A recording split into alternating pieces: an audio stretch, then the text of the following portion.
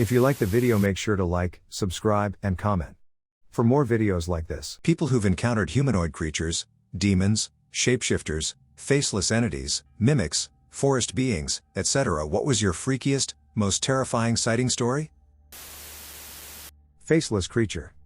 So, yesterday my grandma was telling me a story from when she was in her 20s, which would have been in the 60s, and she went to a camping trail as a double date with her boyfriend and her friends. They were fishing at night, and they parked their car up on a hill by the bank. But as they were fishing, they noticed the car lights came on inside the car. So they went up the hill, and the car doors were open. They shut the doors and went back down to carry on with what they were doing, and it happened again. So my grandma's boyfriend at the time went back up the hill alone and shut the doors again to the car while the rest of them stayed put. I guess he wanted to wait for whoever was doing it. Eventually he came running back down the hill to my grandma and their friends hysterically saying, it had no face over and over again, and he also mentioned the thing ran unbelievably fast. They never reported it to anyone because they didn't think anyone would believe them. But I just wondered if anybody knows what it could be. I'd like to figure it out so I can tell her some more info on what it was.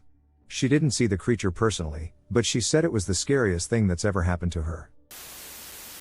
I want to preface this by saying that everyone in the household except my mother has seen, heard, or experienced something weird in our house on multiple occasions. Our house is as old as I am, so it doesn't have a long history that would explain these occurrences. Before our neighborhood was built, it was woods and some farmland. When I was in high school, I'd like to say maybe sophomore year, I came home and went to my room. It was sometime after 3 p.m., so there was daylight. The short hallway that leads to my bedroom passes across my sister's room and a bathroom before it reaches my room. My sister had moved out for college, so she wasn't there. Whether she was present or not, I always felt as though someone was watching me from her room. I had never seen or heard anything, though, just the feeling was prevalent. I avoided even looking at her room because it creeped me out so much. Our family dog liked to sleep on the bed in there, so I figured nothing bad was around at least. On this day I dared to glance into the room as I walked past it, and my eye caught movement from the closet door that wasn't shut all the way. It opened a little bit, and I saw a person peeking out at me. I stopped and froze for a few seconds, and then the door opened slightly more, revealing a person who I thought looked a lot like me. It had my body shape and hair, but where the face should have been was just blank, pale skin. It lacked any eyes, nose, or mouth. It wore clothes that reminded me of my sister, but not ones I'd wear. I remember the shirt had a stripe or pattern on it, but I only usually wore graphic tees. So it was as if it had combined my body with my sister's clothes. I panicked and bolted to my room, closing my door behind me and hiding under my bed sheets. I shouted for it to go away and silently prayed I wouldn't see it again. I haven't since. After that, I no longer felt as though someone was watching me from my sister's former bedroom. It's like it was watching me for years and years to copy me or my sister. I think it wanted to play tricks on me. I didn't get malicious intentions necessarily from it, but it scared me. I'm pretty sure our dog was sleeping in there when it happened. But I really do not ever want to see it again. A person sees a pack of werewolves. My sighting took place around 11:30 p.m. on November 4, 2009. I work for the local 73 toll road in Newport Beach, California, and lately we've had some construction on the surrounding roads for the past few months. I am a third shift manager, 2 p.m. to 11 p.m., and every night while driving home, I take the exact same route at pretty much the same time. On this night, I was coming off the exit for the 133 road connector, and I'll never forget what I saw. While stopped at the stoplight, I saw a group of 3 large, 4-legged creatures dash out from the trees along the road. I started second-guessing myself and tried to convince myself I was seeing things. I made a left turn at the light, and even though the speed limit was still 40 miles per hour at that moment, I looked up and nearly passed out. Those 3 beasts were running upright. The wolves, which seemed to be the most logical guess, were about 6.5 feet tall and looked like they easily weighed 250 to 275 pounds each. They had snouts and mouths that almost could be expressive, being able to smile/frown, and the fur was dark, although there wasn't enough light to tell if it was dark brown or black. My car being a 6-cylinder, it could get going if need be. I was going 45 miles per hour, and the giant wolves were keeping up with ease. I then accelerated to 70 miles per hour. I was drenched in sweat and suffering from a panic attack. As I sped up to 70, the wolves stopped following me, considering I was about to enter a high-traffic part of the road. The wolf ahead appeared to abruptly halt and observe me as I drove away. I did not hear any howls before or after the sighting. I proceeded to head home as soon as I get the chance. I told my girlfriend what I saw, and she said my imagination was running wild. I also told my coworkers the day after the sighting, but nobody believes me to this day. I know I'm not crazy, and I know what I saw. I still have been taking the same route home every night and have not run into anything since that night of the sighting. Who knows what they actually were, but all I know is I would rather not run into them again. I saw the rake multiple times in my house, and it harmed my mom. My house has always been creepy. Growing up, I've had unexplained experiences, starting when I was 4 and never stopping. I live in rural Kentucky. One of those towns that solely rely on coal and is 5 years behind the rest of the world. Generally, the town remains enshrouded in dense forests, seemingly untouched for centuries. My house is placed right in the middle of the mountains, surrounded by an extreme amount of woods and even a couple of ponds. Growing up, I was never allowed to watch shows such as Ghost Hunters or even movies such as The Exorcist in my house because of the weird activity that goes on here. I'd experienced it from an extremely young age, and my mom, who has lived in this house her whole life, had as well. However, one night my family made an exception, and we all watched a documentary about Waverly Hills together. At that age I still slept in the room with my mom due to me being afraid of sleeping in this house.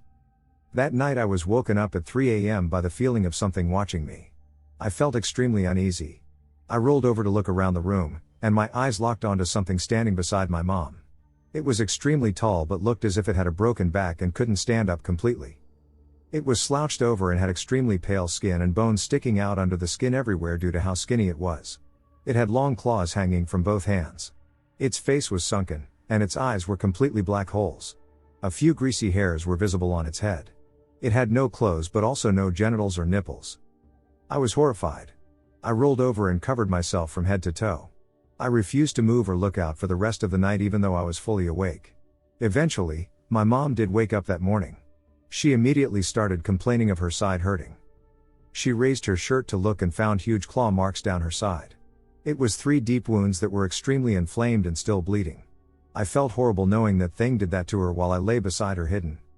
A couple of months later, I saw the creature again. However, the experience was not as terrifying as the first one. I was woken up to the creature slouched on the floor on my side of the bed. It was watching me sleep. I covered myself up again immediately, but this time I got the courage to peek out, and I found it still looking at me.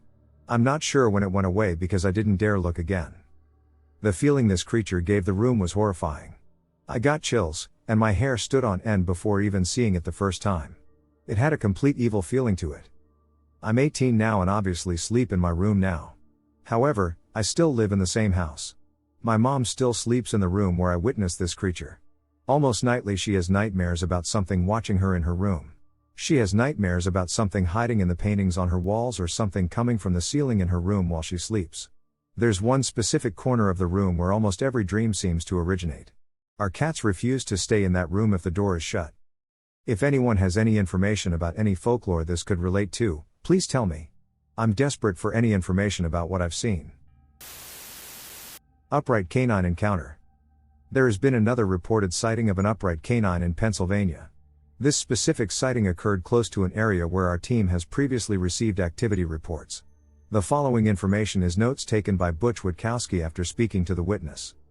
Location: State Games Lands number 166, Blair County, Pennsylvania.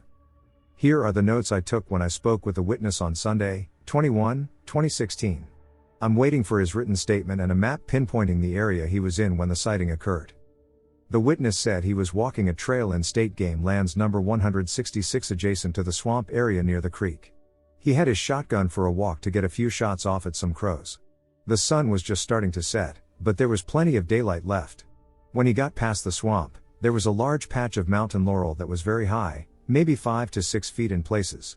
The patch of mountain laurel gave him a sense of unease, as if someone was watching him closely.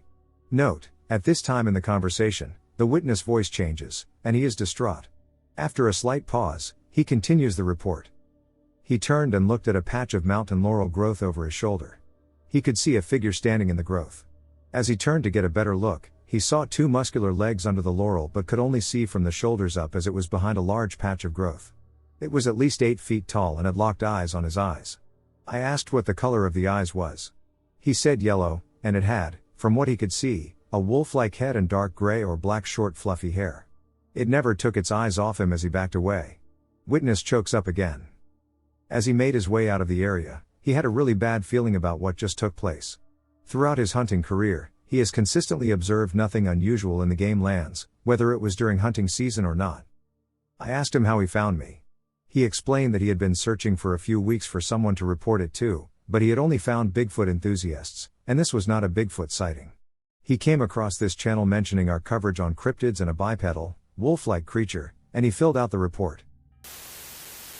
We have a mimic in my house. Well, either one or three, I assume one, because there are three of us, and we've all been seen. I can't speak for my BF's dad, who denies anything paranormal happening, which is a joke, as this is just one of many things, and it creeped me out. Because, WTF is it? It can't be human, there's no way. I assumed they were linked to the shadow people infestation we have, since SPs seem to covet human beings. Anywho, my BF sees mimics of me and himself, and I only see his dad. So, it happens like this, the mimic doesn't ever talk for us, won't ever fully show its face, doesn't acknowledge anyone, and won't respond to you. The mimic is fully formed, clear as day, not see-through, and solid. It was truly a strange and eerie experience. In every case, you realize it's the mimic, you'll just walk out of the house to get in your car, like I saw his dad from behind in the computer chair the first time, and in a 2-second span, he was passing me, leaving in his truck. I don't know what to make of it. I really don't. We have some native spirits, and I've heard stories of them encountering mimics that draw them into danger. This doesn't happen with us, though. They are just there. It's not threatening at all. Not scary, in the least, it could almost be a time rip, it doesn't even feel paranormal. But it's got to be. Actually, no, I take that back. It's intelligent and paranormal. Today, it went a step further. It jumped in my spot in bed when I got up to pee. I then climbed into bed, and my boyfriend mentioned that he felt your familiar jump on the bed. However, when I opened my eyes, you were coming out the door. I have no understanding or explanation of this crap, and it's new to me. All I can tell you is we got one, and it usually acts the same. It's like a trickster spirit. Feels like a kid. Not malicious. I could be wrong, of course. Oh, I have heard my name called in an empty house by family 3 times in my life. However, I never had the opportunity to see them. My father told me this story in 2007. My dad was in his 30s and in the US Army when his general told him they would train in Nevada. So my father does what he is supposed to, gets his gear and all that, heads onto one of the tanks they would be transporting there, M1 Abrams, and waits to arrive. They are relatively close by, so the wait isn't long. Anyway, my father is riding on top of the tank along with one other person, and the commander is sticking out of the hatch on top of the tank. My father is now arriving at the edge of a forest after driving through a desert. He says he spotted a humanoid creature just about 20 feet tall with long arms and legs. The creature appeared to also be very skinny, with its bones slightly visible. My father pointed it out to his commander and the other person on the tank. They both also spotted the creature just before it disappeared into the forest. My father and only 2 other people saw this weird human-like creature. My father is no longer part of the army, but he still remembers seeing it. For detail, traits of the creature: around 20 feet tall, no eyes, possibly, an expansive mouth, possibly 10 feet long arms and legs, protruding bones, a humanoid body, and the creature was a pale color with spots of brown, red, and black around the edges of it. What was the thing that chased me? Okay, so this is my story. I was 15, was at my boyfriend's house, and it was about 10:30 p.m. We were sitting on his trampoline in his backyard, which faces a small park behind his house. His yard is on a ground level about a meter, 3-ish feet, above the ground level the park is on, and his fence is on that lower level, so by sitting on the trampoline, we could see out into the darkness of the park, which was just slightly illuminated by his yard lights. We're talking when suddenly I feel an eerie chill, like we're being watched. Like something wants us to know we're being watched. I remember glancing all over the place and jumping at the smallest sounds of the night, BF laughing at me, and all before he suddenly stilled and rose up onto his knees to look at something in the park. There's a man watching us from that tree. Jesus, those words still chill me to the core. I froze and asked him to tell me what he was doing. He told me that the man was very tall, almost halfway up the tree, which was a large eucalyptus. We live in Australia, and that only his head and shoulders were really visible and that his eyes were glowing or reflecting the light from his yard lights. I wondered if he was lying and making fun of me again for being paranoid earlier, so I sat up and leaned over him to see the thing next to the tree. There it was. It was taller than the tree's shadows and darker than the tree's lights. Its eyes were shining brightly, and it was exceptionally tall.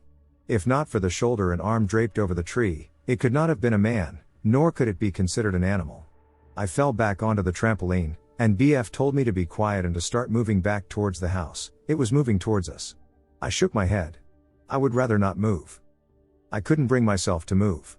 I was frozen in fear? I don't know, but I remember he had to force me up, swearing loudly and telling me it was nearly at the fence. I got up and caught a glance of a figure nearly across the short distance from the trees to his yard and booked it to the stairs up to his front door. I glanced back to look again, and BF yelled not to, that it was climbing over the fence, and I somehow moved even faster and made it to the door without tripping up the stairs and breaking a leg. He told me again it had been trying to climb over the fence when I slowed down to take a look. His family is very religious, and his father swears it was a demon trying to test their faith or some bullshit, but I don't think it was. Had another encounter maybe a month later when BF told me a figure was watching me from the exposed ceiling beams of my old barn-like house during a FaceTime call late at night. Maybe a shadow man? Maybe an Australian version of a skinwalker? I am 19 now, and I still can't stop thinking about what happened. If anyone knows what this sort of aggressive, stalker behavior means and what creature this was, please let me know. It was definitely not just some creepy man. This shadowy thing was at least 3 meters tall, 9-ish feet, and had bright glowing white eyes. Mothman? Perhaps he was just looking for a friend? Please help. Did I see a demon? Back when I was in college, I had the most terrifying experience I've ever had. I mostly suppressed the memory until something reminded me of it, and now I can't stop thinking about it. Late at night, I would typically walk down a bike path to get to train tracks with my friend. We would sit on the tracks, watch the moon rise over a lake, and walk back. The last time I ever went to these tracks, something terrifying happened to me. To set the scene, the bike path was surrounded by old industrial buildings, mostly with no windows facing the path. There were very few streetlights to illuminate the path. Our arms were linked, and I was standing on the right. Walking from the other direction was a man. Neither of us looked at him while he was walking towards us. As he was passing my friend to the left of me, I decided to glance at him for no particular reason. This is when I saw what I saw. I looked up at him, and we instantly locked eyes. He followed my eyes the entire time as he passed us, and I couldn't look away. I felt almost as if I was in some sort of trance. I felt like all of the air had been sucked out of my lungs, and my entire body tensed up. It wasn't until he passed us and looked away that I gasped for air and exclaimed, "Oh my God, what the duck?" My friend said, "What happened? Are you okay? I felt your whole body lock up." I asked, "Did you look at him?" She replied, "No." At this point, we turned around to look again.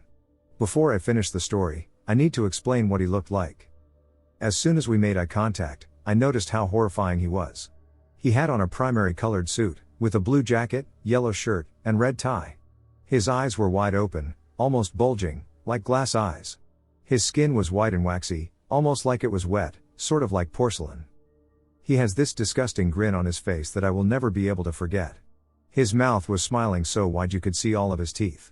The only thing I can compare it to is a ventriloquist doll. And as he stared at me smiling, I felt like I had no control, and all the breath in my lungs and joy that I felt had been ripped out of me. As we looked back, he was still walking down the path away from us. However, he was laughing and jumping. The way he jumped was so unnatural, akin to a puppet on strings. I couldn't really bring myself to explain to my friend what I had just seen. Mind you, at this time we were both around 21 years old. I was pretty athletic and felt confident in my ability to protect myself and her. But I was so afraid I couldn't bring myself to do anything else, but I asked her, "Can we please run home?" So we both ran the entire way back. When we got back home, I was almost in a state of shock. I shakily explained to her what I saw, and she said, "I'm sorry I didn't see him." And I replied, "You have no idea how thankful I am that you didn't see him." To this day, I still wonder what would have happened if we both looked. I feel like if we hadn't had our arms locked, with her pulling me along, I wouldn't have been able to keep walking away. I had nightmares about him for weeks and couldn't bring myself to focus on anything else during my classes. Eventually I blocked it out of my memory until one night I was reminded of him. I'm posting this here because I have searched the internet and haven't found any information about what he could have been or what I might have seen. I just felt like I had stared into the face of evil, of someone who had done horrible things. I have looked up ventriloquism and have found some information about its potentially demonic roots but haven't seen any testimony relating to mine. If anyone has any information about what I might have seen, please let me know. The lack of knowledge I have about him keeps me up at night. I'm hoping that with knowledge, I can potentially get some closure. What did I see in my backyard that night when I was little? So, this happened when I was 9 or 10. But I can still remember it clearly as if it had only happened yesterday. One night, I can't recall what I was doing. Mistakenly thought my mother had gone out somewhere without telling me. I was a bit of a clingy boy and always followed her around. So I started calling out to her, but there was no answer. The house was quiet. My father hadn't returned from work. I walked out of the front door to find the porch empty, and my mother was nowhere to be seen. Then I went to the back door. There was this overgrown empty land beyond the backyard. I called again, but then I saw, standing under the trees across the yard, two silhouettes of a man and a woman who looked eerily like my parents. It was too dark to see their faces, but they looked just like my parents. I was about to run to join them, but I hesitated because I was afraid of the dark. So instead, I called out for them to come to me. They did not answer, but the woman started waving and gesturing to me eagerly, "Come to them." The man remained motionless. He was just standing still like a statue, quietly watching me. I remember feeling that there was something off about them. They bore a striking resemblance to my parents, despite their faceless appearance. However, they exuded an unsettling aura. And it scared me. That's why I did not join them. I stood at the back door, staring at them for a few seconds, before I heard my actual mother's voice calling me from behind. She had been in the attic with my brother. I was really confused. I thought I had just seen her across the yard. When I told her what I had just seen, she brushed it off as me seeing the neighbors who lived beyond the land. We eventually moved out of the house when my dad found another job. But whenever I think of that night, it still gives me the chills. Because I have no idea who, or what, they were and what they wanted from me. What would they have done if I had gone to join them in the dark? I told my friend about this, and he was sure that those things were not my parents but some evil entities. He also told me that children in general are far more sensitive and can perceive the presence of supernatural beings. If they were some kind of supernatural entity, what were they? Shadow people? Shapeshifters? Doppelgangers? Or is there something far more sinister at play? The reason why I decided to share this today was because I just had a phone conversation with my mom, and we were reminiscing about our old house back in the countryside. Has anybody ever experienced something similar? A demon troll encounter. Florida. Travis from St. Louis Park, Minnesota, called in to tell of an odd encounter he had when he was a boy. When I was younger, I saw some type of creature that I have no idea what it was. The only description I could come up with was that it resembled a troll demon or something similar. It looked like one of those little troll dolls that they used to make years ago. I was getting ready for dinner when my parents left the house for the garage. I went back to my room for something, and when I turned around, it was standing in the doorway smiling. I'd say it was about 5 feet tall, not terribly tall but not necessarily short either. It just kind of sat there smiling at me for a few seconds. It's kind of like its lips were covering up its teeth. It wasn't like it was showing me its teeth or anything like that. But it just kind of grinned, and it had these big round eyes that just kind of stared at me for a minute. It was one of those things where I looked away for a second, and when I looked back, it was gone. I had no idea what to do at the time. For some reason, I never told my parents. I just figured no one would believe me. I was old enough to know that if you cried wolf like that, nobody would believe you. I was really scared, though, at the time, and nothing ever really happened again, but just for that split second, it really was very scary. It kind of had, like, fluttering nostrils a little bit. Not necessarily reptilian. It kind of had, like, the little flesh color of the little troll dolls, kind of tannish but still kind of skin color. I've been listening to a bunch of stories on here and remembered these experiences I had as a 5 to 6 year old. Bear with me, I know I shouldn't be able to remember that far back, but this creeped me out to this day. I usually slept in my own room before I became a paranoid child. I had a twin-sized bed in my old house. The door to my room was about 10 feet to the left of my bed. Between the ages of 5 and 6, maybe 7, I had numerous experiences with two different. I don't want to say ghosts. Demons? I really don't know. It started after what I thought was just a disturbingly vivid reoccurring dream. I'm a lucid dreamer, and when I was little, I could wake up by screaming, and, this might sound funny, but when I did, a skeleton head would appear out of nowhere and shake me until I woke up. It went like this: it would be either late evening or midnight, and the fish nightlight I had would be a little dimmer than usual. I always was freezing cold, but not winter cold. Like that cold you get when you're playing frisbee on a cool summer day. A chilly arm is cold. I would always hear a creepy hum like 10 seconds before she showed up. A lady, a tall, thin, hunched over lady wearing a dress in a color I couldn't identify, would open the door. And her hair would be covering her face. She would walk around for a bit, and I would just sit, like literally frozen in fear. She would notice and leap at me whenever I tried to scream, but nothing came out. I would always wake up in a cold sweat. That kept happening for about a year. It slowed down after 6 months because of one occurrence. It was like an out-of-body experience, but with ghosts. I would start in my parents' room and float over down the hallway to my room. I would float up until I was about right above my bed. And I saw a shadow of a man, like he was made of nothing.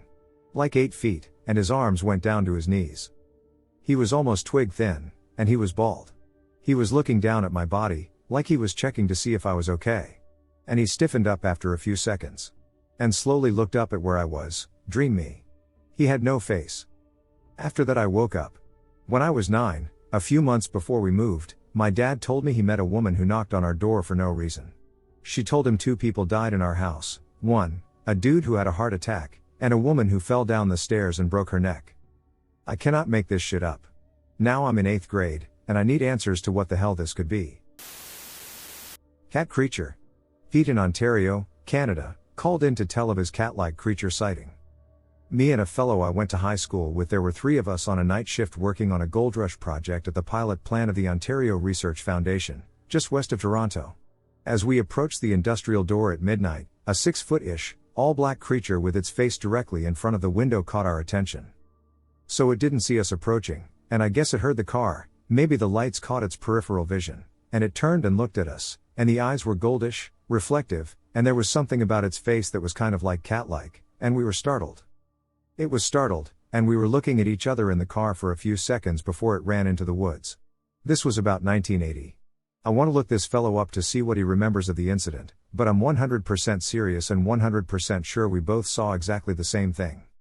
Only one other guy, he was in the plant at the time, and I guess this creature was peeking in, just seeing what's going on in there, but we both told him what we saw, and we were just, like I say, very startled ourselves, but I know what I saw, and the thing is, it wasn't.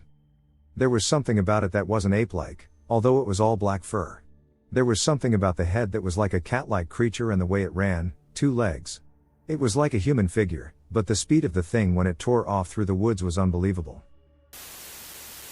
The Sasquatch sighting. This was in 1982. I was in grade 8, and my sister and I, she was a year younger, were visiting my grandma and step-grandpa in Calgary, Alberta.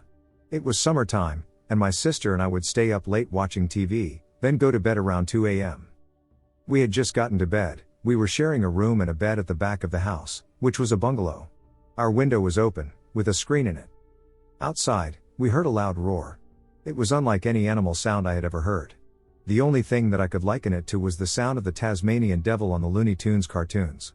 But not so fast. It was very loud. The noise was so loud that it woke the whole neighborhood, which had their windows open because it was a hot night and there was no AC. It was obvious that this animal was not being furtive or sneaky.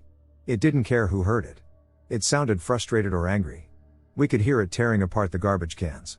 At this point, we thought that it was a dog, even though its sound was not dog-like in any way. My sister popped up from the bed to look out the window. She dropped down right away and said, "It's an ape." I looked at her like she was crazy, but she did look scared, so I doubted that she was faking just to scare me.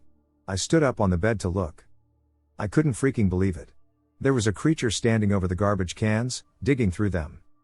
This thing, which I could see right away wasn't a normal ape that had perhaps escaped from the zoo. It was taller than any man I have ever seen in life. I would say that it was about 7 feet tall. I am not good with measurements or distances, but I am good with comparisons. This thing could not have walked under any doorway without having to hunch down. It was ape-like, naked, and although I couldn't see any genitals, I think that the fur was thicker there, but also, he was sideways to us. I could tell by his build, even his facial features, that he was male. His fur was a light to medium brown and kind of long. I wouldn't say that it was thick and furry, more that it was long and furry, and you could kind of see the skin under it. Our backyard was open to the alley, with a carport beside it. The yard was not massive, just a typical inner-city type yard, maybe a tiny bit smaller than most. It was nighttime, but there was a street light fairly close to the alley, and possibly there was moonlight. It was not dark at all, and it was very easy to see him and distinguish his features. His arms were unusually long. It looked out of place for his body. He pulled a plastic bag out of the garbage and put it in his mouth, then pulled it out and roared in disgust. At this moment, I realized that if he turned and saw us, or heard us, we weren't screaming, but we were exclaiming, talking loudly, giggling with fear. He could bolt across the yard and rip through our screen window in seconds. I dropped back down on the bed, and my sister jumped up to look. We were both sweating with fear. We took turns looking at him, then dropping, freaking out, discussing whether we should get my grandpa, who was kind of grumpy and not overly excited at having his wife's grandchildren staying over. At this point, my grandpa heard us and came into our room, wearing his short tan velour housecoat, which in retrospect, was perhaps even more terrifying than the Sasquatch outside, and started giving us hell. We asked him to look out the window. The roaring had stopped, but maybe the S was still out there.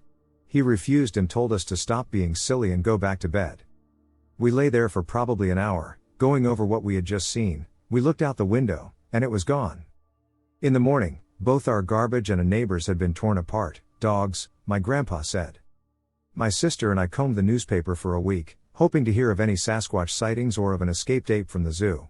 Nothing. The only thing that we did read was that there had been some cattle mutilations somewhere in Albert, nowhere near Calgary, as far as I can remember.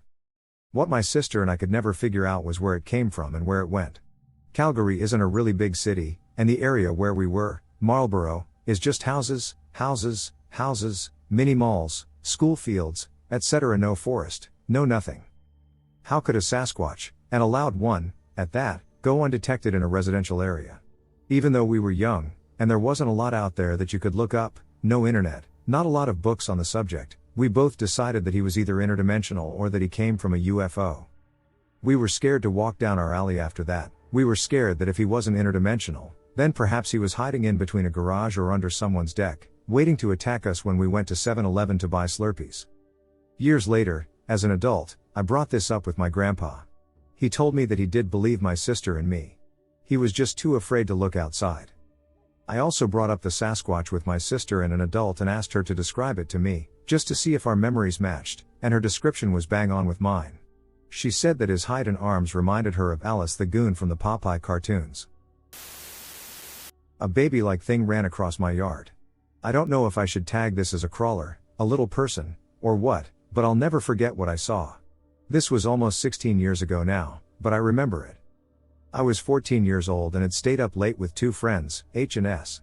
My house was the hangout place during the summer, and we were outside on my trampoline talking. It was probably 4 in the morning. S fell asleep around 3 or so, but H and I kept talking. Quick description of my backyard. Facing the back of the house, the trampoline was on the right at the bottom of a small hill. Atop the hill to the left was a patio, and on either side of the back door there were bushes and flowers. We had trees in the back, but the hill, which was most of the yard, was all manicured grass with no bushes, trees, or flowers, so you had a good view of anything moving around that area. It's probably worth mentioning for crawler theories that there was a sewer grate at the base of the hill near the tree line. H and I are deep into some teenage angst conversation when we hear rustling from the trees to our left. It's loud enough to make us stop talking and listen. I'm not exactly sure, but I think the lull in the conversation is enough to slightly wake up S, or maybe the rustling woke her, because she starts shifting on the trampoline, which makes all of us shift and causes a loud creaking sound. Suddenly, the rustling stops, and a thin, pale figure about 2 feet tall dashes across the grassy hill to the bushes near the door. It was so pale, it was almost glowing. Its head looked too big for its body, but not like in a creature way. More like if a human baby had the ability to run at 6 months and also it was starving because my God, it was so thin. I don't know what it really was, but my brain immediately processed it as pale thin baby runs across yard. I turned to H, who is staring at the bushes in horror. I'm speechless. I want to ask if she saw it, but I know she did from her face already. We are terrified. We just stare at each other, trying to figure out what to even say, when S sits up, yawns, and asks, "Did a baby run across the yard?" Lol. What gets me is that S offered that description before anyone could speak and before she knew that H and I were terrified. Because when we said, "Yeah," she became wide awake, like, "Wait, what? You all saw that?" I thought I was dreaming. We stayed on the trampoline until the sun was up because the baby disappeared close to the door. I have no idea what it was because I know it wasn't a freaking baby. Multidimensional giant humanoid. This weekend started out like every other weekend in my teens, going out into the woods to consume magic mushrooms. My friend and I loved hanging out, discussing the universe, the unknown, and our place in this world while high on mushrooms. They had always been one of the drugs I had gone back to occasionally. Now in my early 20s, I try to keep it as an annual experience to get a reset on my perspective on life, something to reinvent myself and belong to the mystery of life. This all happened while I was coming back from my trip to the dark woods pretty close to my house. I said goodbye to my friend and went on my way back to my childhood house.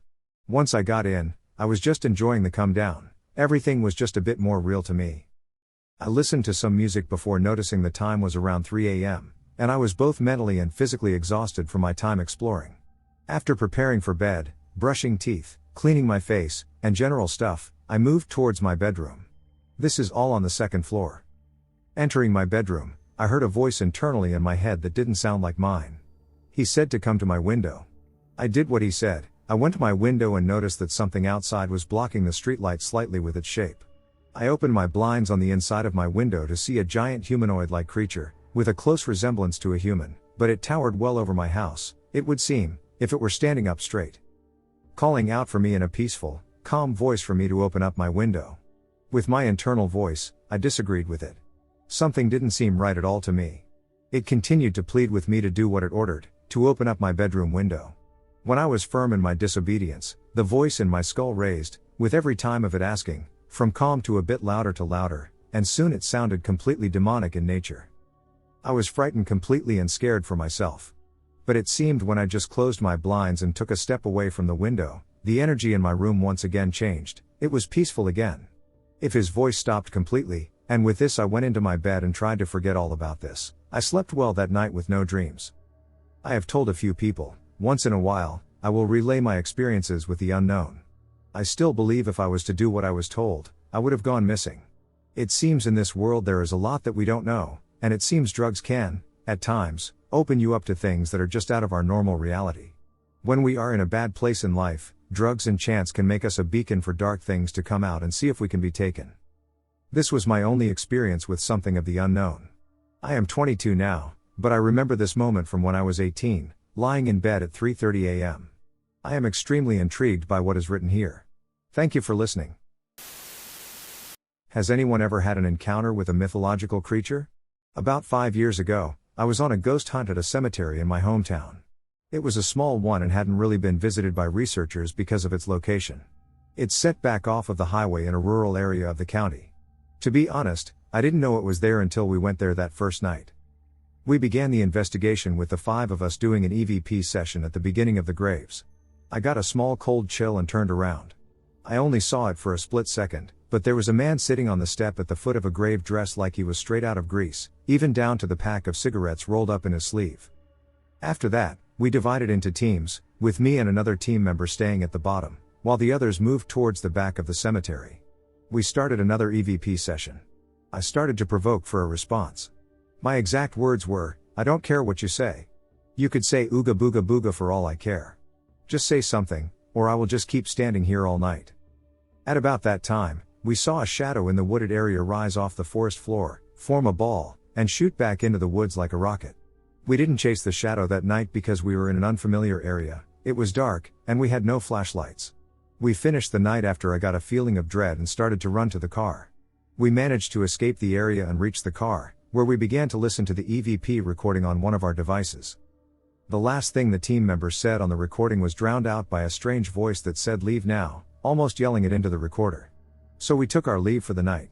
We returned home and began listening to the recorder I had with me.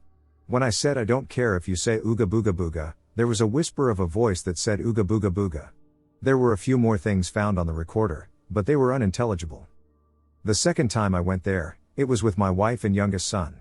I was keen to explore the area where I had seen the shadow ball, so we decided to go during the day. When I went into the woods, I found more graves that appeared to have collapsed due to age and tree root growth. About 50 or so more that we couldn't see before. I sat in the cemetery's back to meditate and get a feel for the place. I had no equipment, but I tried to talk to whatever was there that first night to see if it could manifest or move something. Well, this is where it got weird and creepy. I saw a manifestation alright, but it was more like a man who had golden skin, wearing a loincloth, and had the head of a bull. Just like the Minotaur from the Daedalus story in Greek mythology. I have never seen or heard of anything else happening like this. He told me, "Get out. This is my place." So I stood up, and we left, and I haven't been back since. Has anyone else ever seen or heard of this? I know it was an inhuman spirit, but it didn't feel evil, just angry, protective, and territorial. It didn't feel like a demon either. I have been face to face with those before, and this was entirely different, but that's a story for another day. Please let me know if you have had any similar experiences. Thank you. Faceless shadow person. I, 29 male, always kept this to myself until recently. I was hanging out with my brothers, 22 and 31, and we brought up some scary things we'd seen. 2002, Utah, USA, the home where I was born had 3 floors, we all slept upstairs. The stairs leading to the main floor had an elbow at the end, allowing you to round a corner and face the front door. I would have been 7 or 8 years old, but one night I woke up parched, so I walked downstairs to get a drink. As I turned the corner, I saw a tall, completely shaded man whose features I cannot recall. It scared me so bad that I fainted. Never happened to me again. I don't know how I ended up back in my bed. 2005 to 2014, Utah, USA, my family moved a couple of hours away from that home a year or 2 later. I didn't see this person again until I was in my teens. I would randomly see them at night. In high school, I saw them once outside my window and a few times in the middle of the night in my room. I figured I was lucid dreaming or whatever. The only time I told anyone was with the incident of them being outside my window, which I told my dad the next day, and he was concerned and looked for footprints, but nothing else. Approximately 10 years later, during a conversation with my brothers, my older brother recounted similar experiences, which included walking downstairs and seeing someone at our first house. At the new house, he would see them standing outside in the middle of the cul-de-sac. He had also mentioned it to my dad, who had run out of the house armed multiple times to confront this person who would always disappear. I was shocked to hear my older brother have the same experience as I did and describe the person the exact same way. He wasn't lying either. I could see in his face that he was just as shocked as I was. We're not weirdos either, we're both successful engineers with normal track records as regular people, but I was just curious what everyone else would think or if anyone had similar experiences. When I was about 18-ish or so, I moved to a terrible neighborhood in Detroit.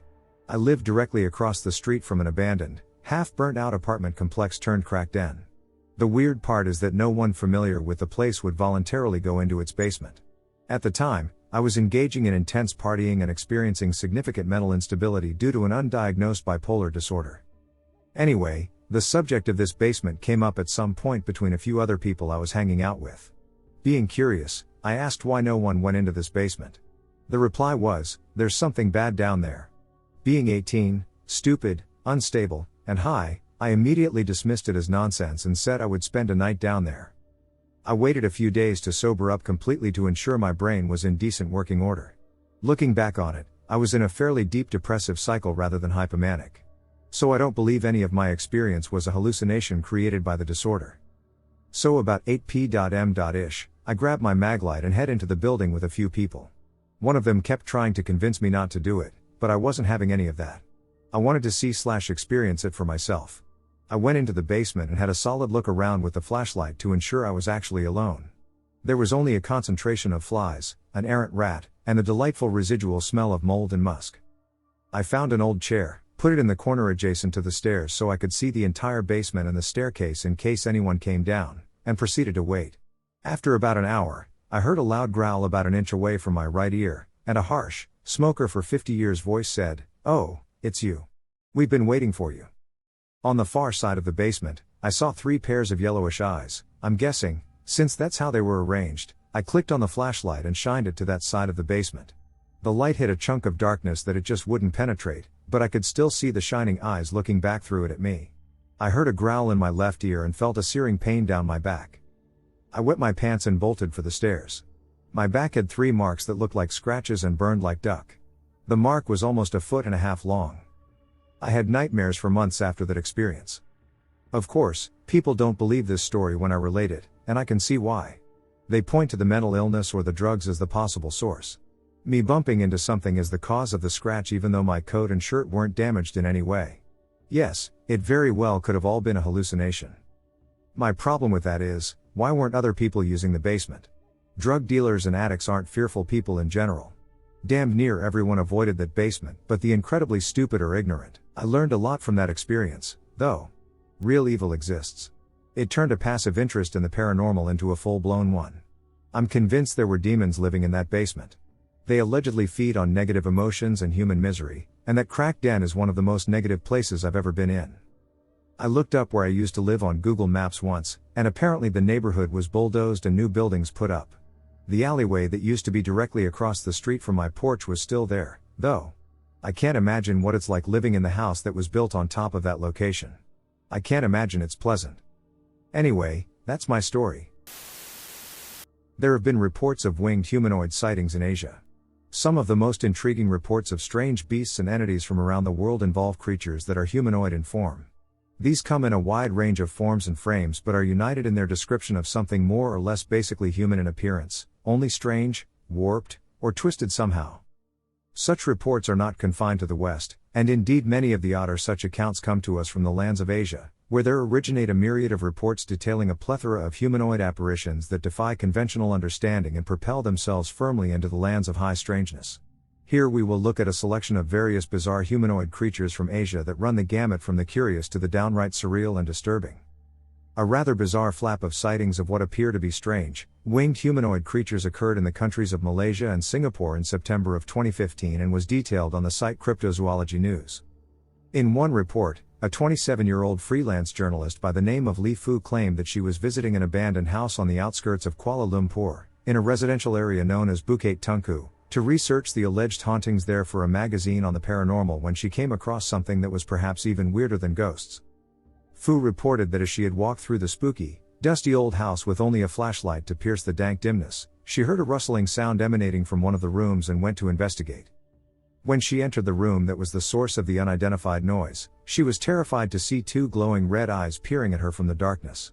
Whatever the creature was, it then reared up to reveal a man-like shape covered with leathery skin and standing an estimated height of around 10 feet tall, which extended two large, bat-like wings before letting out an otherworldly shrill, screeching cry. Fu was apparently so startled and frightened by the creature that she dropped her flashlight, sending her into a heavy pitch black broken only by the two sinister glowing eyes hovering out in front of her, and she scrambled into a corner to try and hide from the menacing thing. As she huddled there, she claimed that she could hear the beast breathing heavily as it lurched about the room for a moment, perhaps looking for her, before issuing a flapping sound and gust of wind and disappearing. In its wake was left a horrific stench of rotting meat. Fu would say of the creature, "It had enormous wings, like the wings of a bat, but larger. It was extremely thin and sinewy, and its eyes were human-shaped but glowed red and light." The creature in this case seems to bear a strong resemblance to similar beings sighted in nearby Singapore at around the same time. At the very end of August 2015, a school teacher by the name of Fergus Thomas, 46, claimed that he had been walking his dog in a secluded wooded area that was once a royal palace known as Astana Wood Nuke when he came across something he could not explain. Thomas said that as he was passing by an abandoned house at around 6 a.m. in the morning, he just curiously looked into one of the windows, where he was startled to see some sort of winged humanoid, an estimated 6 feet tall, hanging from a doorframe within, its chest rising and falling as it breathed. Apparently, the dog also spotted the creature and froze, possibly paralyzed by fear. The teacher described the creature thus. The wings were wrapped around its body, similar to a sleeping bat. It was black and had webbed wings similar to a bat. It had a human head but slightly more round, and it had hair. Thomas claimed that during the whole encounter, the creature apparently did not notice him, and his dog remained completely silent. They quickly hurried away before that changed. In the same week of this report, a 19-year-old university student named Mildred Wen also came forward with his own strange sighting. Wen was in eastern Singapore in an area known as Changi, which is home to an air and naval base, for the purpose of scouting an abandoned hospital there for a student film. Wen explored the interior of the eerie, decaying old hospital in broad daylight, without the need for a flashlight. As he was leaving, he noticed something quite frightening, a winged humanoid perched in a tree, emitting a piercing shriek. He would say of the encounter, "I was walking out of the hospital doors, having explored the surroundings. While I was inside, I heard a noise that was similar to a large monkey rustling around the treetops. As I left the building, I saw the creature. It looked like a mostly human body with giant wings halfway up one of the trees. I felt as if the creature was either hunting me or surprised to see me in its territory. It seemed to look in my direction before I ran off. When I turned around, it had completely disappeared. The creature was described as being around 6 feet tall, with black, tough, leathery skin and a vaguely humanoid head possessing a mouth filled with sharp teeth.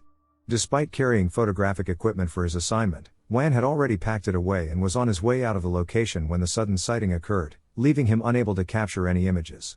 The encounter has stayed with him, though, and he claims that it was the single most terrifying moment of his life. The streak of such sightings continued with yet another sighting of the creature in Singapore that very same week, this time reported by a 54-year-old Alice Yimdale. She claims that she had been out birdwatching with her husband at an area called Dempsey Hill at around 2:30 p.m., but she would allegedly see something far more curious than just mere birds. As they hiked about the quiet wooded area, they passed an abandoned building and heard from within a loud fluttering noise, which they decided to check out. Yimdale claims that as they approached, they both saw a humanoid winged creature around 10 feet tall and with a thin body and huge, bat-like wings. The creature was reportedly barely moving and did not seem to notice them. My humanoid encounter experience scared the crap out of me. I had a really terrifying experience a little less than a year ago that I'd like to share with you all. This is not a matter I have disclosed to anyone in my personal life, as it may seem rather implausible. Right after the event, I shared an A group for Pleiadians and psychedelic lovers and received some insightful opinions, but I'd also like to hear what others may have to say. In 2018, I got really into studying our human origins, spirituality, and psychedelics. I did a lot of mirror work while tripping on shrooms and would often ask my spirit guides for clarity/reassurance. After studying theories about star seeds and other ETs, I thought I'd ask my spirit guides for a visitation. I didn't really care how it happened, I just wanted to see something. I communicated with them that I had lots of land in my backyard for landing a ship, kind of jokingly, but also kind of serious. You never know how they may want to travel. I didn't specify the type of entity I wanted to encounter either, although in my head I had pictured a Nordic/Pleiadian. I do believe that our existence is not an accident and that we have a divine purpose. But even still, I just wanted to see something other than this earth. On one of my mirror work sessions while on shrooms, I held a candle under my face and stared into my bathroom mirror with the lights off. With only the help of the candle flame, I watched myself shapeshift into a reptilian creature. This occurrence didn't startle me anywhere near as bad as what I'm about to detail, and I'm not really sure what that was supposed to represent. Maybe me being in touch with my primal/egotistical ways? Not sure. But after that happened, I was pretty sure I could ask for a visitation and get what I wanted. Well, I did. I arrived home from work late one night, around 11 o'clock. I entered my bedroom and turned on the light. I looked out my window that faces the backyard, and standing next to my son's swing set is a being that is glowing. I mean absolutely glowing in a bright white light. I did not get a good look at it, but it was very tall. Didn't see any facial features either. I ducking panicked. I ran out of my bedroom and had a panic attack. I wasn't tripping at the time, and I know what I saw was real. I was shaking so bad, and I was exhausted, but I was terrified of going back into my room. I tried to de-escalate myself and took a shower. When I finished, I slowly crept back into my room. I glanced through the window, but the entity had vanished. It probably sensed that I wasn't ready for it. That night, I slept with a lamp on and friends playing on the TV, my feel-good show. I'm kind of mad at myself that I screwed the pooch. That could have been a wonderful experience, but I was just too damn terrified. Humanoid alien encounter, and father went missing forever. I rolled over and went to sleep. Not long after, I was awakened by very intense bright white lights. At first I thought someone had pulled into my driveway, and I started to get up to see who it was. I thought it might have been a friend of mine who lived right up the road, because he had come to the house that late on several occasions because he worked the second shift. As I was starting to get out of bed to see who it was, an overwhelming terror came over me. I lay back down and pulled the covers over my head. That's all I remember until the next morning when I woke up with my feet on the back of the couch and my head and body on the floor with my shirt on the wrong side out. I had a similar experience in 1996 at a house in a different part of the country. Now, it's happened again. Early this morning at around 5 a.m., I woke and swear I saw 3 small figures standing next to the bed. It was pitch black because the power had gone off. I immediately rolled back over, pulled the covers over my head, and thought to myself, I didn't see that. I don't want to see that. After a few minutes and without taking the covers off of my head, I reached over on the nightstand and got my flashlight, raised up out of bed, and simultaneously turned on the flashlight. There was nothing there. I was terrified because it felt like someone was in the bedroom with me, even though I couldn't see anyone. Oddly enough, as soon as I clicked on the flashlight, the power came back on immediately afterwards. I'm not claiming that I have been abducted, but if I was, I simply don't want to know the details. I'm overly concerned that these experiences will continue and that I will eventually become aware that an abduction is occurring.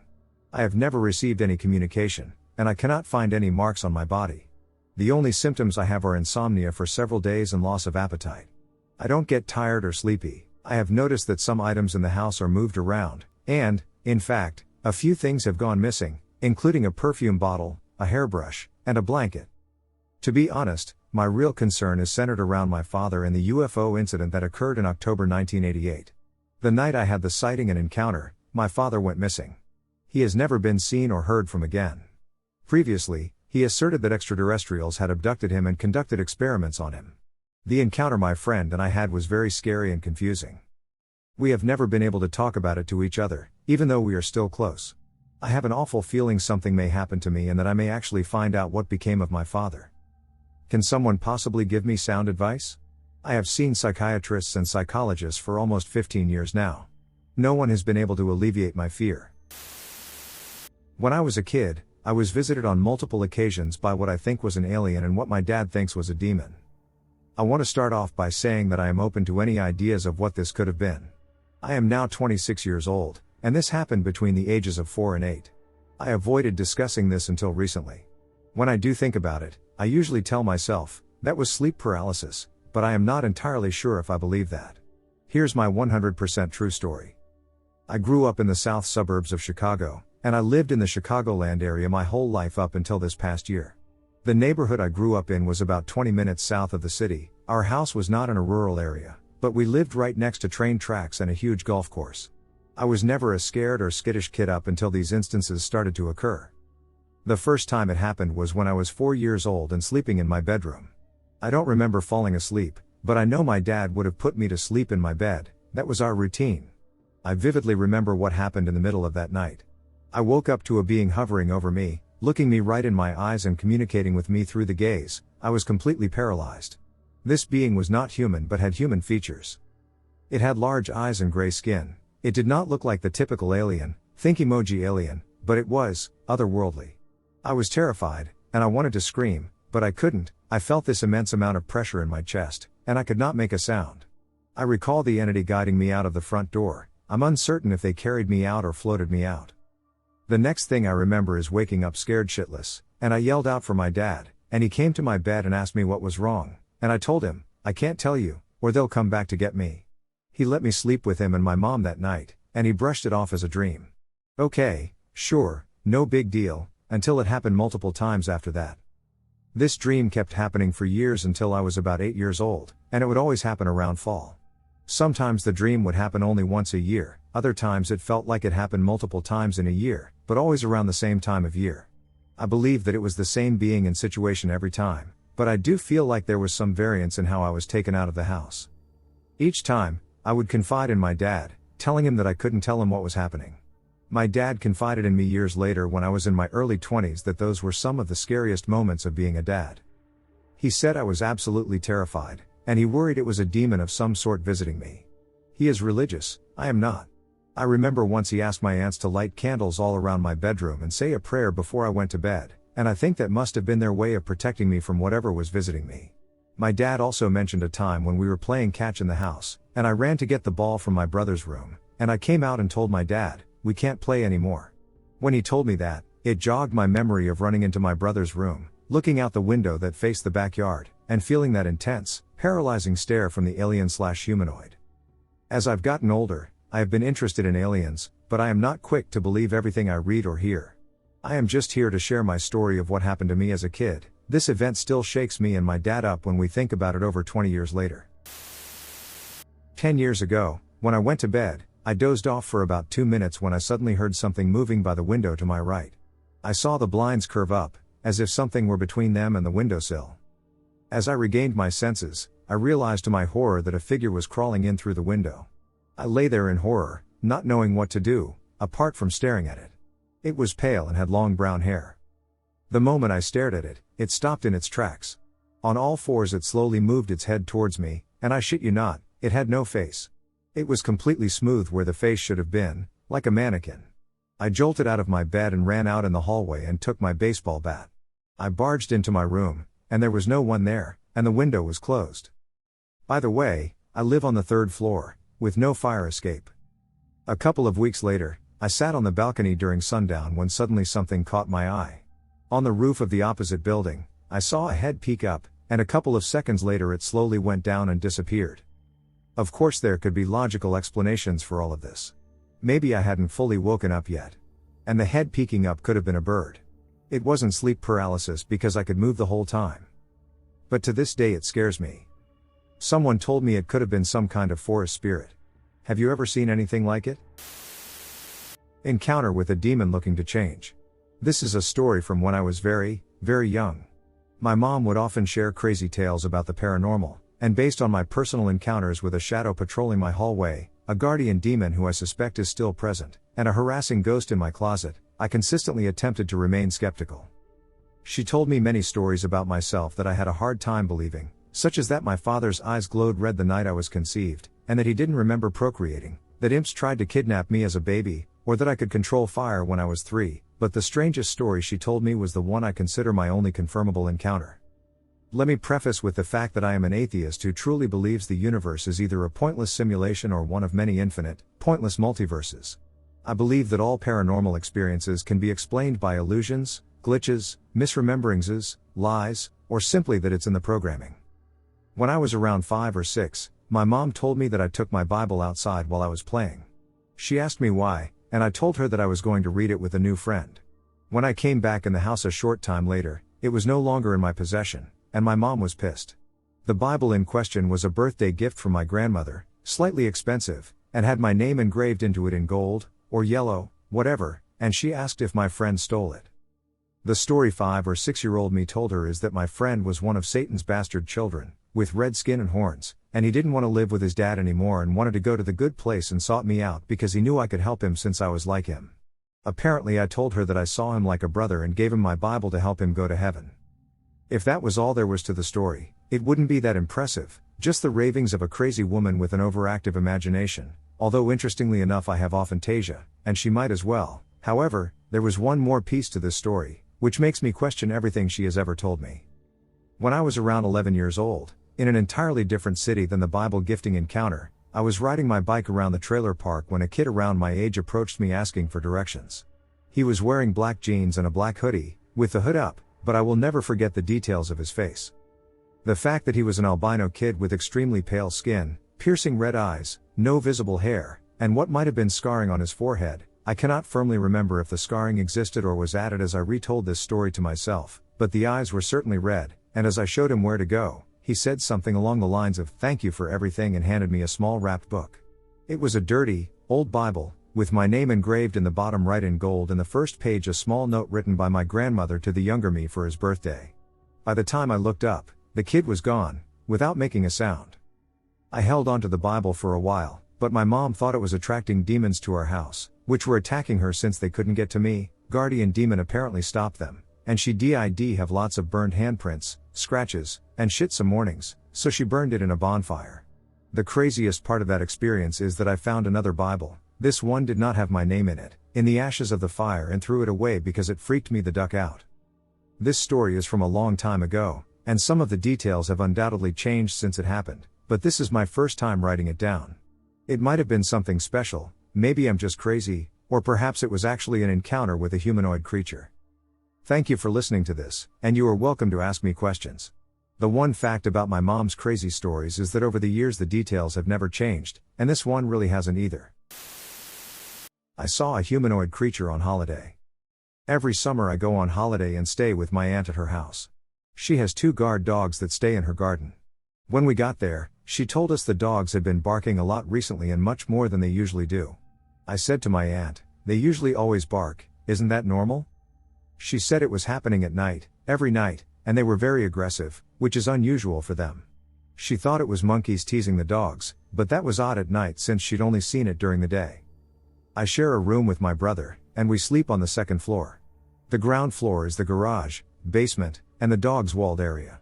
My brother said I snored too loud, so I decided to sleep in the living room. The first few nights were fine, and I slept well, but one night I decided to stay up and watch some YouTube when I heard the dogs pacing around and whining outside in their area. I looked out the window to their area and couldn't see anything. I turned around and headed back to the couch. As I approached, I saw a tall black shadow pass one of the windows behind it, which was on the opposite side of the house from where I had looked out to see their area. I heard thumping/stomping outside like something heavy was walking around the outside of the house on the path, like there is a wall around the house and a path you can walk around the property. I heard the slap of its bare feet against the smooth stone floor of the path around the house. Whatever this was tall enough to make a slender shadow as it walked past the window. I was quite scared. I went to a window near the front of the house to see if I could see it moving around, and I saw something tall, skinny, and humanoid tearing off leaves or something from a tree. I thought it might be a monkey, but it was tall, over 10 feet, and standing straight. It was tall enough to reach the height of this tree and the second floor window I was standing at. So I took some pictures to see if I could zoom in and take a better look. The image wasn't clear, but I could see the thing had turned its glowing eyes to me when I took the pic. I looked at the second picture and saw the thing's face right in the window. It had a flattish nose and massive black eye sockets, giving the impression that it had no eyes at all. Its mouth was wide open. It was blurry, but it looked like it was skinless. I told myself it had to be a monkey, but there was no way something could stomp when it walked, be tall enough to look right through the second floor window that is like at least 10 feet or 11 feet off the ground when it is clearly touching the ground with its feet. I was so scared I left the window and went back into the room my brother and I shared. The dogs were barking now. The dogs barked because this thing may have come from the back and left at the front. I figured the dogs knew and sensed when whatever this was arrived, and they knew it left by going over the walls at the front of the house. The following morning, when my aunt went outside to water her plants, she noticed that the tree had several branches missing and some had been destroyed. I showed my aunt the pictures, and she was shocked since her neighbor was complaining about someone who had been walking through her yard and destroying anything plant-based. But my aunt shrugged it off as a monkey. I saw how tall and slender that thing was, and it was no monkey. She went to the neighbors and asked if they had experienced anything or seen this creature last night. The neighbor had said she stopped looking out for whoever or whatever it was because she was getting creeped out too much. She had called the police numerous times, and they could not find evidence of a trespasser. They set up a camera that went missing, but scariest of all, she was convinced recently that whatever it was wasn't human. She had rushed outside to apprehend the person directly, only to discover that, in the park, whatever it was had taken one stride over the 7-foot wall and vanished into the darkness. She speculated that it was likely a trespasser's desperate attempt to escape her property, and that her mind was deceiving her. She tried to think nothing of it. I never saw it again. Maybe I fell asleep before it came. My aunt's dog sadly passed away, but she still tells us she experiences some weird things at night, like loud noises in the garden and around the house. Scraping on windows. Snapping twigs. It seemed to have become louder and more confident since the dogs died. It's been, like I listed above, making more noise, like snapping twigs audibly and scraping on the windows. It had started to happen to others in the neighborhood, who all started calling it the skinny moon. A man suggested it was teleporting from yard to yard. This is the Caribbean. It's not uncommon to hear true stories of ghosts, witches, etc. Too many people are doing witchcraft here. These stories are coming up a lot on TikTok of people witnessing others turning into or from creatures in the Caribbean. I believe someone's been messing with something beyond our understanding. I don't want to go back there, but don't let the news scare you out of going, guys. The Caribbean is a beautiful place. Possible supernatural alien encounter? I live in a small suburb outside of a big city in the Midwest.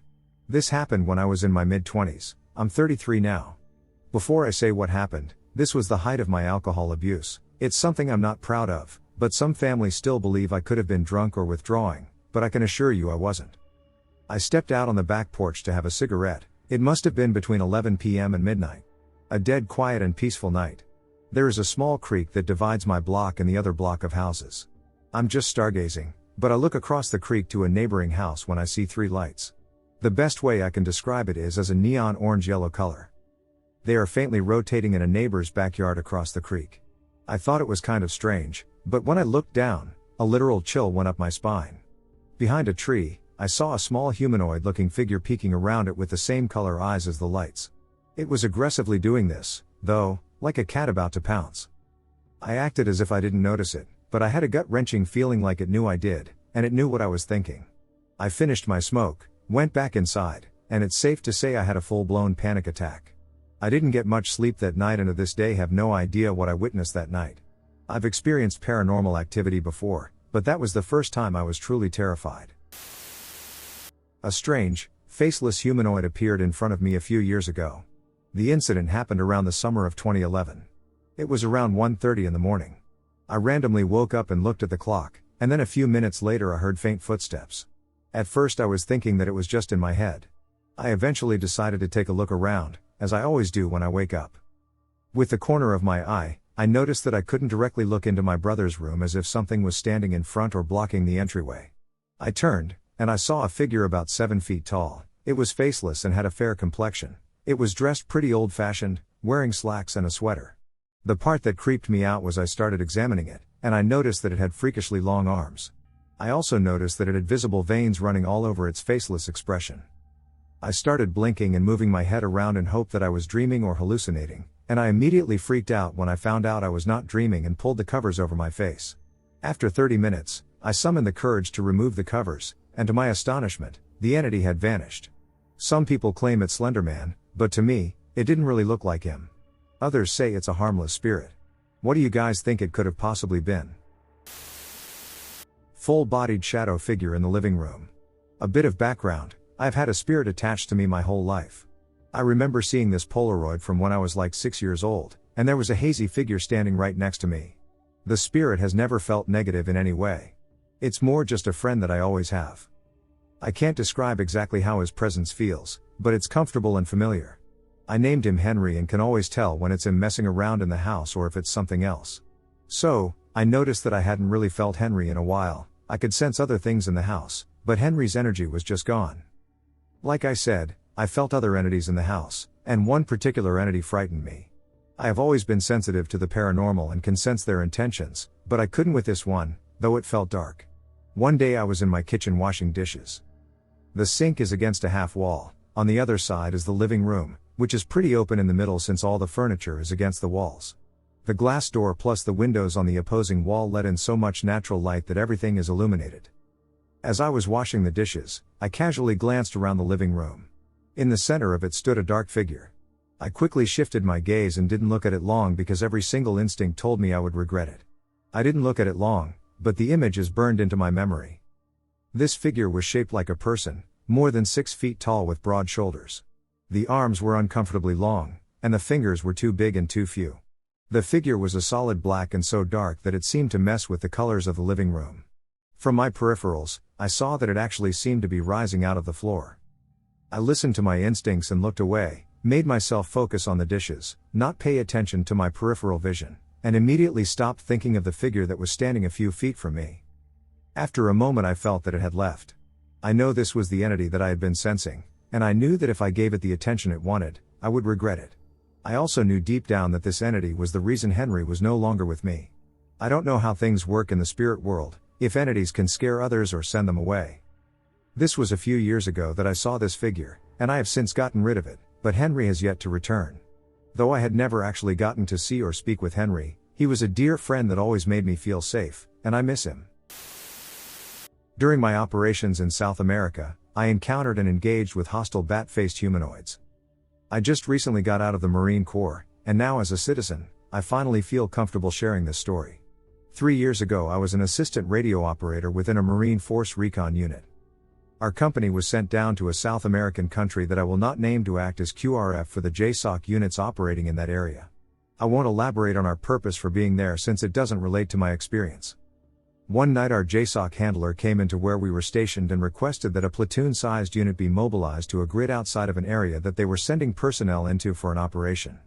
Basically, we were going to be placed in a position near a jungle road to observe or engage any combatants that might be responding to the activities they were going to be carrying out a few hours before dawn.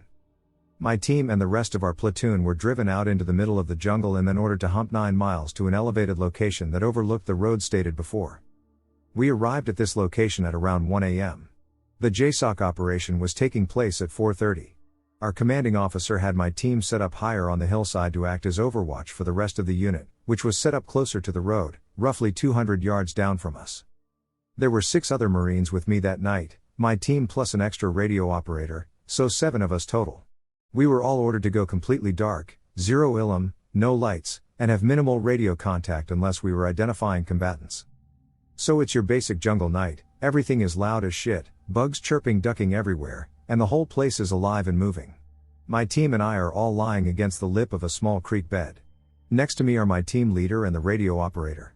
We were making some small talk, complaining about the bugs and whatnot, when literally everything started to go quiet, like a ducking light switch. No animals, no bugs, ducking silence. We all quiet down, and an unsettling sensation sweeps through us all. Then we hear something coming up behind us, moving down the mountainside. It sounds like people are moving through the jungle, but like they knew how to move through the jungle, if that makes sense. They were making as little noise as possible. My platoon and I would have sounded like a ducking marching band compared to how lightly these duckers were approaching us. Everyone got really tense. My team leader started hand signaling orders for us to shift to the opposite side of the creek bed to face the approaching personnel. He ordered to only fire after visual confirmation. We didn't want to shoot any local kids out night hiking, for instance. I carried an M4 carbine with an M203 grenade launcher. I flicked off the safety and pulled down my NVGs, making all of our IR lasers visible. Everyone was sweeping the dense foliage, waiting for a visual on what was approaching, while my team leader reported the situation to the rest of the platoon below. Thereafter, we all lay there in complete silence for around 5 minutes, just listening to the movements of what sounded like several people approaching. Then we started hearing noises that I can only describe as talking that sounded like whispering with whistling and clicks. At this point I'm freaked the duck out, the whole situation just felt wrong. Then out of nowhere the guy farthest down our line literally yells out, what the duck? And opens up full auto into the trees. Everyone loses it. We just all start spraying the ducking jungle like it's Starship Troopers or some shit, turning the whole place into a smoothie. Over the gunfire, I hear only two things: team leader screaming in rage for us to cease fire and animal-like screeching coming from the dark. I'm shooting at nothing in particular when suddenly I see movement. Now I will state that I viewed these things through night vision, so it was far from clear, but they were two humanoid beings around 15 yards from my position. They seemed to be hairless, around 4 to 5 feet tall with very long fingers, bat-like faces, and huge ears. They were screeching this horrible sound and dragging one that seemed to be dead. I saw them for maybe 2 seconds before they disappeared behind some foliage. I was so shocked I didn't even shoot, I just sat there completely in awe. I knew that team leader had seen them as well because he instantly stopped yelling at us to stop shooting. I heard him murmur, "You've got to be ducking kidding me," before he snapped out of it by the sound of our CO's voice screaming through the radio, ordering us to report our situation. I guess everyone had emptied their weapons because the fire stopped, and all I could hear were guys cursing and loading fresh magazines. Besides the radio, I've never heard such silence in my life, literally nothing but our breathing. The team leader picked up the radio and said, "Some animals spooked us." Buddy, to my right, looks at me and simply says, "Dude." Everyone is whispering. What the duck was that? You see that ducking thing? I didn't see shit. Who the duck started shooting? Only I, the team leader, the guy to my right, and the first shooter got a good look at the things. He said that he was scanning the jungle and then looked over at the team leader because he thought he had heard him whisper something, and when he looked back, a ducking bat person was 10 yards from him, hunched down by a tree and scratching the dirt. He yelled out, and it looked at him and hissed, and he then shot it at least 3 times in the ducking face, as he put it. So the second this shit happened, the whole op was instantly compromised, and we had to leg it the duck out of there. JSOC was ducking furious. Our team leader instructed us all to remain silent. Our story was that we heard something approaching, a Marine saw movement, got spooked, and fired his weapon, which set the rest of us off because of the stress of the situation. I and my buddy, who both saw the things dragging the other one, still talk about it to this day. Hooded monk humanoid Sydney. So this happened to me in 1978, or 1979, I was in kindergarten or first grade at the time, in Centennial Park in Sydney. I was at a 5th birthday party, coming back from the cinema, the theatrical cut of the Spider-Man TV series at Bondi Junction Plaza, and in the back of a station wagon with another friend while the other kids were in the back seat, and we were all being driven to the bicycle course. As we rounded a clearing that was obscured by trees, I've included the 2 locations where I think this was. I was too young at the time to know exactly which part of the park I was in. I saw something that was just plain odd. What I saw initially was a very cartoonish looking wooden hut, very cubical, probably about 2.5 meters by 2.5 meters by 2.5 meters with a triangular roof and a large window on the side. On the inside of the window, it looked like it was on fire. It just seemed almost cartoonish/childish in design. As we continued down the road, I saw the back of a hooded figure. Franciscan, monk-like figure walking out of this hut, carrying a triangular formation of stacked logs in his arms, to another pile of logs, also stacked in a triangular arrangement. As the perspective shifted, I could now see that the monk-like figure had the face of what looked like a gorilla and huge bright yellow eyes. I could also now see inside the hut, and it looked black, but I can't remember if there was fire or not, but I did think at the time, it seems a rather small house to live in. This hut struck me as odd because Centennial Park is not a forest, it's in the heart of the city, nor are there caretaker huts or anything like that, which was what I thought it may have been. The whole idea of a shack in the woods in Centennial Park is equivalent to seeing an oasis at the beach. It's very out of place. I motioned to my friend next to me, "Hey, what's that?" And he didn't understand what I was gesturing at. He didn't or couldn't see anything I was talking about. Also, even if it was a caretaker hut, I doubt caretakers look like hooded gorillas. It's annoyed me that no one else saw what I saw, or that kids can be so stupid they don't recognize something slightly anomalous when they see it. But the whole thing was real to me, and I could see it from different angles as we traveled past it, which took about 10 seconds. No one else in the car noticed it either. I don't remember getting overly alarmed or excited, nor do I remember asking the other friends if they saw it after my friend denied seeing it. This incident has been etched into my brain for over 45 years, and I've mentioned this story in 2 places on the internet over the last 20 years but never got any response. In particular, I found a post discussing the hooded beings and something with a triangular motif, 40 in Times or Mysterious Universe forums, and so I think that there may be some connection to it. The 2 areas in the park I think they are below. The first one is more isolated, but the second one has a larger clearing. You drive one way in a clockwise direction from the main entry gate at the top. I've been back over the years, but it's just grass. I don't know if there was an actual hut/shack located there in the 1970s because I never saw it again. A lady claims to have encountered a demon-looking creature and ghost. Aubrey from Texas wrote of a bizarre sighting she had had as a child. My family and I lived in a house in Temple, Texas, until I was roughly 9. I'd seen some things in the house, so I was really used to knowing that if I was in a part of the house where my hair stood up and I felt the urge to run, I needed to go somewhere else. No matter what I'd seen in the past, I wasn't prepared for this day. I was in the living room with my mom. She asked me to go get something out of my bedroom, so I went to get it. To get to my bedroom, I had to walk by my parents' room. Well, I got close to my mom's room, and my hair stood up. So I wanted to go to my room and get back to mom. As I walked past mom's room, I heard the TV on, leading me to believe that I had left it on when I was playing my Atari. When I looked in, sure enough, the TV was on, but there was a strange woman standing outside their closet, and something was sitting on the edge of their bed. The woman was very sad-looking with a long-looking neck. The thing on the bed was very creepy. The best I can describe it as is that it looked like what I imagine a devil or demon or something would look like. It appeared to be sitting, but it was obviously very large. What I could see of its arms and body was that it was black-looking. Its hands had long nails or possibly claws. Its face was just evil-looking, and the face had eyes that were set deep into its skull, but it was dark red. He had a dark, possibly black face with streaks of red. He had what looked like horns, and the look on his face was just scary as heck. Just evil-looking. Now my mom was in the living room. Dad was at work, and my sister was also. I stood there for what felt like minutes but was probably just seconds. Finally the woman looked at me and whispered something to me. The thing that was on the edge of the bed with its back towards me turned around, gave me a horribly evil look, and motioned like it wanted the door closed. And then bam! It slammed shut. I felt like I couldn't move, but as soon as the door shut, I was able to move, and believe me, I did. I ran to my mom and told her. We went to check, but no one was there. She told me I had imagined it. I asked, what about the door? How did it close? She said it was probably just the wind. The problem is, there's no window open, and there's no wind. I heard whispering at night when everybody was in bed, so her whispering made sense. Also, this house had so many flies and rats. I mean, in my entire life, I'd never seen so many flies and rats in one house. My mom kept the house immaculate, but we had bugs. I bring this up because I heard that could be a sign of activity. I didn't know it until many years later, but a woman had actually killed herself. Not just in the house but in my parents' closet. The strange woman I saw was standing outside the closet. I can't say if there is a connection. My mom tried ending her life in this house. We walked in, and she had cut both wrists with a large shard of glass from a glass she'd been drinking from. She looked like she was in a trance. She was rocking back and forth, staring into space. She passed away a couple of years ago, but she never had any memory of what happened. This still haunts my dreams, and I'm afraid it will show up again. There was a humanoid/demonic entity at the end of my bunk bed. When I was 5 years old, we lived in Ritzville, Washington.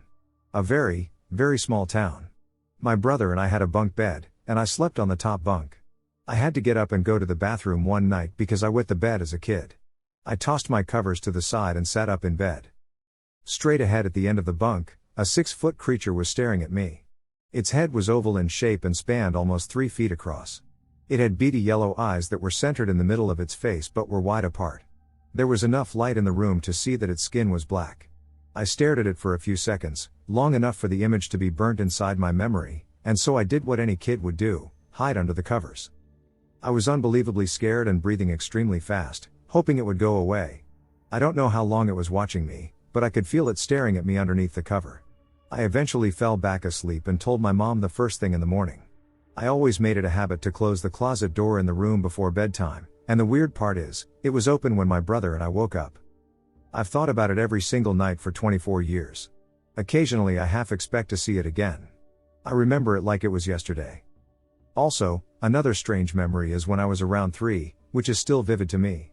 We lived in South Dakota, and I remember my parents were going to take us to dinner one evening. I was told to go get my star shoes, and they were upstairs in my parents' room. Their bedroom light was off, but the hallway light illuminated it enough to see clearly. Right as I peeked at the top of the stairs, I saw the back half of a tall, lanky/yellow figure walk straight into the closet. My mom called up asking what was taking so long, and I couldn't muster up the courage to get my shoes. And that's all I remember from that night. Hooded sleep hag entity in my bedroom. I normally sleep throughout the night. I have always done this, and rarely do I ever wake up for any reason during the night. Back in 1986, I woke up twice to find figures in my room. The first one really did not bother me at all. It was about 2 a.m. One night, I saw what appeared to be a monk standing in front of my bedroom door. It was a figure of a man wearing a hooded robe. The figure's arms were crossed at the wrist and waist, and the hood covered its bowed head. A rope was around the waist tied together. I could not see the face. It was glowing a gray color. I sat up in bed and stared at it for several minutes. It did not scare me, and I did not get the impression it meant any harm. However, it was still strange. I did not speak to it, and it was still there as I lay back down to go back to sleep. I did not mention anything about it to anyone. I really did not know what to think of it or what it meant. About 3 months later, though, another figure appeared. This one scared me so much. It took me months before I confided in anyone about it. And when I did, I was terrified just talking about it at first. I do not know what time of the night this other thing appeared. I woke up with the most hideous thing at the foot of my bed. It was pointing at me.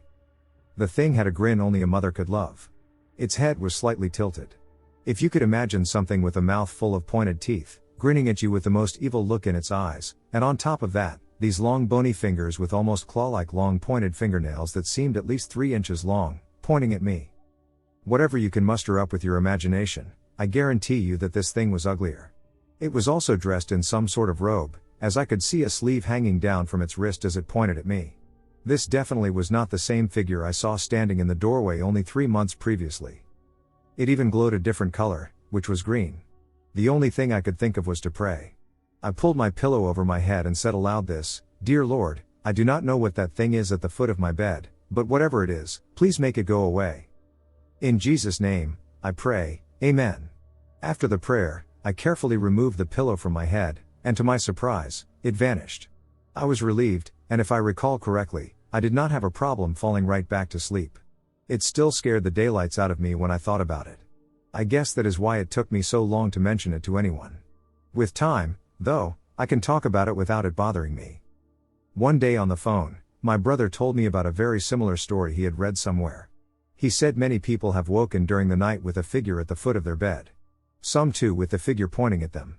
I took a bit of time and researched online about it. Come to find out, some of these visitors of the night are referred to as sleep hags. Also, some of the sleep paralysis cases are referred to sleep hags as well, even though no figure is visibly seen. Most of the cases involve people who feel pressure on top of them while they are trying to wake up. Even the medical field will recognize this as some sort of physical anomaly and prescribe people some kind of pharmaceutical for you to take orally. Like that is supposed to keep the demons away. However, there is something more to it that the medical field will not recognize, and that is, there is something holding people down, and there is something at the foot of the bed. If it ever happened to me again, I would probably still jump out of my wits just staring at it, but I really do not care if it ever happens again, to tell you the truth. Have you encountered a blue, translucent shapeshifter? Some years ago I was in my studio apartment in Miami, Florida, maybe 2015-16-ish, and I was trying to sleep because I had work the next day. I wasn't tired, I was just forcing myself to sleep. When I was a kid, I would sleep with covers over my head for comfort, but as an adult, I've stopped this. Anyway, this particular night I had the covers over my head for 15 minutes to try to sleep, but I was still wide awake. After about 15 minutes, I had this feeling like something was behind me. It wasn't physical, it was a mental intuition. I take the cover off, turn my head, and boom. Maybe like 6 inches away from my face, this bluish translucent figure is creeping over me, its head near my head. It has 6 white eyes with no pupils, and the head shape was not normal. I can't remember what it was, though. After about 1.5 seconds of me staring at it in a WTF stare, it shapeshifts into me? Or what I think looked like me but bald and still bluish transparent. I told my girlfriend the other day it looked like the Silver Surfer. I get up, as soon as I start movement, this thing shifts toward my hallway, so I start running after it. It looks behind it while it runs, and boom. The figure vanishes or disperses through the door. I had never seen anything like it, and after that experience, something weird did happen that was similar but not like that. Keep in mind I was not scared at all, but I was intrigued and wanted to know why it was here, and I've never seen anything like this or believed in ghosts. I do believe aliens or entities that defy laws of the universe exist, and I've always been fascinated with space, UFOs, aliens, disbanded military projects, etc. as a kid and would read a ton of books about it. Also want to say I was fully awake, and I know what I saw, shit was mad weird. I even turned the lights on and had a damn 10-minute convo with myself. I was literally saying, just remember, you weren't asleep, you weren't tired, and you were fully awake. Never forget, you saw what you actually saw. This was ducking real as it gets. I've only told my girlfriend, and the other day I told my mom for the first time because I think other people would think I'm crazy. She tells me her story of when she was 5, she saw a man made of static, TV snow. I have no choice but to believe her because of my experience. I don't really believe in ghosts, however, I believe that if the universe is so big that it would be akin to being just a part of an atom that's part of some mass, think Ant-Man, Quantumania, then it would be foolish to think we are the only intelligent life. Anyways, has anyone ever seen something like this? My encounter with a demon. Back a couple of years ago, I got into a pretty bad argument with a friend. In short, I had been keeping a secret and had come clean about it. She was really mad, and I went to bed feeling like shit.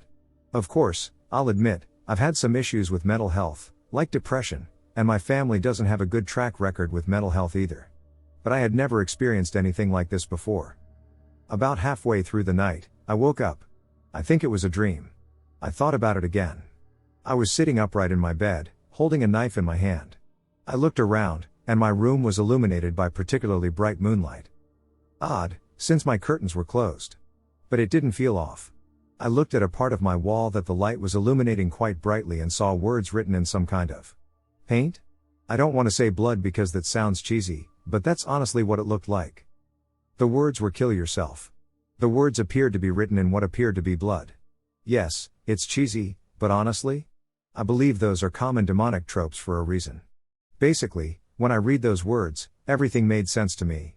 I held the knife and was about to start when something caught my eye in a dark corner of my room. I squinted to get a better look and realized it was humanoid.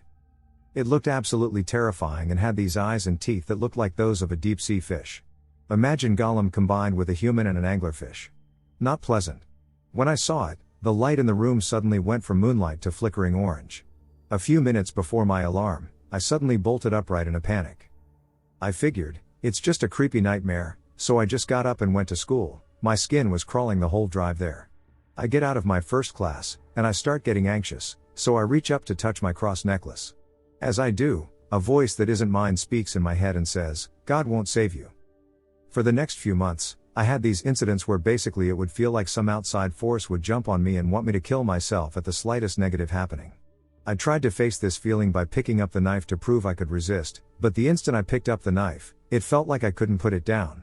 Eventually I managed to put it back in my drawer, and I didn't touch it until I hadn't had an incident in a while. The incident stopped after I went outside during one. The family was in the house, and firmly told the demon it would leave. By the power of Jesus, it would leave. I'm honestly lucky I remembered that part of the Bible because I think it worked. That was my last incident, and it sort of ended after I told the demon to duck off. So yeah, that's my demon story. Does anyone else have a similar experience or know anything about what I experienced? Demon encounter in a church after hours. I don't have pictures or video, but I have acquaintances who say they saw the same things or similar. I used to be part of the FFA, and when our chapter would go to the state convention, we were allowed to stay in a church for way cheaper than any hotel could house us all. At night, we'd all hear noises and see stuff outside the windows, but we just chalked it up to being each other moving around. The girls all stayed upstairs in the main part of the church, and we boys slept downstairs in the classrooms. Some girls said they saw faces smiling at them through the windows, even when everyone was present, at the end of the first year. One of them even said they woke up to someone they didn't recognize standing over them. My personal encounter was very different, though. I got up the night before the convention closed to go to the bathroom. Heading back to the room I stayed in, I looked down the hallway and saw 3 figures standing at the other end. I froze up and could barely breathe. I remember their appearances distinctly. The one on the right had a broad frame and a bull's skull in place of its head. The one on the left was just bone and had a ram's skull. The one in the middle was lean and had a deer skull. The deer-skulled one ran at me but was stopped before it could touch me, standing completely still and silent. I couldn't do anything but stare into its eyes as my heart pounded and my ears rang. In its eyes was nothing but fire and a hatred I haven't felt before or since. A wave of dull pain and immense sorrow flooded over me. I stared at it for what felt like an hour before I blinked, and it was gone. I didn't tell anyone about it until 2 years later, but even to this day I get shaky thinking or talking about it. Father and son are haunted by mysterious apparitions that manifest as a small humanoid. Both father and son are haunted by a mysterious phantom apparition that manifests as a small humanoid. I lived in southeast Arizona in the 1990s. My father worked as a truck driver hauling lime to New Mexico. His shifts took 6 hours, so my brother and I had a lot of time to ourselves to get into trouble. I went through a rough year when I felt I was losing my mind. I was about 12 years old at the time when I kept seeing things. It started as little lights at the corner of my eyes, like psychodots. For those who don't know, a psychodot is when you look at a bright light, then look away into a dark area and see a little blurry, multicolored dot fade away, like a remnant of the light in your sight. These dots would appear in my peripherals and then dash away. I could never get a good look at them. Moreover, they would appear without me staring at light, for example, in the pitch black of my bedroom. This never bothered me until one night my brother and I were sitting on the curb outside our house, and I saw, dead on, what looked like a mouse running down the curb toward us. He didn't see it, but I sprang up and told him to watch out. He asked why. He didn't see anything. Slowly, these psycho dots would appear as forms, sometimes animals, birds, bugs, and such. At first I thought it was cool to see these things, but eventually, it became very unnerving. It was midday, and I found myself indoors. I went into my room to get my shoes out of the closet to go out. As I pulled the closet doors open, I saw, in the corner of the closet, a humanoid figure crouching, like someone cowering in the corner. A perfect human form right there in front of me. I jumped back and saw it poof into nothing. I ran out of there and told my brother what had happened. He seemed to believe me but didn't know what to do. I told my mom and dad, too, and when I told my dad, he told me a story about one morning when he was getting ready for work. He says he saw this human figure, more like a shadow person than a psycho dot, in the house. He ignored it, he said, but he also said this figure followed him to the lime mines, where he would load up before hauling to New Mexico. He said on his drive, he would see the figure appear on the side of the road, and he would drive past it only to encounter it further down the road. He saw it again at the lime mine, watching him, motionless, as the workers loaded his rig. I haven't seen it again, but I can't say the same for my father. He said it's haunted him ever since. Man meets egg-shaped light who shape-shifts, possible ties to 411. A man describes running into a light being in the forest. It shares elements with 411, shoes off, buzzing sounds, etc. I don't think it was purely benevolent. Whatever it was, it seemed instead to want submission. I could be looking at it wrong, and it was trying to connect with him and could only do so through the man's submission. I've been an atheist for the last few years and spent tons of time listening to skeptic/atheist podcasts and such. I don't expect anyone, whether skeptical or not, to believe this story. I'd never believed it had it not happened to me. In 1994, I discovered what is alleged to be an ancient Mesoamerican Toltec shamanic path of knowledge, the teachings and practices of which are elucidated in great detail in the writings of Carlos. After reading, practicing and internalizing a great deal of this for a year or two, I found myself one spring night taking a walk into the woods. I was not under the influence of any mind-altering substances or alcohol whatsoever, just a lot of reading these books and practicing what they outlined. To my memory at the time, there was nothing in those books plot-wise or descriptive-wise that had anything to do with the following experience. Upon entering a small walking path straight into the woods off of a sidewalk, I stopped to take a leak into the heavy bush off the path. I gazed thoughtlessly at whatever branches, twigs, and trees were directly in my line of sight. I almost immediately noticed at eye level what appeared to be a very unnatural intersection of branches that formed strange, fascinating and geometric patterns. This bizarre geometric confluence of branches and twigs completely absorbed my attention, and I peered strongly into it to make sense of such an odd yet wonderful sight. As soon as I focused my attention, a quiet buzzing sound grew louder, akin to a monstrous bee.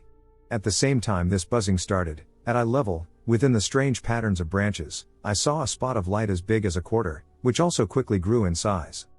As the buzzing grew louder, within seconds of the loudening buzz and growing spot of light, I was standing before a 7-foot-tall egg-shaped luminous being of light, made of brilliant and dazzling living light, that I couldn't see through. Its edges were sharp and distinct, the light was not harsh but soft on my eyes, I did not have to squint or look away. I immediately started to wonder if what was before me could be male. While thinking this, in the center of this being of light, I saw wispy, thread-like strands of smoke that formed the outline of a female figure. As soon as I recognized the female form, the strands rearranged themselves into a male-shaped form. At this moment, I suddenly realized I was wrong to think it was either male or female because it was both at once. Or neither. The next thing I remember was a deep fear for what I was standing before.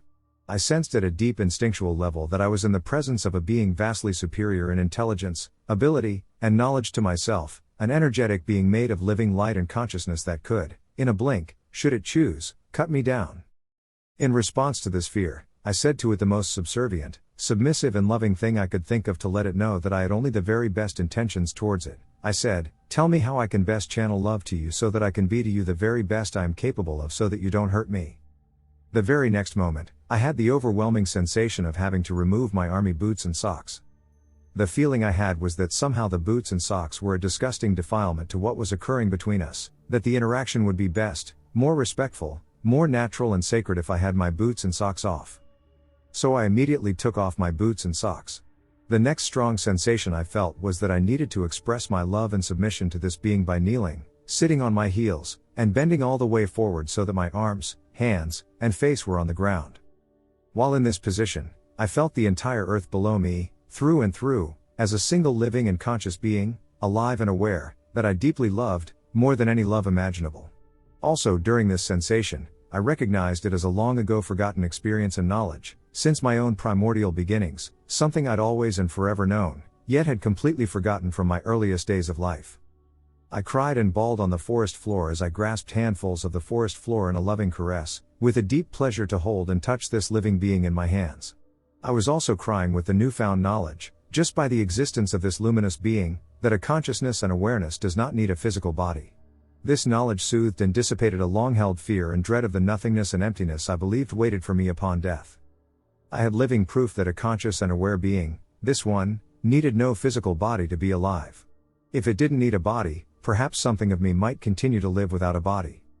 When I was done crying for the pure joy of this experience and the knowledge that it gave me, I slowly started to get up off the forest floor and put my socks and boots on.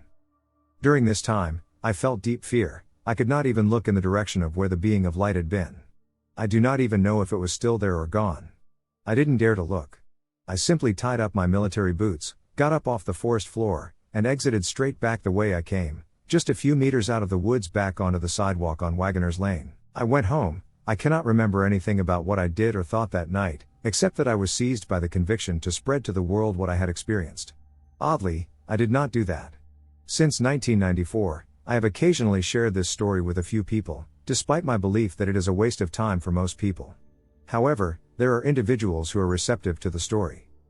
And maybe I should tell the story for as long as I have breath, rather than thinking I'll waste breath. This represents something I am almost completely certain to be real, as much as anything else that has ever happened in my life, although I am open to the possibility it could have all been some kind of crazy hallucination, despite never having had a similarly unbelievable hallucination. Night terrors, crawling shadows. Santeria? This is a story about one of my old bosses and still a dear friend. She is the most laid-back woman I've ever met. She's not the type to believe. Not into spirit mumbo-jumbo, not even into tarot cards. Yet, her story is peculiar. I shall call her Susan.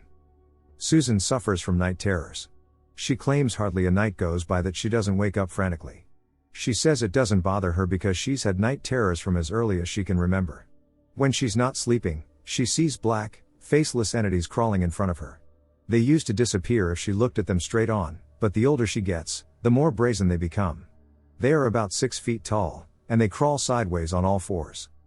Not in the style of a dog, but more like a really freaky monkey when it's moving fast, except sideways like a crab. Sometimes, they look like a panther. When I tell the story, I do an impersonation of what she did. I wish I could show you. It is probably one of the most peculiar, and terrifying, ways to crawl I've ever seen. She sees them at least once a month, though sometimes they visit her more frequently, up to once a day. I asked her if they were malevolent, and she shrugged. They've never scared me. Maybe when I was younger, but I'm used to it. They've never hurt me, and they never seem to get any closer. How far away? No closer than 6 or 8 feet, no further than, say, a length of your average hallway. She went on to disclose that she had never spoken of these crawly shadows to her mother until around the age of 18. The skeleton key came out, and her mother and she watched it together. Susan laughed about it and, in passing, said, "Hey, these are similar to what I've been seeing my entire life." Her mother paused the movie suddenly. "What did you say?" Susan was taken aback by her mother's sudden change in demeanor. "Well, I suppose I see things similar to this." Her mother's eyes filled with tears. "Me too. Almost every day for over 20 years. I am so scared, but I would rather not be crazy." Susan doesn't know how to respond because she's never really thought about them much. It's always like, "Oh hey, they're here today. Cool, surf's net." Her mother continues, "I never had any problems my entire life until after you were born, until after I saw my mother." She trails off. Her eyes widen. A little bit of backstory: Susan was born in New Orleans. Susan's mother is very Christian, but her grandmother practiced Santeria. Her mother tells Susan about a time when Susan must have been around 1 or 2. One day she lost her. She wasn't in her crib. She looked around everywhere and got a bizarre feeling when she looked towards the attic door. Quietly, the mother approached the upper unit. She found Susan's grandmother sitting in the dark. Susan was asleep, with some candles lit. The grandmother was muttering something softly under her breath.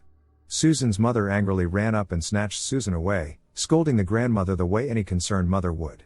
The grandmother huskily said, "What have you done?" before the rightfully freaked out mom ran down the attic. That night, Susan and her mother had their first night terror, a plague that would last them for over 2 decades and counting. The grandmother died a few years later. Susan grew up with the night terrors and the black shadow visitors, so she grew accustomed to them. She learned not to fear it. Her mother never accepted it and only wanted things to return to normal. I sit quietly for a moment, pondering her story. I believe her, but what? Have you ever looked into this? Susan shakes her head. I am not scared, but I don't know if that will be the case if I learn what they are. My theory is that my grandmother was doing some sort of protection spell, and my mother interrupted it. I hope these entities are just watching over me, but the night terrors are a repercussion of the spell not being completed. I ask her if it's okay for me to conduct some research on it, and she nods in agreement. Don't tell me anything I don't want to know, though. In this case, I'd say ignorance is bliss. We both totally forgot about this. I maybe did a little research online, but it didn't amount to much. Flash forward a few years, and I'm sitting in my apartment with my roommate. We were telling ghost stories since we just moved, and I ended up telling her this encounter my boss had. She gets the shivers, and then we decide to watch Paranormal Investigators or whatever the TV show is called. These people describe the exact same thing that was happening to them. The host shakes his head. These aren't ghosts. This is Santeria. My roommate's eyes widened since I literally told her the story 5 minutes prior. We saged the ducking hell out of everything that night. Does anyone else have experience with Santeria? So this story takes place a long time ago on Halloween. I know that sounds stereotypical, but it's true. I was anywhere between 10 and 12 years old, I can't remember exactly. I was in my cousin's neighborhood, hanging out with my aunt and a few of her neighbors while riding around on my cousin's bike. It was around midnight, and most of the trick-or-treaters were asleep, and my cousin was inside watching horror movies. I decided to ride the bike down the middle of the road to get away from my aunt, who was annoying me. What she was doing, I don't exactly remember. It was the middle of the night on Halloween in the suburbs, so I figured I didn't have any cars to worry about. I got about maybe 15 yards down the road away from the adults when a bright light obscured my vision and suddenly appeared. I figured it was a car with their brights on for some reason, so I turned my bike and prepared to get onto the sidewalk, but soon the light quickly faded. When I looked back at the road to check for the car, I saw a giant figure instead. It was about 20 yards down the road from me. I remember it being incredibly tall. It was likely as tall as a power pole. I remember it being taller than or as tall as the trees, for sure. From the distance I couldn't make out any facial features. It was incredibly lanky looking and had a pale complexion. I also remember it being somewhat transparent. The best way I can describe it is that it looked like a naked Slender Man, if you are familiar with that legend. I know that sounds like a really stereotypical description, which sounds like every other monster on the internet these days, but that really is the only way I can describe it. When I looked at it, I felt kind of perplexed. I wasn't scared, just confused. After a few seconds of not really understanding what I was looking at, the giant started slowly walking towards me. It moved stiffly and awkwardly before making a sharp right off the road onto the sidewalk and down a walking path that led to a small creek that cut through the suburbs. The path it went down was poorly lit, so I quickly lost sight of it. Thoroughly weirded out, I decided to return to my aunt's house. I asked if the adults hanging out in the front lawn had seen it, and somehow they hadn't just seen the giant creature that appeared in a bright light just down the road. Not really thinking they would believe me, I told them there was a raccoon and went inside. The rest of that night was normal, nothing weird like that happened again. Even now, almost a decade later, this remains the only paranormal experience I find difficult to explain. I suppose fatigue might be an explanation, but it doesn't seem to fit. Can anyone explain this? Black creature. I've been struggling with what I saw and whether or not to share it. Part of me wants to know if I'm not alone in my experience, and the other part wants to believe it was just in my imagination, so I shouldn't attempt to learn more. On the grand scale of experiences, this may not be particularly interesting to some people, but it's my fear that motivates me to share it. A few nights ago, my 1-year-old son and I were at our apartment. My dad was working the night shift at 1 a.m., so I'm not sure the exact time this occurred, but I'd estimate it was between 2 and 4 in the morning. We have a king-sized bed, and our son fell asleep with me, so I let him stay there. At one point, I woke up to the sound of my baby rolling around the bed and kicking me. I wasn't sure what his issue was, but he was keeping me awake. This lasted for a while because usually when my son sleeps next to me, he doesn't move so much, and I figured he'd eventually be still. He didn't, though. He kept moving around half asleep, and I was worried that he'd roll off the bed. It felt like this went on for at least 30 minutes, if not longer, and I got frustrated that I was awake, so I decided to move him to his playpen in the living room. I laid him down and then went to the bathroom. From the bathroom, I could see the living room. I left the door open, and I should also mention that even at night, it's not completely dark in our apartment, so you can still see fairly well. I was peeing. I looked over to where the playpen is just for a few seconds, and I saw some kind of creature. It was all black and hunched over like it was hiding behind the playpen, but not very well. The playpen is made with see-through netting anyway, so you can see right through it. This thing had long arms, and my memory says it was slightly muscular on its upper body. What struck me as off about the whole thing was that it had long, pointy ears like an elf but bigger. WTF. I finish my business and walk to the living room, and nothing is out there, so I walk into the bedroom with the image of this thing lingering in the front of my head. I attempted to dismiss it or find an explanation, but I couldn't come up with anything. I know it's natural for people to see faces or human shapes, but this thing was not human looking, and I've never seen anything like it. There's no reason my brain would have just made this thing up while I'm trying to go to the bathroom, and I'm worried about my son. I ended up grabbing the baby, and he slept with me anyway. I wasn't going to take any chances. The next morning he was sick with a cold, so I'm guessing that's why he was so uncomfortable, but it's been a couple of days now, and I can't shake off what happened. If I had to give this thing a name, I'd say it resembled a large goblin. I don't know what I saw. But we thought we were going to die. Help? I want to preface before that I've always somewhat believed in these types of creatures, aliens, skinwalkers, wendigos, spirits, etc., But I've always been the kind of person who doesn't 100% believe or not in something. I've just always believed that it's possible, so why not? But of course, just like anyone else who hasn't experienced something, I had my doubts. Last night I was with my partner and our friend, and we were at a place called Raufoss Chasms in Gloucester, Massachusetts. We arrived around 10 p.m. and planned to have a fire on the rocks by the water. You had to walk through some wooded area to get to the rocks, and as we pulled up to the area, I had a bad feeling for some reason, and usually trust my intuition, but I told myself I was just psyching myself out. Once we got to the spot, I immediately felt a weird feeling, but again, I told myself I was just making things up. Despite this, I kept my back to the open space and faced the wood/rock area. As the people I was with watched the fire, I stared out into the darkness, feeling like something was watching us. I decided to go to a rock further away from the fire so my eyes could adjust to the darkness. Suddenly, a translucent white figure appeared about 50 feet away from us, perched atop the rocks on the opposite side of the area, at a considerable height. It was moving back and forth, and it looked about 5 or 6 feet tall. It started to scale down the rocks, and when I say scale, I mean fast, faster than humanly possible. As it did so, it got smaller and turned into the shape of an animal, like a coyote or wolf. Shapeshifters usually transform into one of these. I say, "Is that an animal?" My partner glances over and instantly becomes frightened, just as I did. For some reason, the other person we were with didn't find it upsetting. He said he saw it but, in the moment, was trying to convince us it was a person. He was drunk. As I see it coming towards us, I get absolutely horrified that it's going to kill us. I tried to go up higher on the rocks to get away from it. I genuinely thought that was it. I thought I was going to die.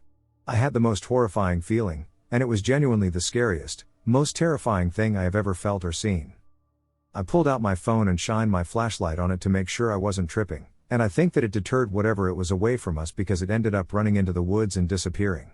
My partner and I were completely horrified, and my legs were violently shaking. I said that we needed to leave immediately. The friend that we were with wanted to stay to finish his drink, but we wanted to go.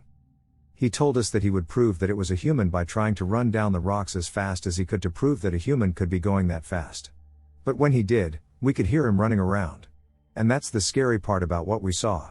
It was completely silent as it went down the rocks and back up them. We weren't able to process what had happened until we had gotten home after we dropped our friend off. When we did, we decided to do some research about ski walkers in the area that we were in. Something was watching me from my closet. On this particular god-awfully hot night, I was trying to take a nap before my graveyard shift, and I woke up around 10 p.m. After waking up, I lay in bed wide awake for about 20 minutes, feeling grumpy due to the heat. Eventually, I sat up to get going. My room was fairly dimly lit, but not too dark with ambient light from the street lamps outside shining in, my room being on the top story of the house. As I sat up, I remember hearing a muted noise from the end of my room, and I looked and saw a dark/shadowy figure obviously standing in the open door of my closet. It looked very much like a solid, regular person would, standing in a dimly lit room, no features distinguishable, and probably around 5 feet 5 inches tall. What I'll never forget about it is how intensely dark it was. It then walked over to my desk about 5 feet away and stood in front of it, just looking towards me. I said hey, thinking it was my partner, and began talking to it. After receiving no response, I called out again, this time with greater volume, speculating whether it might be one of my roommates playing a prank. I looked away and reached to turn on the lamp by my bed, only to find it gone. I don't know why I felt so calm as it happened, but after being kind of startled for a minute, I said, "Okay. Well, you're welcome here." Then I just got ready for work and left. I often question the appropriateness of my words after the incident, but at the time, it was all I could think of to say or do. It was only on my way to work that I really started freaking out. I never felt really alone in that house, before or after this experience, but thankfully never saw it again. I ended up moving out a few months later. Thanks for taking the time to listen to my story. I lived in a haunted house once, though things have always followed my sisters and me around. I still get goosebumps when I talk about this place. We lived there for about a year and a half longer than most of the new residents. It was 100 years old when we bought it, an old Victorian-style place, with the last capital of the Confederacy literally at the end of our street. I remember nothing much happening until we opened our attic for the first time, and my sisters, my parents, and I just stared, as the only thing that came out of the completely unfinished attic was a pink Scooby-Doo child's band-aid that yellowed with age, falling slowly down to the ground. The attic had the roof and then just fiberglass insulation with practically no floor, so there was no reason to put anything up there. We started finding our cat locked into this one room all the time, having no clue how he got in there. We just hear him meowing. He hated that house, he always leapt over the doorways, and it took him weeks to come out of hiding in that house when we first moved in. We didn't have central air, just some radiators for warmth, nothing in the windows, etc. Just an old-ass house. The upstairs was worse than downstairs, like sitting in my sister's room. There were 3 doors minus the closet, one that led to the big bathroom, which had a bathtub and toilet, one that led to the hallway, and one that led to a half bath that had a shower and was carpeted. The door to the horrendously carpeted bathroom would fling open and slam shut on a pretty regular basis. We began to hear what sounded like a child's breathing outside our rooms, and almost nightly, we would hear heavy footsteps, like someone wearing boots, in the attic. I was at my computer one night, lights on, when I had the feeling that something was watching me all of a sudden and turned around to see my porcelain doll staring straight into my eyes and was like, nope. So I put her behind this wall in my closet, and then that happened the next 2 nights with 2 of my stuffed animals, so I just shoved them all back there. It escalated to a point where negative emotions, such as fear, sadness, and anger, multiplied tenfold. Watching a dumb scary movie left you scared for weeks. If you were sad, you felt horrid. If you were mad, you were in a rage, and such. My littlest sister was in the backyard where we had a basement and a crawl space. To be more specific, she was in the side yard where you could see into the backyard and saw something with dark hair crawling into the crawl space. She was terrified when she came running in.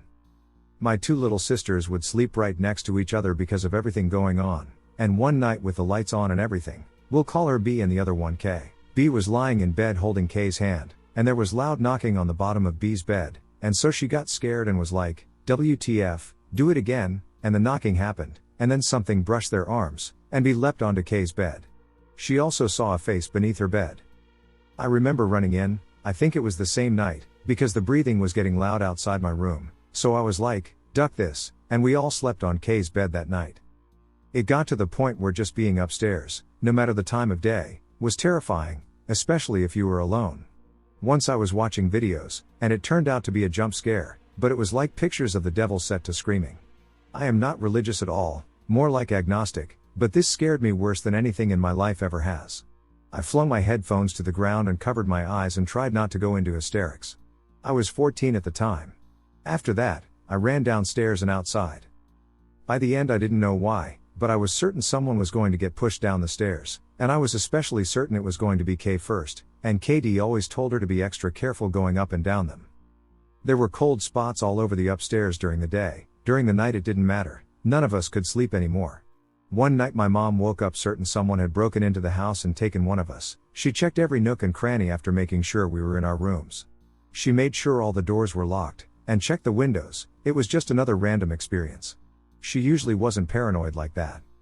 The air upstairs just got terrifying, like, you couldn't be upstairs anymore.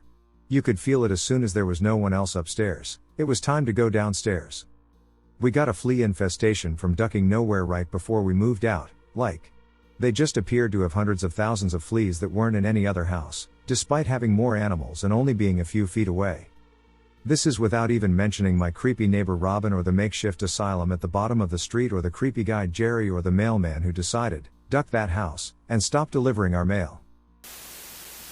This happened to me 6 years ago, and I still haven't figured it out, so any input would be greatly appreciated. I'm an adult female who loves to walk at night. Yeah, I have the internet, and I'm well aware we are living in a blame the victim culture when a woman is accosted for being in the wrong place at the wrong time, but I can and will do as I please at any hour of the night. I've dropped acid at midnight and meandered around my old mill town unharassed, and I've walked 7 miles on sandy beach at 3 in the morning with nothing but the waves and moonlight to guide me.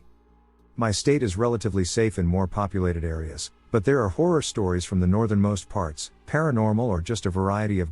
I walked by a house in the center of town, which I had walked by hundreds of times during the day, and thought nothing of it. From the backyard, I heard this horrific screeching growl. I really can't describe it any other way. It was unlike anything I had heard before, and while many nocturnal animals make demonic sounds, generally while being eaten alive by another critter, this just stopped me in my tracks. I saw movement at the corner of my eye and then heard that horrific screeching growl again come from the figure in the dark. What appeared to be an average-sized man started walking very slowly, and twitching. Everything about how he or it moved was just wrong. I could only see a silhouette, no features, but it appeared as if it had been ripped apart and sewn back together crudely. The figure then started to giggle. Ducking giggling. It was horrible. I yelled out to the figure, probably more for my own comfort and to make sense of what the duck was happening. "What the hell? Are you on bath salts?" And proceeded to walk on, hoping this was the end of. As soon as I turned my heel, the figure went in a full sprint right towards me. I jumped back and fumbled through my purse for my switchblade in case I wasn't fast enough. Then, just like that, he abruptly stopped running. Very abruptly. It was almost as if he ran head on into an invisible wall. I stopped running too. Curiosity will kill me someday. The figure was twitching and breathing heavily. It reminded me of a person's body language after breaking them up from a fight, just staring, shaking, and catching their breath. The figure had stopped right where the moonlight reflected on the ground and stayed in the shadows. I did the second dumbest thing of the night by pointing and laughing at it before booking at the duck home, staying in areas where moonlight led my way only. I doubt this was a skinwalker. I'm not in traditional skinwalker territory, but I'm also not Navajo, nor do I have any Navajo friends to educate me on these things. It's likely this was just a junkie high as a kite, but hell, if anyone else has experienced anything similar, please share. This is not something I would talk about lightly. My heart is still racing. Allow me to explain a few things. My husband and I just moved into a townhouse owned by a young couple. Friends of my husband's family's kid and his new wife. They have a young boy, too. But that might not be important. The wife and boy are out of town on a family trip to Canada. Anyway, we live in a very green part of Maryland. I've lived in this area off and on for many years. There are lakes and a ton of trees, but it isn't so far as to be anything but the suburbs. It's a nice place to live if you can swing it. Let's get to the meat of this encounter. I was on the main level of the house. This townhouse is strange in almost every way.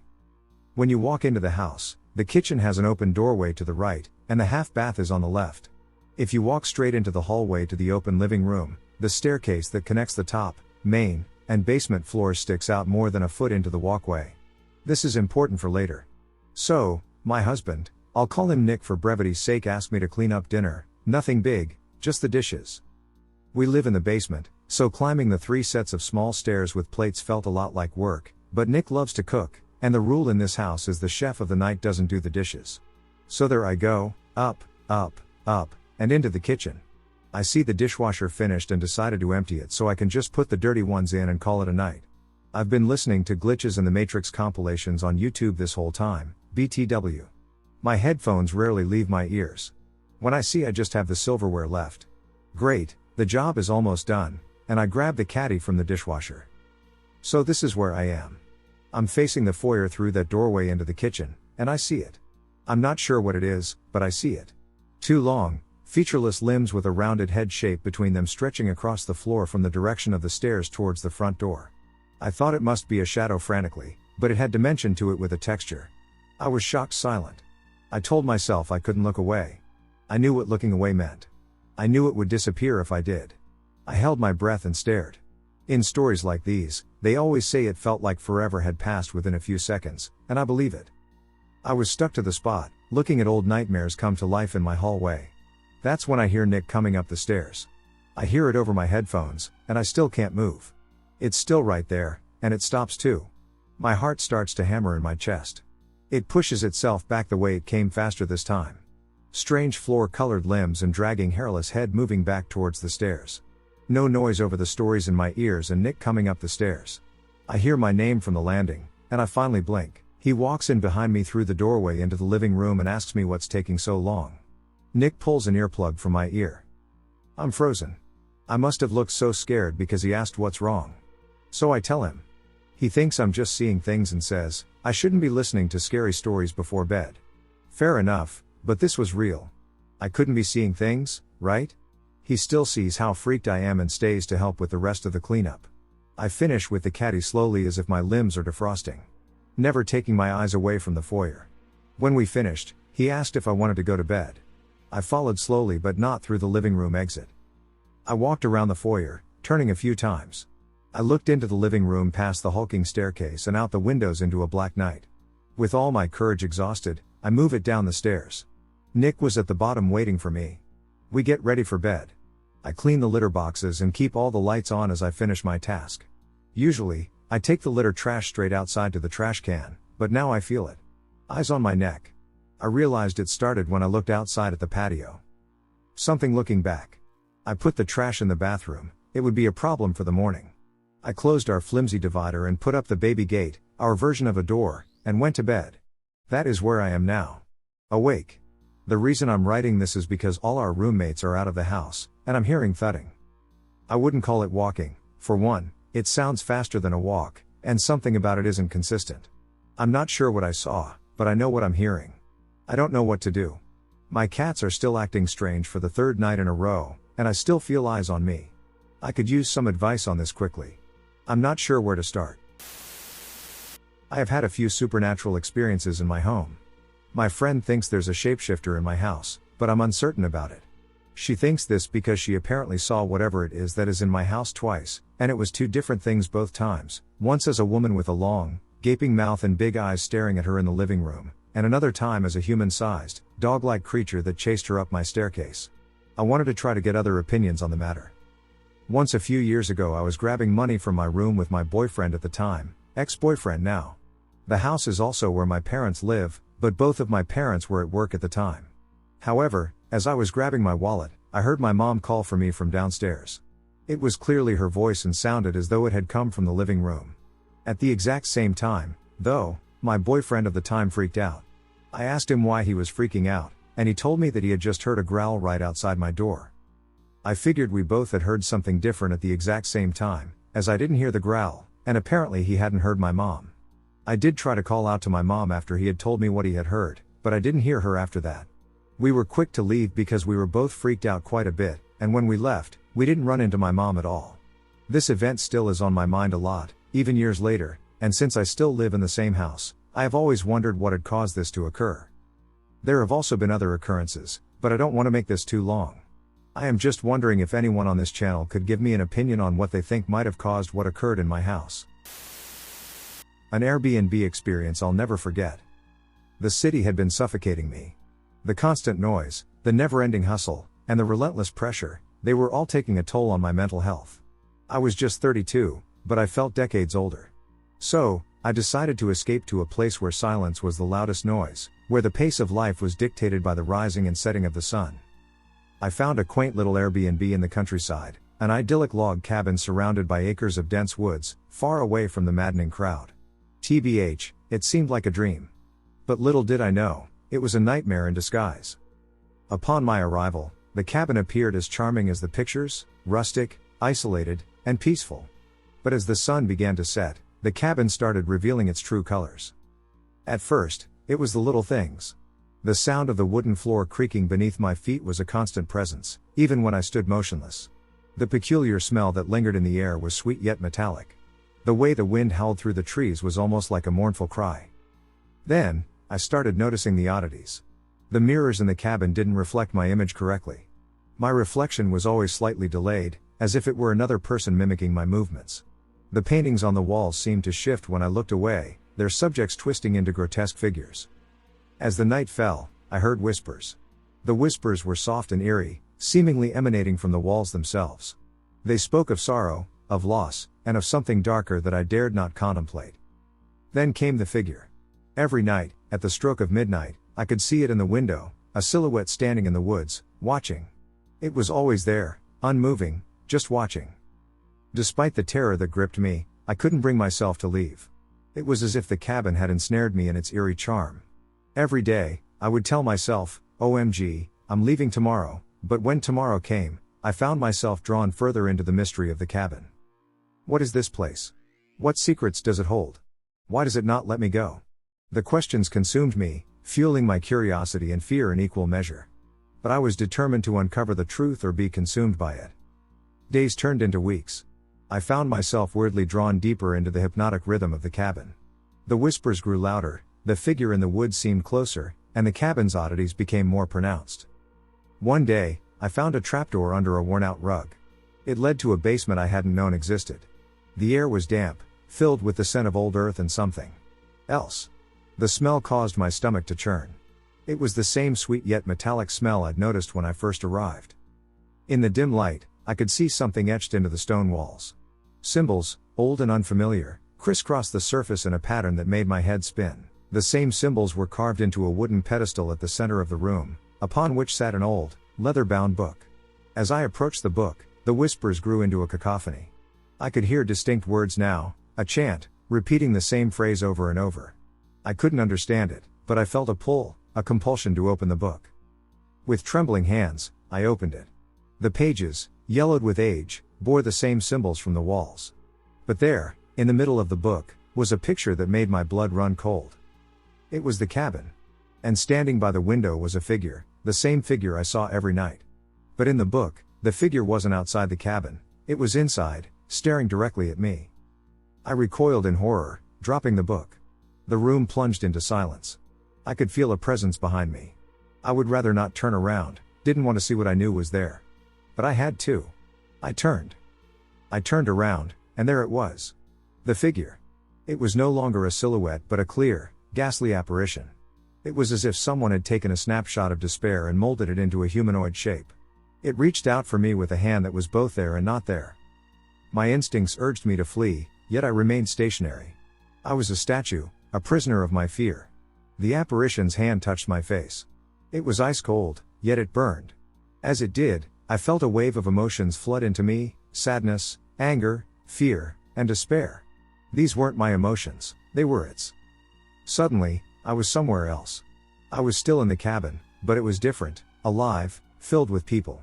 I was seeing through someone else's eyes, feeling their emotions, living their memories. I was the apparition. I saw the cabin as it was, not a building, but a prison, a place of punishment for those who dared to challenge the natural order. The apparition, I realized, was not a ghost but a prisoner, trapped in the cabin for an eternity. The memories became darker, filled with pain and sorrow. I felt every moment of the apparition's loneliness, every second of its despair. It was too much. I screamed, or at least I thought I did. The next thing I knew, I was back in the basement, the apparition gone. I left the cabin the next morning. As I walked away, I could still feel its gaze on me, but it was different. It was no longer a gaze of menace but of gratitude. I had shared its pain, its solitude. I had given it something it hadn't had in a long time, company. As I left, I glanced back one last time. There, in the window, stood the figure, watching me leave. But this time, it wasn't alone. Standing next to it was another figure, a familiar one. It was me. I had left the cabin, but a part of me would always remain, trapped in the eerie solitude, forever sharing the cabin's haunting secret. Chewbacca Man. One of my favorite Bigfoot encounters is I have a story in my past that I have never told, except to my dad and best friend, neither of whom believed me until this week.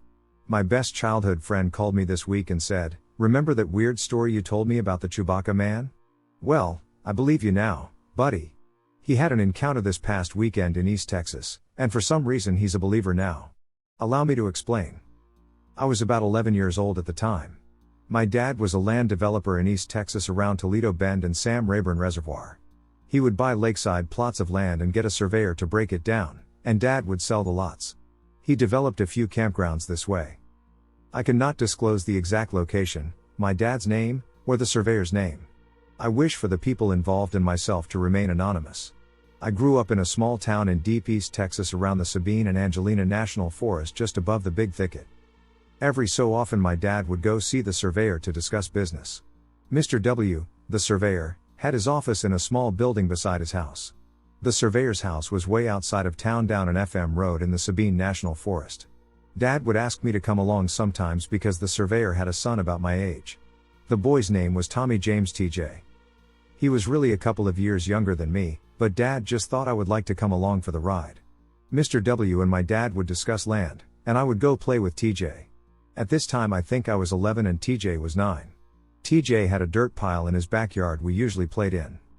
We were playing, and TJ suddenly said, "There's a Chewbacca man that lives down that trail there, pointing to a thin trail in the back left corner of his backyard. Do you want to see it?" TJ said. I said, "Chewbacca lives back there?" "Yes," TJ said, "he's a Chewbacca man." I remember laughing, saying, "Okay, sure, let's see Chewbacca." And we started down this little trail behind his house. I was surprised how far TJ was taking me. It seemed like we walked for a good while when we came upon this huge deadfall across the trail. I noticed empty Cracker Jack boxes and Little Debbie snack wrappers strewn on the ground in front of the deadfall. TJ said. This is it, I'll call him. TJ let out a long woo-oh howl. I was not even expecting to see anything. I thought we were just going to play make-believe even though I had outgrown that. TJ was younger, and he was a real country kid. He didn't go to my school. He did not attend my school. He was simply an unassuming child, yet I appreciated him because we engaged in activities such as playing with knives and using BB guns and bows. TJ let out another whoa-oh, and I began to hear cracking and footfalls behind the deadfall. This immediately caught my attention. The sound of walking and cracking grew louder. I said, TJ. What is that? He looked back at me and said, it's Chewbacca, man. I took a step back, and TJ, looking at the deadfall, in a soft voice said, come on, like calling a little puppy. The noise stopped, and I heard heavy breathing, like a horse. I thought he had called up a horse. A brief edge of relief came off of me. It was a horse. TJ sang, Chewbacca, gently calling him again. A few limbs began to shift and move in the deadfall. It uttered a faint, deep word, oh is what I remember. My moment of relief slipped away, and my stomach dropped. This is no horse. It was then I noticed the silence. My ears were ringing, it was so quiet in the woods. But there was something I will never forget.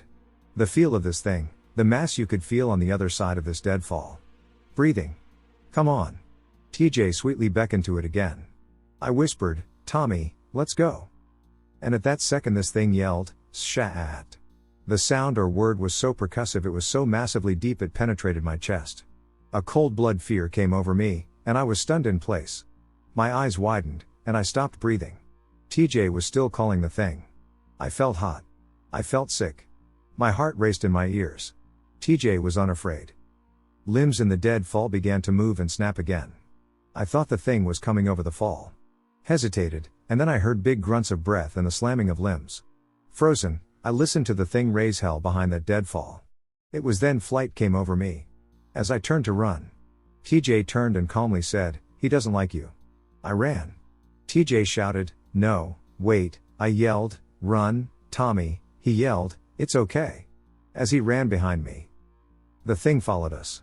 By the sound of the crashing brush, I realized it was running a wide circle beside the trail. It seemed about 20 or 30 feet out. I saw glimpses of blackness and its legs running, and it was big. It was so fast. It sounded like it was getting ahead of me. I began to panic and cry. It was going to cut me off. I yelled for my dad. Daddy. I could see the end of the trail into Tommy's backyard. Daddy, I yelled again. And then the thing stopped. Instantly. It had chased me all the way back to the house. I ran to the office building where my dad and the surveyor were. TJ came running in behind me. Out of breath and whimpering, I began telling my dad something was chasing me. TJ said nothing. Mr. W said, well, our neighbor has goats that get out all the time. I bet one of those old nannies got out. Dad could see I was really scared. He laughed and told me to go wait in the truck. I ran to the truck and locked the doors. TJ came slowly walking up to the truck. I told you there was a Chewbacca man, he said. I rolled down the window. Tommy. What was that? I said. TJ looked at me, he's the boogeyman, he's Chewbacca man. I rolled the window up, and my dad got in. As we pulled away, I saw Tommy walk towards the back of the house. Are you okay? You got chased by a goat? Dad said, petting me. No, Dad, it was not a goat. I told him the whole story on the way home, but I could tell he did not believe me. He thought a cow or a bull chased me out of the woods. About 6 months later, Dad asked me if I wanted to go to the surveyor's house with him, and I said, no. He was like, okay, just asking. He knew how I felt about that place. I never went back again. That's it. My dad passed away in 1998. We never spoke of it again. I told my best friend this story, but he didn't believe me either until this past weekend, when I received a call. My best friend is a deputy sheriff for a county in East Texas. I now live in the Dallas area. He was freaking out when he called. He told me to never say a word to anyone because he could get fired if anyone on his police force found out. We both have good jobs and good standing in our communities. We just can't come out of the Bigfoot closet and risk potential negative change to our livelihoods. I have kept my childhood encounter secret for so long. It's just been this strange, unexpected thing that happened to me those many years ago. My friend patrols the county at night. He sometimes goes to a stretch of road that is long, straight, very wooded, and far from any residential areas. He said it's a place guys like to go race, and there had been complaints from motorists that these kids racing were driving on the wrong side of the road and were going to kill somebody. Therefore, he has been patrolling that area on Friday and Saturday nights. He retreats into the woods along that road, shuts down his vehicle, and waits to attempt to intercept the racers. He said last Friday night he had backed up on an old dirt road and shut off the lights. He closed his laptop because it was too bright to see outside. His cruiser is a Tahoe. He said shamefully that after about 20 minutes he started to doze off. Then he woke up when a call for another officer came across the radio. He sat up and took a drink of water, and when he put the bottle back in the holder, he was startled by a dark face staring in his passenger window. He said there was fog on the window from its breath. He exclaimed, "Man, I thought I was staring at the face of a devil." He described how the face pulled back in disgust, baring its teeth. Then, all he could see was a mass moving in the dark. He hit the lights. He said, "I hit every light on that cruiser." Then, through the window, he saw the black mass moving toward the back of the cruiser. He looked in his rear view and saw its back as it walked calmly away from the lights. He said it was covered in hair and was well taller than the Tahoe. He was about 7 feet tall but looked stooped. He hit the gas and tore out of the dirt road and onto the main road. He turned the Tahoe around to face the dirt road again. He hit the siren a couple of times and started down the dirt road at about 10 miles an hour. He activated his high beams, spotlight, and cherries. He scanned the area where he was and drove down the road for about a half mile. Nothing. He said he was so scared. He turned back around and headed back to the main road, never seeing anything again. The thing was gone. My friend told me he had never been so frightened in all his life. It creeped him out like nothing he had felt or seen before. The dark face had high cheekbones, and its eyes were sunken in, and he only saw black shiny marbles in the sockets. The mouth was wide, but its lips parted, and he saw teeth as it pulled away or stood upright from staring down into the window. It looked angry. He said what really got him was the fact that he had no idea how long the thing had been watching him. He couldn't believe what he saw. He said it was incredible. He was shocked that this had happened to him and that something like this existed in Texas. He said unless it was a 7-foot man in a ghillie suit on a deserted road deep in the woods at 11 p.m. on a Friday night, then it was a Bigfoot. The Cornfield creature. I used to work at a cheese factory on the edge of a cornfield in southwestern Minnesota. In the summer of '04 or '05, it was summer heat and less work around, so it made work easy, but management wouldn't let us not come to work, so we would show up and mess around all shift.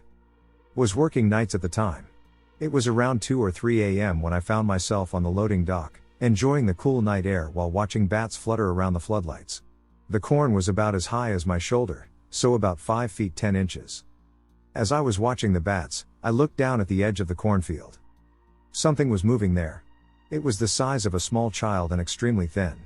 It was pale, with what appeared to be a head of straight, black hair. It moved in a sort of jerky gait, like someone dancing the robot badly. It moved in segments, first the legs, then the hips, followed by the torso, shoulders, neck, and finally the head. It was looking back into the cornfield, or at least I felt like it was. I felt prickly all over. I didn't know what it was. I thought it was a heron or something at first, but it looked too much like a person. It didn't move like a person, though. Gradually, step by step, it moved toward me. Letting my curiosity better my fear, I moved toward the edge of the dock, which was raised a few feet off the ground to connect with semis. When I got within a few feet of the edge, the thing looked at me. I was paralyzed. I had the option to flee, yet I found myself caught between a state of terror and intrigue. It moved, its face still pointed at me. It ratcheted its body in that disconcerting, jerky movement toward the cornfield and went into it. I tried to watch where the field moved as it passed, but the corn remained perfectly still. I noticed that all the crickets were silent. After a few minutes, nothing happened. I stood out there for an hour, but it never came back. I never saw it again. When I was a kid, I had an experience that, as I got older, I attributed to sleep paralysis or something, but the experience lasted for what felt like hours, or at least well more than a few minutes. And in my life, none of my sleep paralysis episodes have included any visual phenomenon. I was scared and went to my parents' room to ask to sleep in their bed, also seems to rule out sleep paralysis since I had been up walking around. I lay in the middle of them. They had a big wooden beam that crossed over above the bed between a very high ceiling. Anyways, a small creature, which I initially referred to as a gremlin due to its size and ability to stand on 2 legs, was sitting on the beam. Now, I would more accurately describe it as the size and shape of an owl. The creature was clad in a cloak and hood reminiscent of a Grim Reaper. Nothing about this thing was visible except the cloak/hood, like I could not see a face or body parts, but I could see that it was standing up completely still with the hood up and the cloak thing grazing the beam. The face area under the hood was just pitch black. It stood on the beam directly above me, staring at me, though I couldn't see its face or eyes, while I sat stiff, frozen, afraid to move for so long that my muscles cramped. Eventually I gained the courage to pull the blanket over my head and lay awake for hours. When I did finally sleep and wake up, nothing was there in the morning.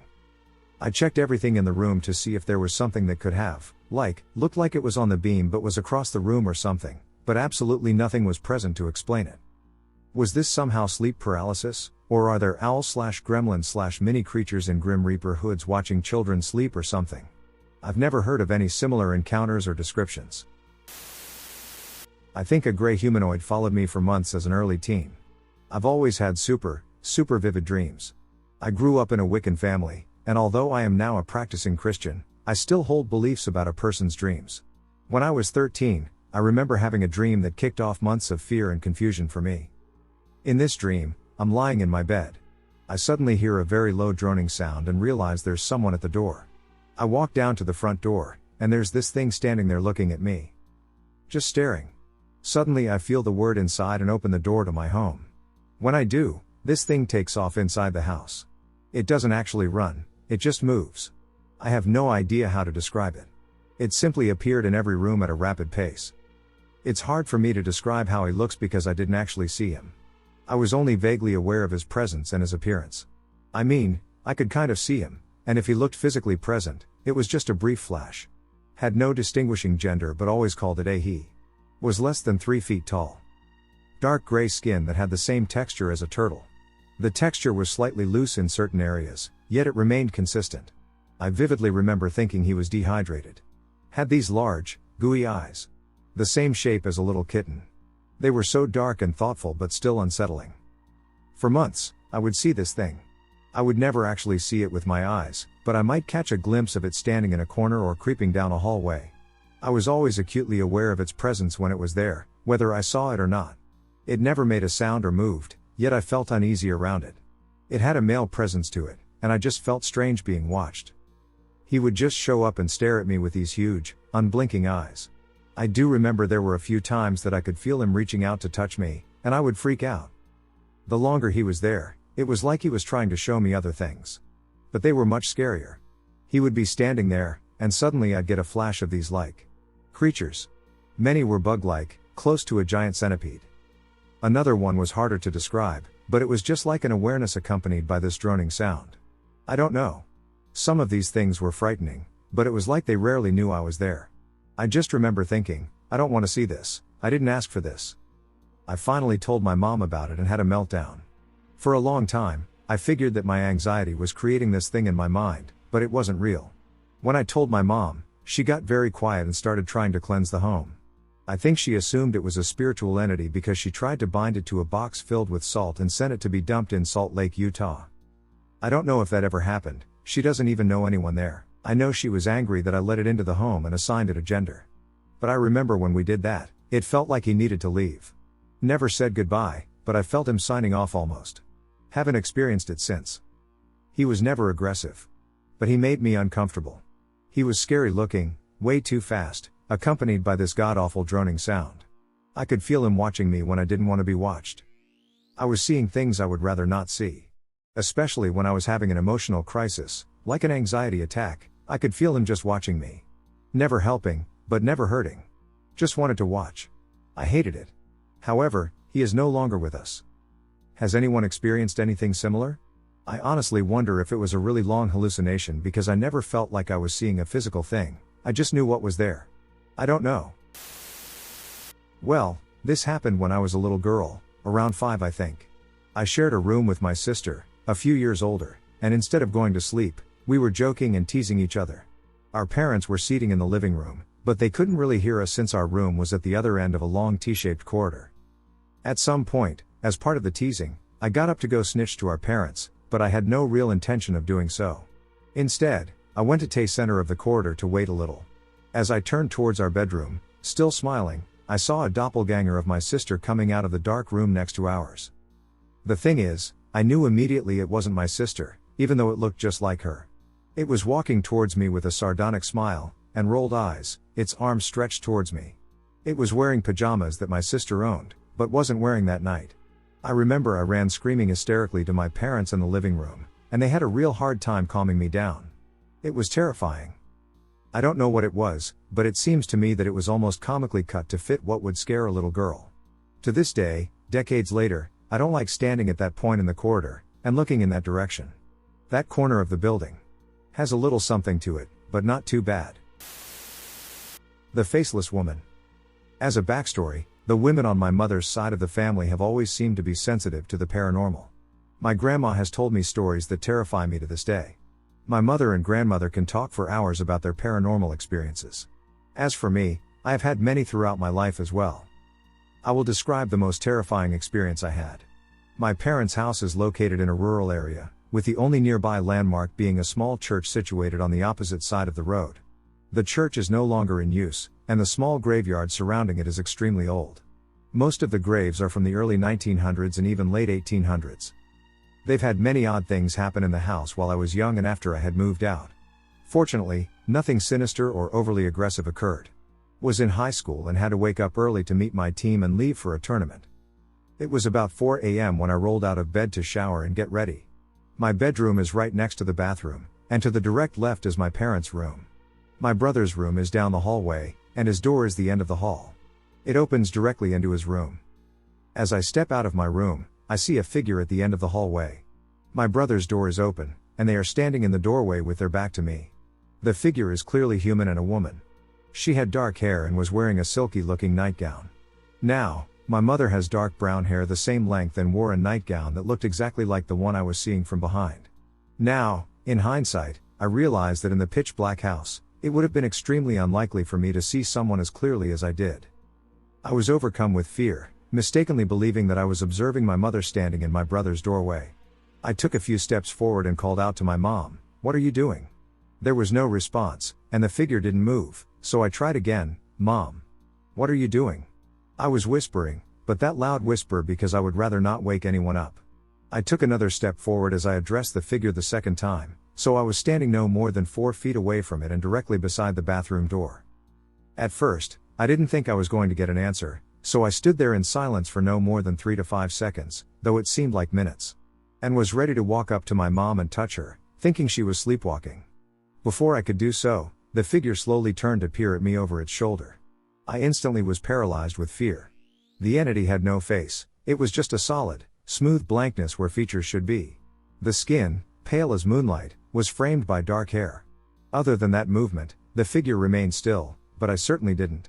Managing to recover my ability to move, I ran sideways into the bathroom, flipped on the light, and screamed for my mom. She, of course, heard my terrified scream and soon joined me in the bathroom to ask what was wrong. I explained it to her, and she seemed a little shook by it as well. I didn't feel any bad feelings during the encounter or even when it turned around. There was no malice either, so I don't think it was there to harm. Anyways, that's my most vivid and scary experience that I have never shared before. I love reading others' personal experiences with the supernatural and would love it if you posted yours in comments. The shadow being in my bedroom, 1997 to 1999. Let me start this off by making it clear that I'm one of those people who very much needs to see something to really believe it. As much as I enjoy hearing about people's unusual encounters, I always approach these stories cautiously. The human mind and human senses are very fickle things at times. That being said, I am open to the idea that there are things in the universe that we are either unaware of or have yet to see. It's a big world out there, and humans haven't been around for very long. Anyway, listening to some of the stories here has caused me to remember something from my childhood that I'd buried away. To this day I can't really explain the things I saw or even prove that they happened. I'll try my best to recount things as clearly as possible and let you guys decide what you think. My parents' house is a craftsman-style home built sometime in the 80s. It was custom designed by the original owner, who was an architect/engineer. It has several open areas with lots of natural light coming in from skylights and big windows. My parents moved in around 1992. I was born in 1994. The main event of this story happened between the years of 1997 and 1999. I was 3 to 5 years old. As far as I know, my house and the property it's on have no fascinating history whatsoever. It's not a historically significant site, although the area I'm in did have some Civil War activity. Basically, it's just a normal spot as far as I know.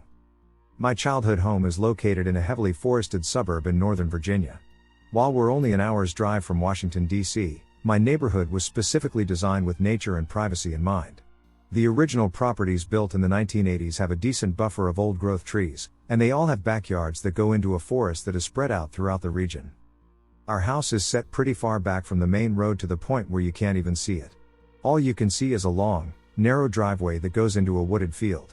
Old-growth forest surrounds us on all sides, making us relatively isolated compared to most homes in the neighborhood. As a result, things are pretty quiet around us. My bedroom at the time was located on the second floor. It was at the end of a short corridor to the right of the top of the stairs. Our bathroom, my dad's office, and my room were located in that area of the house. When the bedroom and office doors are open, the corridor receives minimal natural light, making it a typically darker area in the house. For as long as I can remember, I would either turn on the corridor light or walk as fast as I could through the corridor. I never liked the dark and would constantly try to avoid dim areas when possible. This fear was largely caused by an entity that I can only describe as a shadow being. While I can't remember when I first became aware of it, it only appeared in my bedroom and in my presence. It would be a regular part of my evenings for a year of my early childhood. We had a lot of night lights throughout the house, and my room was no exception. I found their glow comforting, and my room had some teddy bear-shaped ones that I liked a lot. Their coverage wasn't perfect, however, and there were dark areas, particularly in the corners. My earliest memory of the shadow being involved is one of these dark corners. I recall waking up in the middle of the night and finding myself drawn to this specific corner near the door. It's important to note that I had some excellent vision as a kid. I could spot snakes hiding in tall grass from several feet away and always find spare change on the ground. I was very perceptive of small changes and movements. Right from the start, I noticed something moving in the shadows. While I am now aware that the humanoid tries to fill dark voids with shapes, this was something different. It was almost like something had wrapped itself in a cloak of darkness. The edges of the shadow moved with none other than what can be described as sentience. It appeared like the glow of the nightlights would shift away from wherever this thing would move. It largely stayed in the corner, but the shadows spread and moved in ways that simply weren't possible.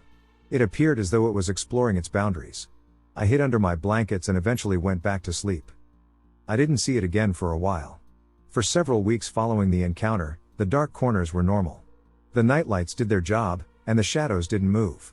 I think I tried to mention it to my parents, but they chalked it up to me being a little kid. I was only 3 after all. But, after a while, it visited again. I'd been monitoring the corner every night before I fell asleep. What tipped me off that it had returned was that the corner appeared darker and more substantial than before. Rather than darkness being the result of the absence of light, the corner was dark because something was keeping it away. Like it was before, it was extending and retracting from the corner. Something in my gut told me that what I was seeing was not natural. Like before, I eventually drifted off to sleep while it did its thing. The visits would become more frequent as time went on. What started as encounters separated by several weeks turned into a regular nightly event. Over what I now understand to have been half a year, the shadow had managed to extend itself about a foot from the corner in either direction. While I was afraid of this thing, I didn't feel threatened by it. I didn't like that it was there, but I had started to become used to its presence. This would eventually change for the worse. When I asked my mom about this period of my life, she remembered that I wasn't getting very much sleep and that I would sometimes talk about the thing in the corner. She reasonably assumed it was just a little kid's fear of the dark. She did, however, note that this is when I started having her stay with me when I went to bed. Apparently, I would keep her up until 2 a.m. to 3 a.m. while she held my hand. If I woke up to find her gone, I would start crying and call for her again. I continued this habit until I was approximately 5 or 6 years old. For years, I've chalked the behavior up to me being a bit of a needy and demanding child while growing up. Now, I'm starting to think I had a reason for this behavior. After about a year, the shadow had been coming every night for several days. However, something immediately felt different about this particular evening. The corner was a lot darker than I had remembered it, and the shadow was particularly active. Previously its movements had been steady and lethargic. It would take a while before it managed to reach its limits. But this time, it had already fully extended itself within moments. Its movements were a lot quicker and somehow more purposeful. I'm not sure what caused the change, but I do remember being overcome with a sensation of pure dread. The shadow had begun to extend itself up the wall. Instead of stopping where it usually did, it simply kept going until it reached a height of about 6 feet. What had initially started as a shapeless blob now resembled a tall, slender being with an oval head and skinny limbs that ended in stubs. Then I felt its attention focus on me. It didn't have eyes or any noticeable sensory organs, but I felt that it was looking directly at me. For what seemed like an eternity, I was frozen in fear. I just wanted to get away from it as fast as possible. Even though I was terrified, I couldn't find the will to call for my parents or even start crying. Eventually, I managed to scream for my mom. My parents' bedroom was right on the other side of the second floor, and I could always hear the floor creak when someone was coming to my room. As soon as my mom was headed towards me, the shadow being started to vanish back into the corner. It was gone when she entered the room.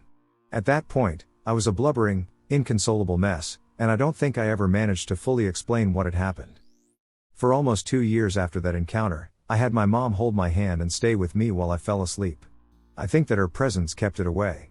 Eventually, I was able to grow out of the phase and fall asleep on my own. I never saw the shadow being again, and it has not returned as far as I know. I moved to a bedroom downstairs, and my mom has turned the room into her own personal office. To this day I feel slightly uncomfortable in that room, even during the daytime, and sometimes feel like I see shadows in odd places while I'm in there. Neither of my parents has ever told me about seeing odd things around that part of the house. To this day, I still don't know what exactly it is I saw. I realize that since it happened when I was so young, there are probably facts that I'm remembering incorrectly. That being said, I've never quite been able to explain or scientifically justify what I saw. I can still vividly remember what the being looked like. I don't think it was an evil presence, but it wasn't human either. Anyway, if you've made it this far, thanks for sticking with me. Maybe you'll be able to make better sense of this than I can. Humanoid. Since I was very young, I have had encounters with a lot of different what I call beings. I go through periods in my life where I will have these experiences, and then there are periods where I don't. The beings that I have encountered are a wide variety of what would typically be called non-terrestrial beings, ghosts/spirits, demonic entities, orbs, human hybrids, shadow beings, and entities that reminded me of fairies. I've had experiences where everything, trees/water, etc., was alive, and I've had strange dreams where it was as if I had been sent into the past, etc. I do not expect to change anyone's opinion on this topic, nor do I expect everyone to believe me. To be honest, I am constantly questioning the reality of these experiences myself. I'll even second guess them the moment after they have occurred. So here I will include just a couple of the most important experiences of mine/most memorable. What I will write is the truth to the best of my ability. Please note that these experiences are kind of difficult to explain because a lot of the interactions are done via thoughts and feelings and flashes of images. First example, translucently blue, which I used to encounter as a child. This being was a young male who would visit me in my room. Generally, these experiences were positive, although the only memory I still have of this being is an experience where I was terrified. The being was human looking but blue in color, the outside parts of his body were most defined, and he got more translucent further in. Second example, the orb and the lion-looking humanoid experiences occur in a dreamlike state. This lion-looking humanoid I have had several experiences with. He always comes with messages about me needing to focus on the positives and being more spiritual, etc. The most memorable experience is the most recent, where an orange orb led me to several locations, finishing with taking me to this entity. An orb was being used to lead me to this being. Third example, alien-human hybrid. This one was also in a dreamlike state. I've only had one experience with this being, but it's one of the strangest. In this experience I was again led by an orb of light, and it took me into what felt like a room with a large screen in front of me. On the screen was a male humanoid. He was obviously not fully human but was part alien. Anyway, this was strange because the alien would communicate with me by either putting a thought in my head, by seeing flashes of images, or by a combination of both. It also felt like he was answering my questions before I had even finished thinking them. I will not go into our discussion currently, perhaps later. Fourth example, a strange experience happened to me in the reflection of my mirror. In this experience, there were serpent/amphibian looking entities with large yellow eyes with vertical slits. Some wore headdresses reminiscent of ancient Egyptian pharaohs. I also saw a tall, white-colored alien with a long neck, dressed in a blue outfit, accompanied by a short, typical-looking gray person. There were other beings there, but I cannot remember what they looked like. Here are just some quick examples of experiences I have had. I was 7. I know my age because my family and I went on a trip, and I was in the 2nd grade. Also, my brother was an infant. My stepfather was trying to teach me more responsibility at the time because he thought that I needed more discipline. It sounds slightly harsher than it is, although he was asking a bit too much of a 7-year-old. We were in one hotel room and were upgraded to a nicer one by the swimming pool. I was to help bring all of the lighter things, and my stepfather was to bring the heavier things, like the suitcases, to the new room. Sadly, I was unable to locate the new room at all. I found myself completely lost. Really lost. No number. I tried going back to the old room, and that room number didn't exist, either. The room numbers literally skipped on both floors when I put my hand on the door. I waited by the elevator and didn't see my stepfather come in or out. I was panicked. I didn't see anyone on any of the floors except by the pool. I saw people by the pool, but I didn't talk to them because they were silent. What pool area has a lot of people and no sound? Even my child's brain knew that wasn't right. I didn't go to the lobby because it was a big convention center, and it was a bit of a maze. I knew I couldn't find the lobby. I went back to the elevator to wait again. I didn't know how long it had been. It felt like a long time. I was still by the pool. I started to cry. All of a sudden, the elevator dinged, and sound came rushing back to my ears. My stepfather stepped off of the elevator, and I was relieved. I got into so much trouble. He said that he had been moving things for half an hour and that he didn't believe me when I said I was lost because, according to him, the whole time I was staring at the pool at one end. He said I looked like a statue. A while later, when I calmed down, I asked why he didn't come to get me if I was just staring at the pool. My stepfather said because he wanted to teach me a lesson that if I wouldn't do the work, I wouldn't get to play. My stepfather meant that I wouldn't get to go swimming. I didn't go swimming that night because I didn't help move. I noticed that the room numbers were missing. I don't think I was in the same dimension. If my stepfather wasn't so determined to teach a 7-year-old a lesson, I have always wondered what would have happened if he had tried to tap my doppelganger on the shoulder and told her to get back to work. Something has followed me since childhood and has taken a huge interest in me. When I was born, my parents rented a small house until I was roughly 2 years old. The only memorable thing mentioned to me was my mother hearing an elderly woman soothing me when I was sick, and when she walked into the room, everything that had been left out was put away. They believe they caught her in a picture, but I would have to dig around and find it next time I am there. Anyway, we then moved into a house that my great-aunt had found for us. This was around 93 or 94. I remember being terrified of being alone anywhere in the house. I remember waking up to voices, having very vivid dreams, and seeing shadows.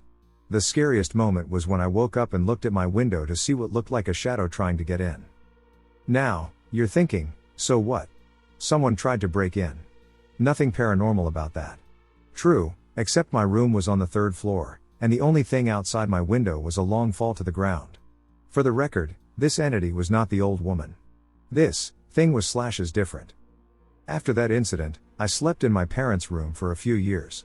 I was terrified.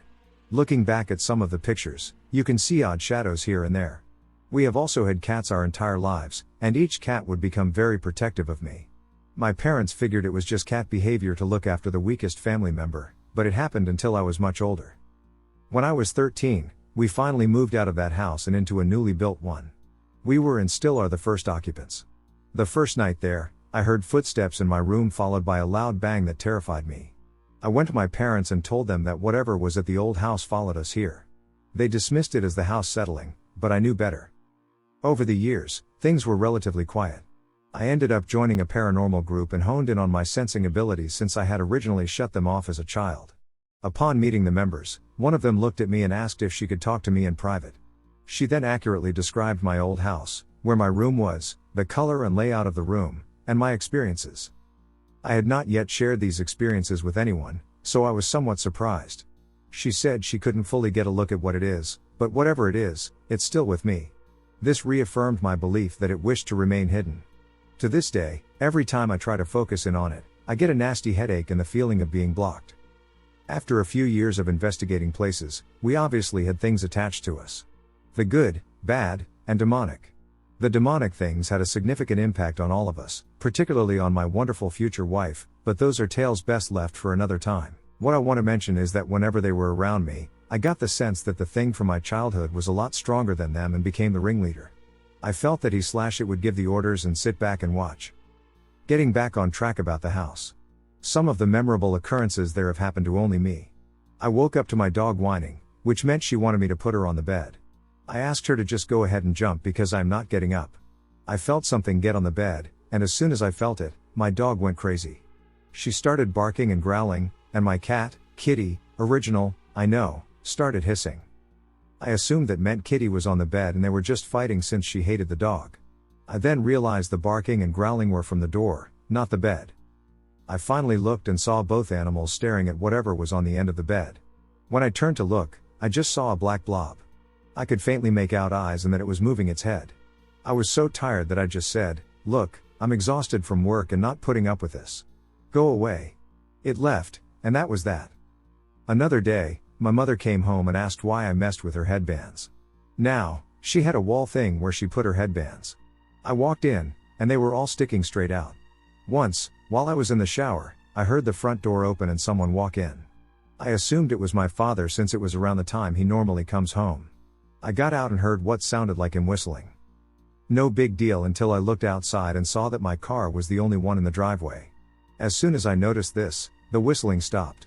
I immediately grabbed 2 knives and checked every room in the house, as I was certain someone had broken in. I found nothing, and as soon as I put the knives down, the whistling started again. At that point, I bolted and called my dad and said, "Look, either it's a ghost or someone broke in, so good luck." Since I worked the night shift, I would come home around 4 or 5 in the morning. I have walked in and heard someone say hey. I would respond and get nothing. I have seen a woman in the kitchen who looked like my great aunt. My mother was sick and sleeping downstairs, and when I walked in, a voice whispered, "Shh, she's sleeping." I have had the front door yanked out of my hand. I have even seen the deadbolt turn by itself. I have walked in on conversations only to hear, "Shh, he's here. Be quiet." Now, those things I can deal with, but whatever followed me from the creepy house pretty much stays in one room. Everyone I have ever brought over has said that the room feels heavy and off. Even my parents don't like being in there for more than a few minutes. I have figured that if you knock before entering, the atmosphere seems lighter. I have since moved out, and the first thing I said before leaving was, "You are not to follow me. I don't care if you stay here, but you are not going with me." Interestingly enough, my parents don't experience anything. At least, they won't openly admit to it. They hear the occasional bump and walking every now and then that we know is Kitty. She passed roughly 2 years ago. We had her for roughly 20 years, but she was already around 2 when we got her. Thanks for listening. I have a lot of paranormal experience since I'm still a little kid. It's hard to decide which one I should share. But I will share these 2 experiences. The first one is actually my so's experience just 2 days ago, so I asked his permission to share it. So, he was home alone just with his kitten. Both were in his room. Mom and little siblings were out of town. At night around 9 p.m., he heard a voice calling out from the living room. He described it as a middle-aged woman calling for him. Not calling out his name, but in an honorific term used to call an older brother in my native language, Bang. The voice goes like, "Bang?" Following that, he heard 2 loud knocks on his door as if someone forced him to open it. He panicked and ran to make sure he locked the door. He finds the door already locked. He also mentioned that he saw no shadow under the door, indicating that no one was outside. His gate is also locked so no one could go in to knock on the door. Even if someone was climbing the gate, he would have heard it, which he didn't. On to the second story, which I experienced when I was around 11 to 12 years old. A doppelganger one. That time, I was in a boarding school. I went down the stairs heading to the canteen. On my way down, I saw my friend A go up the stairs. I greet her, but she doesn't react, and she has this super weird poker face looking down at where she walks. I didn't think much about it until I arrived in the canteen, where I saw my friend A. "Didn't you just go upstairs? How did you get back here again so fast?" I asked. But she said that she hasn't left the canteen at all. And that's it. I can share more if someone is interested. I have a lot to share but I'm afraid to make my own post, haha. Shape-shifting cat? Possible demon/voodoo? You tell me. I know this might sound crazy, but is it possible that spirits can take the form of animals? This is a bit of a long story, so buckle up. This takes place in the Caribbean and is actually my grandmother's story. My grandmother was in her late 20s to early 30s when her father remarried. She says he remarried a witch who cast a spell on her, causing her to nearly lose her life and to be haunted by a spirit or demon. She and 4 other people were walking down a narrow dirt path. This path was big enough to only walk in a single file line, and she was at the back of it. 4 people walked the same path all barefoot and went unharmed. She, however, stepped on a rusty nail and ended up in the hospital, nearly losing her life. To this day she's not sure how she was the only one to step on it. This doesn't seem too scary, right? Well, it continues. A few days back from the hospital, her mother-in-law was dropping her home. As they drove up to the house, they saw a large, fluffy pigeon sitting on the porch. Pigeons aren't common here now, and we rarely or never see them. Her mill told her not to touch it and that horrible things would happen. So she walked up to the porch and put a milk crate over it. When her husband got home a few hours later, he shot and killed it. The next day a black cat started to hang around the house. This was strange because they had outdoor dogs, and the dogs highly disliked any cats. She called her mill and asked what to do. Her mill told her to not touch it either. Over the course of a few weeks, the cat still hung around. The strange part is that the dogs wouldn't even see it. The cat started to scream and make noises during the night, and the dogs would still act like it wasn't there, like it didn't exist. One day my grandfather opened the door, and the cat ran inside. My grandmother ran into the bathroom to hide while my grandfather tried to chase it out with a machete. My grandma slightly cracked the bathroom door to see it jump through the window. The window was open, but a screen prevented anything from going in or out. She walked to the window and saw the screen was intact and not a single puncture or slit was there. The cat went as small as a pin to leave the window. The cat sat on the cistern at the side of the house, and my grandfather took his shotgun and shot it. They immediately went outside, and they said there was no carcass of the cat. No fur. No blood. Nothing. Instead, the spot where the cat was shot was only ashes. She described the charred spot as if it were a piece of burnt newspaper. Any suggestions or explanations? I have more stories if you're interested. My paranormal/slightly demonic encounters. I apologize for the length of this, I really do. But this is a lifetime of ghost/probably demon encounters, so I promise it's worth the read. I don't even know where to begin. So at the time these stories took place, I lived in Cache Valley, Utah, and more specifically an area called the Island in Logan. The island is a valley surrounded by tall hills. It's a really beautiful place to live, a lot of trees, and a lot of interesting history. However, having spent my entire life here, I am well versed in the local lore, including details that were kept secret to maintain a certain image. There was a huge Indian massacre in that area many, many years ago, and there are a lot of abandoned homes and churches that haven't been touched since before I was born. The whole place has always had an energy that's a little bit off. Okay, now to my dad's house, on the island, which is where my stories took place. When I was 8 months old, my dad, who was building an extension to our house, fell off the roof and broke his neck. He survived. However, his accident left him with severe effects. He lost much of his quality of life and has been suffering from physical and mental illness ever since. My mom has always been really sensitive to paranormal stuff, and I've picked that up from her, and my dad has never believed in any of that spiritual shit. While my parents were still married, got divorced when I was 3, my mom experienced next level scary ass shit when she saw a little girl with black hair in the corner of the bedroom they were staying in. She saw her again on another night, except this time she woke up to the little girl crouching over her as she lay in bed. I guess I should say that's where it all started. We all believe that this paranormal stuff happened because of the fact that my dad is a very negative and depressed person who just attracts that kind of energy. More than once my brother has walked past his room and seen a black shadow standing by his bed. When my parents got divorced, my mom only moved across town, and I saw both equally, so I stayed with my dad half of the time. We lived in the old house, built in the early 1900s, before moving into my dad's extension. When I was 3 and my brother was 5, we shared a room with bunk beds. He remembers seeing what I can only describe as, when we were older he drew it for me, it was scary as hell, a humanoid figure with spiked hands, elbows, feet, knees, and head walking past our room and through the bathroom wall. Eventually, we got the extension home to a point where we could live in it comfortably, heat, air conditioning, insulation, plumbing, etc., but it remained unfinished on the inside. The living room had cement floors, while the rest of the house had plywood floors and stairs, the walls had insulation, and some rooms had drywall. So by default, this place was creepy as hell. Once we moved everything into the extension, we tore down the old house. I was about 9. At this point, everything began to unravel. While we were digging up the backyard to build a shed, we found baby clothes and ashes along with a bone that we all dismissed as a cow bone. I'm guessing a little girl aged about 2 or 3 was cremated and buried here before my dad bought the house in the 80s. The little leggings were blue with light blue flowers, and the shirt was white with little pink flowers embroidering the edges. Even my dad, a guy who refuses to believe in anything supernatural, said that when he hit that area where the clothes were buried, a wave of depression and pure grief washed over him and then left as fast as it came. For the rest of the day, my brother felt as if something had attached itself to him, but once he reburied the clothes in the ashes in the far corner of the yard, he felt fine. Another thing we found while digging up the old plumbing was a set of stairs leading under the extension we had built, meaning the stairs had been hidden there the same time the old house was built. My dad and my brother were super excited because they thought it was way cool, but I hated it the minute I saw it. It led into a small crawl space that my dad convinced me to explore with him. All I remember is cobwebs and a really chilled feeling I had until I left. I never went in it again.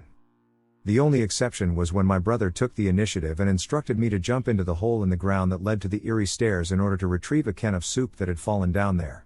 I asked him why he shouldn't just do it, and he asked me to do it for his friend, who I really liked, that was there. After I jumped in, they threw a piece of plywood over the opening and sat on it so I couldn't get out. Now picture this, you're in a pitch black tunnel that leads to a set of hidden stairs, and you get an extremely uneasy feeling. I remember standing below the hole, screaming at them to let me up, and then I fell silent because I felt something coming towards me. I looked over my shoulder and couldn't see anything, but as it grew closer, I got more desperate because I could tell whatever it was not something I wanted to encounter. I started shrieking, and they finally let me out. I think this was the first time I ever said "duck you" to anyone. The rest of these stories, except the final one, are just kind of little things that happened over time before reaching the climax event that made me move out ASAP. When I was about 10, I woke up in the middle of the night and saw the silhouette of a really, really tall man standing by my bed. I didn't feel scared so much as creeped out. I asked it to go away, and it did. I realize now that whatever it was wasn't evil so much as just curious. For a few years I would wake up every now and then and see something, not the tall man's shadow, something different, by my bed. Usually it would lunge at my face and then disappear before I was fully awake. For a while that was the only thing that I encountered until the following happened. One night when I was about 13, I had just folded everyone's clothes, and I was carrying a stack of my brother's clothes up to his room. In this house there are no overhead lights, just lamps that you have to individually turn on and off. I walked into his room and opened the door. When I was reaching for his lamp, I heard heavy breathing coming immediately from the right side of my face. I couldn't see anything, so I just threw the clothes in that general direction, because that's going to stop a child-eating demon, and nope the hell out of there. I casually asked my dad where my brother was, and my dad said he was at a friend's house. When my brother came home later that night, I told him what happened. He was, understandably, pretty freaked out about that. That night he woke up at about 3 in the morning and saw a boy who looked like he was from the 70s with some sort of ticket in his hand. He told my brother to go out into the backyard. My brother was like, hell no, but he walked to the bathroom and looked out the window that faces into the backyard, and it was pitch black even though the moon was bright that night. Definite nope, and he went back to bed. The following story was the last thing I encountered at my dad's. This was a few weeks, maybe a month, after the breathing encounter. My brother had just gotten a PS3, and my dad got him Guitar Hero. This was during the time when Guitar Hero was at its peak, and I dedicated my entire night to mastering every level. I remember this as if it was yesterday. I started to get an uneasy feeling all of a sudden and looked up at the clock. It had just turned midnight. I had school the next morning, so I decided it was about time I went to bed. All of the lights were off in the house except for the glow of the television. When I looked up the stairs before turning on the lights, I thought I saw black figures running up and down them. I didn't know if this was just an illusion because I had just been looking at the bright TV or if this was something else. Either way, I got freaked out and turned on the lights. Now, like I said before, there are no overhead lights in the house, so in order for me to go upstairs, I would have to turn off everything downstairs first, walk up the dark stairs, walk down the dark hall, and then into the bathroom, where I could finally turn on a light. So I go to the bottom of the stairs, my uneasy feeling growing. I took a deep breath, turned off the lights, and started up the stairs. As mentioned before, the stairs are unfinished wood, and I could hear obviously something running up them extremely fast behind me. I flipped my shit and sprinted up the rest of the stairs and down the hall. I slammed the bathroom door closed and flipped on the light. Right after the light turned on, I heard, loud and clear, what I can only describe as shrill, maniacal clown laughter right outside the second-story bathroom window that looks out into the backyard. There's no ledge or roof below it, so it's impossible that someone was playing a joke on me. Whatever made the laughter was floating 2 stories off the ground.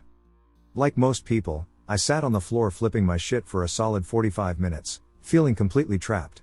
But I knew I couldn't spend the night on the floor or anything because my dad would be like, "WTF are you doing?" And I couldn't tell him because he does not believe in this stuff and would think I was making it up for attention. So I got ready for bed and flung open the bathroom door and sprinted to my room. I heard whatever it was behind me, running faster than humanly possible, but I made it to my room in time and slammed my door shut only to hear a huge crash. I looked behind me, and my full body mirror shattered without being touched. I mean shattered. It felt as though someone had punched a hole through the center. I went to bed that night with a cold sweat, shaking so hard I couldn't fall asleep for hours. But all of a sudden, the terror and depression that had been gripping me that night went away. It just disappeared, and I slipped into a deep, dreamless sleep. I permanently moved into my mom's after that, and I haven't slept at my dad's house since. I'm now 19, and my brother is about to turn 22, and we are both in college. We will sometimes talk about what we experienced there. We made a pretty chilling discovery the other day, which neither of us had considered before. You know how animals can see and feel things that humans just can't?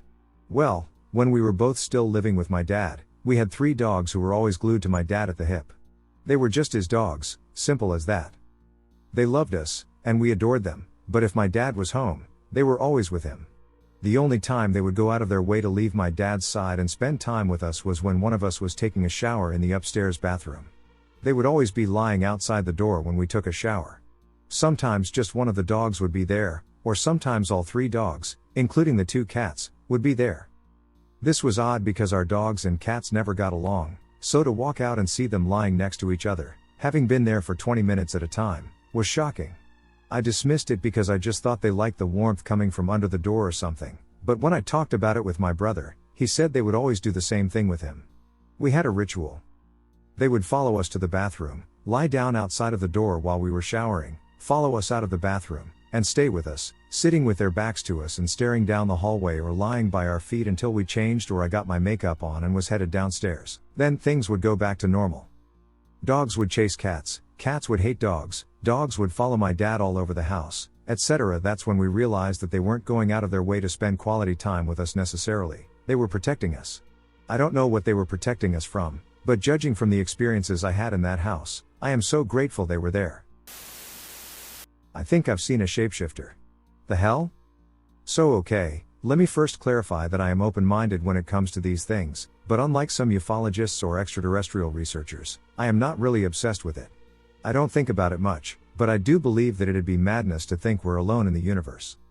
Anyway, let me get to the point. Today, I walked to the bus stop to go to uni.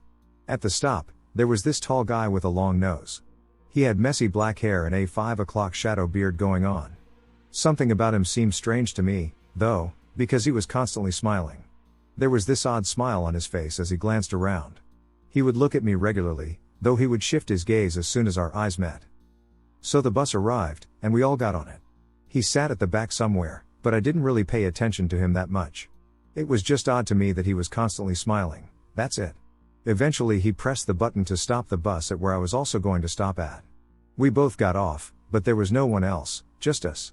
He was walking in front of me, and we crossed the road together and entered a park. Again, there was nobody around the premises as far as I could see. Then I saw him sit on the nearest bench. At that moment, as I walked past him, I noticed a distinct change in his face. He had blonde hair and no beard. I was absolutely dumbfounded. He whipped out his phone and said something, and he went back to where the bus stopped instead of proceeding forward to enter the uni. I am sure that was him. It was only me and that guy who got off the bus, and I could see that was indeed him while we were crossing the road. He was also still smiling. He had that same dumbass smile on his face up until I passed in front of him and noticed that he had a different face. I spent the next few hours pondering whether I was hallucinating or not. Alternatively, I wondered if I had slipped into a trance and overlooked the blonde man who was inexplicably making his way towards me. He wasn't walking that far in front of me, and I couldn't see anyone else ahead after that guy walked back to where the bus dropped us off. This is all really strange, and I'm just wondering if any of you had similar experiences. Please let me know down below. I am interested in hearing them. I have several paranormal stories, as the women in my family are particularly sensitive to the other side. I grew up in a haunted house where the activity centered particularly around my bedroom. I would awake in the middle of the night to hear the sound of pages fluttering. Unable to shake the feeling, I did some research on the property. I was so sure something dark was living there. Upon a quick Google search, It turns out that the house actually used to be the town morgue. When it was sold, the builder remodeled the entire thing into a home before putting it up for sale. My boyfriend was shocked and could not explain away the coincidence. The morgue was where the dead would go after their final breaths. I can only assume that some of them died by violence. That was the first time that my sensitivity to the paranormal actually had some facts to back it up. The two tall visitors. In 1973 I met two very tall persons, about 8 to 12 feet tall, a man and woman on the side of Mount St. Helens. I went there as a prep trip to go canoeing on the, not there now, Spirit Lake. Since it was March, I found the lake under snowdrifts, so I went up to the top of the mountain to climb it. As I got out of my VW Super Beetle, I was overcome with fear. Terror gripped me. Try as I might, I could not force myself to cross the parking lot to the beginning of the trail where a family was beginning their ascent. I could not move because the fear within me petrified my body. I then visualized, through my third eye, the mountain erupting directly beneath me. I witnessed the superheated mountain, rocks, and trees beneath me, along with everything around me, bursting into shreds. I shouted to the family to get out of there because the mountain was about to blow.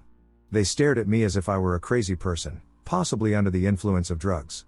I did have long hair in those days. The day was beautiful, clear, and I quickly realized that the sensation I was receiving was only a premonition of an event to come.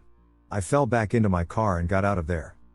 On the way down, I stopped at the lodge, where I bought some beer from the owner, Harry Truman, who made a snide remark to me when I stopped to debate getting a bag of chips after buying some beer.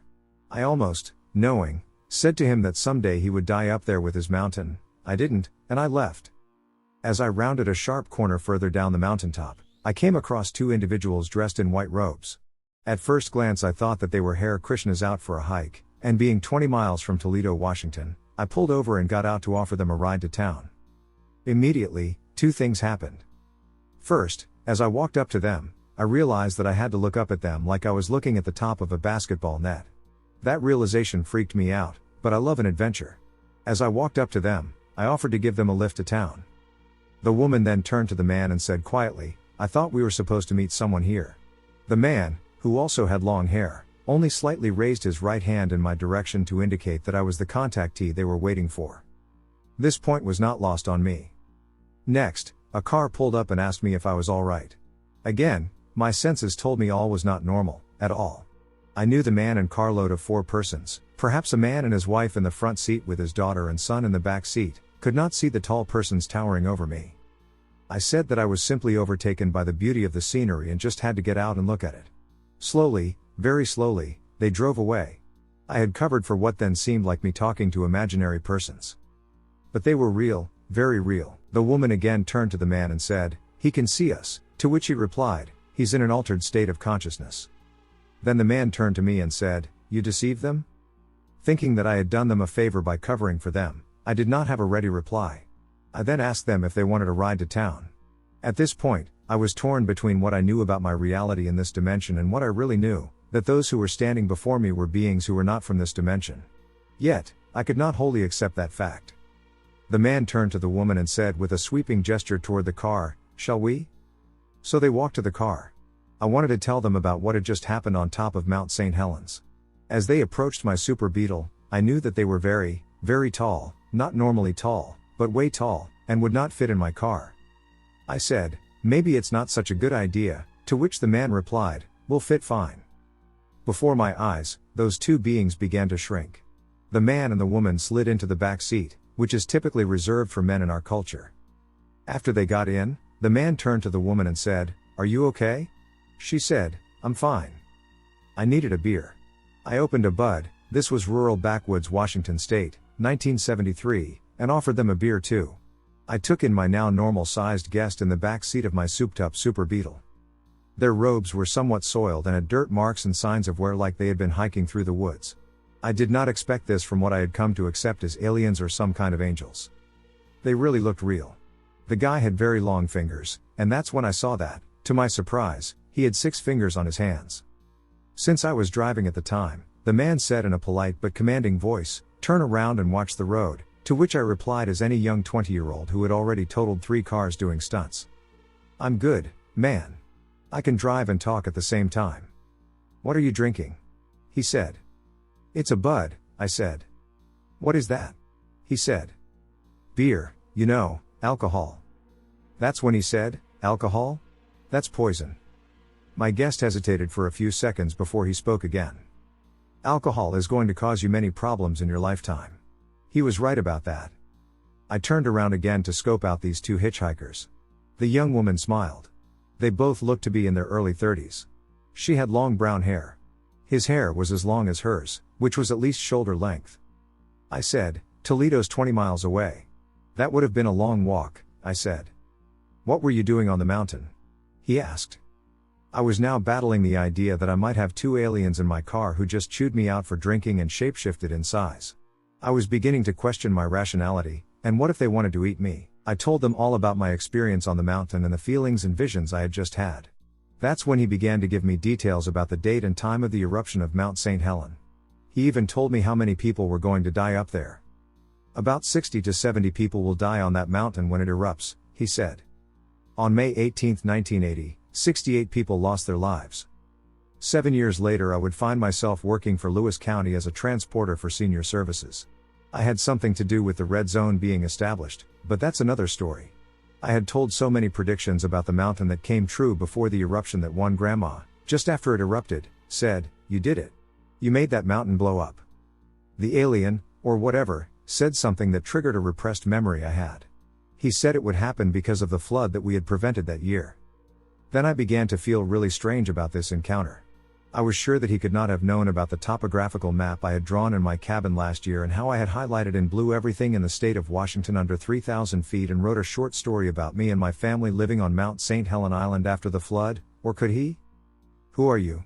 I asked. The woman leaned over to him and quietly, with her easy smile, asked him, "Should we tell him who we are?" "No," he said.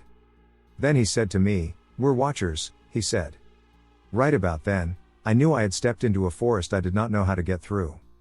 "I mean, what's your name?" He said his name was, "My name is Juras Humane."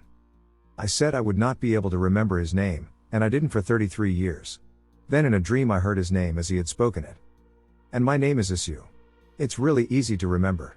Just think about it this way. Say it is you, and you will remember it. I did remember it. Also, I read something unique about the name Isu and a significance about that name, but again, I can't place what that importance is. You guys know? Of all the wonderful questions I could have asked them, I failed to do so.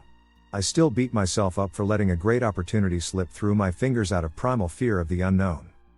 We were about 10 miles out of Toledo, Washington, by then, and Jerry Simane said, "Pull over here, and when we get out, don't look back." So I pulled over and let them out. And of course, as I pulled away, I looked back to see them grow back to their 10-ish or so feet height and then vanish.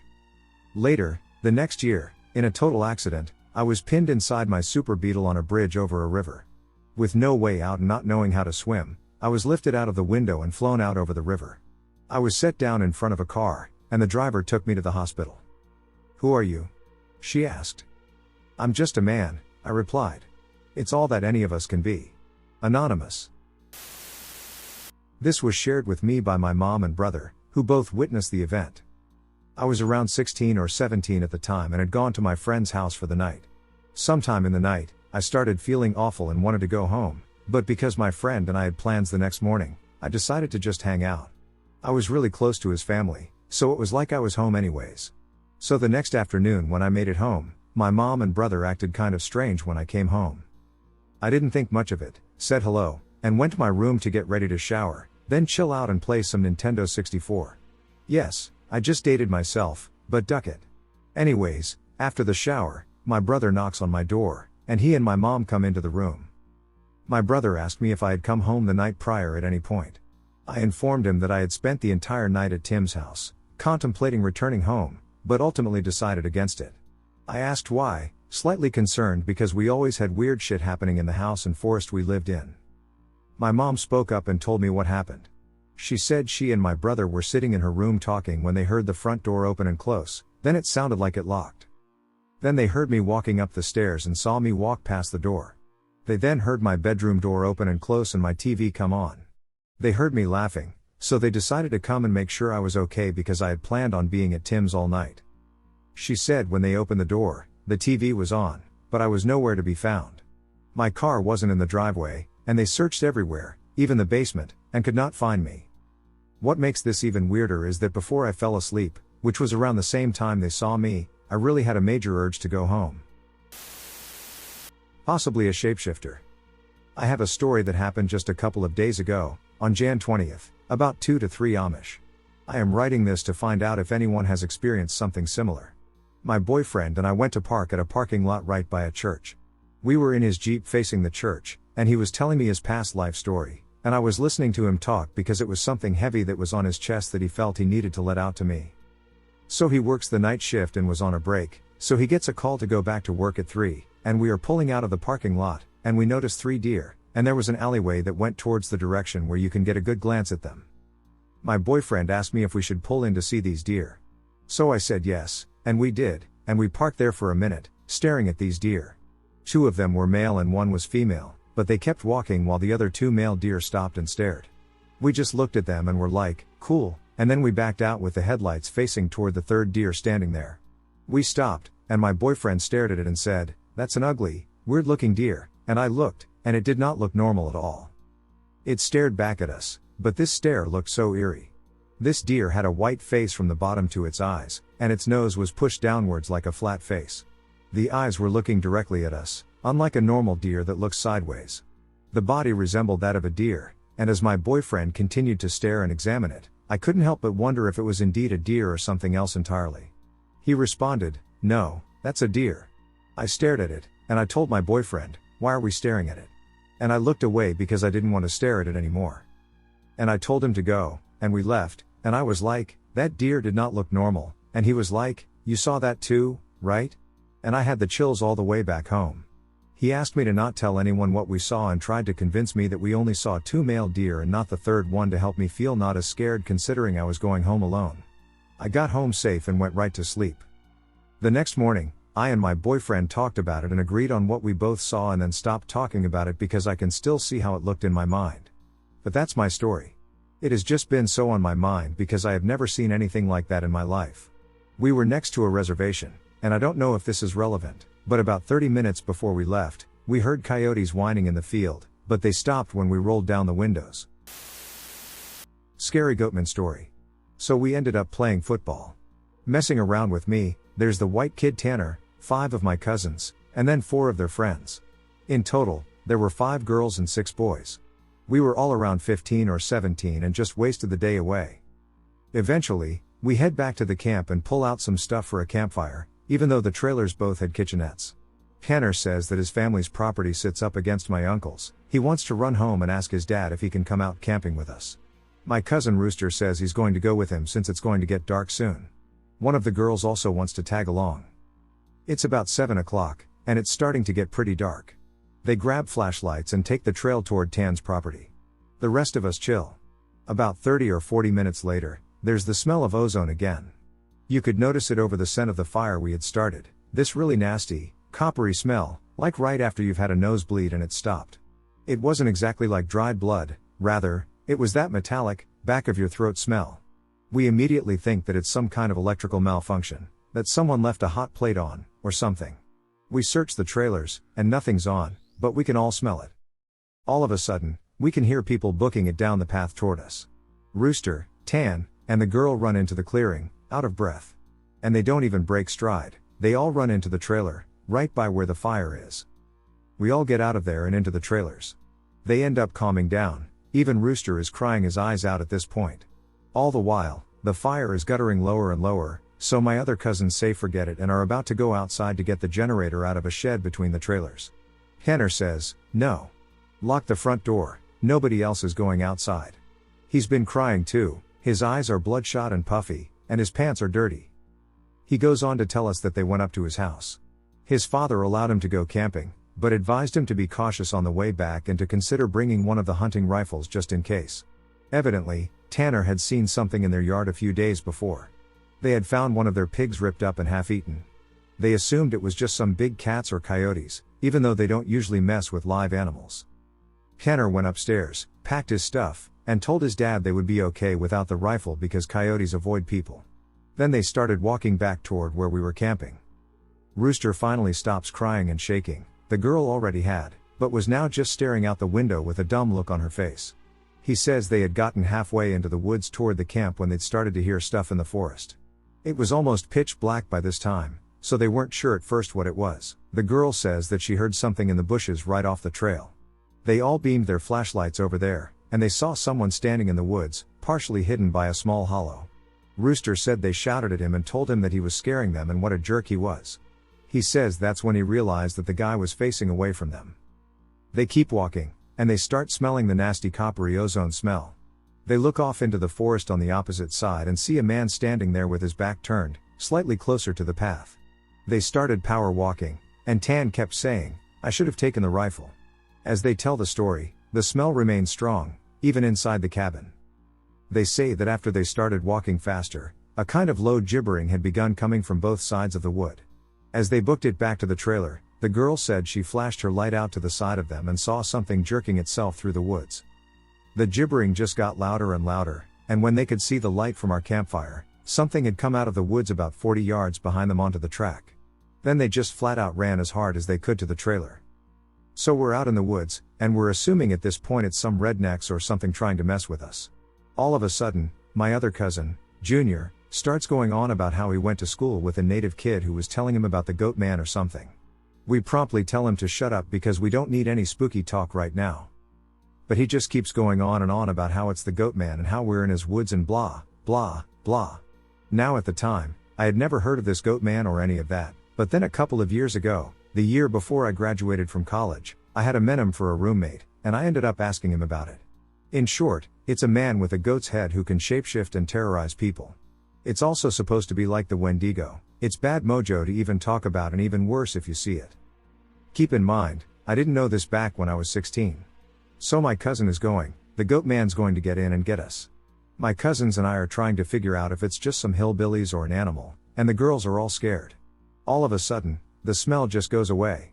To this day, I haven't even experienced anything like it. Obviously, smells usually fade away or lessen, but it literally was just there 1 second and not the next. It's now around 9 or 10 o'clock. We've stopped freaking out enough to go back outside and stoke the fire again. We figured it was just some jerks trying to mess with us, so we didn't go back home because we thought if we did, they'd chase us through the woods or something crazy. Nothing else weird happens that night. We stay another night, and for most of the night, nothing happens, but at about 1 in the morning, we're outside getting drunk and telling ghost stories. As someone concludes a spooky story, I'm not sure what it's about, the smell returns. It's so strong that one of the girls literally starts vomiting. I stand up, and you can actually feel how clammy the air is. I say we should get inside and that this isn't right, we should have just left. We all go back inside, and we're standing around. My cousin keeps going on about how he thinks it's the goat man. My other cousin, Rooster, tries to silence him, but I can't shake the feeling that something is amiss. We end up sitting in there for a while. The smell is just as strong, and we're all huddled in this camper, terrified. We end up cooking brats for everybody because nobody wants to go outside. It's one of those packs with 4 brats. We have a total of 3 packs. I grill them up on the stove, give everybody a hot dog, and then get mine. After a while, one of my cousins gets up and goes over to the pot to get another one. He starts grumbling about how I got 2 brats and everybody else only got 1, and I look at him like he's stupid. I tell him that everybody only got 1 because there were only 12 brats and that if he wanted more, he should open up a new pack and cook some more. That's when the girl who had been out with Rooster and Tan just starts screaming. "Oh Jesus, Lord, get it out." She's crying and shivering, and then it dawns on the cousin standing up what was wrong. He and I both glance around the room, and I feel my heart sink. I run out of the cabin, and the girl runs out with us.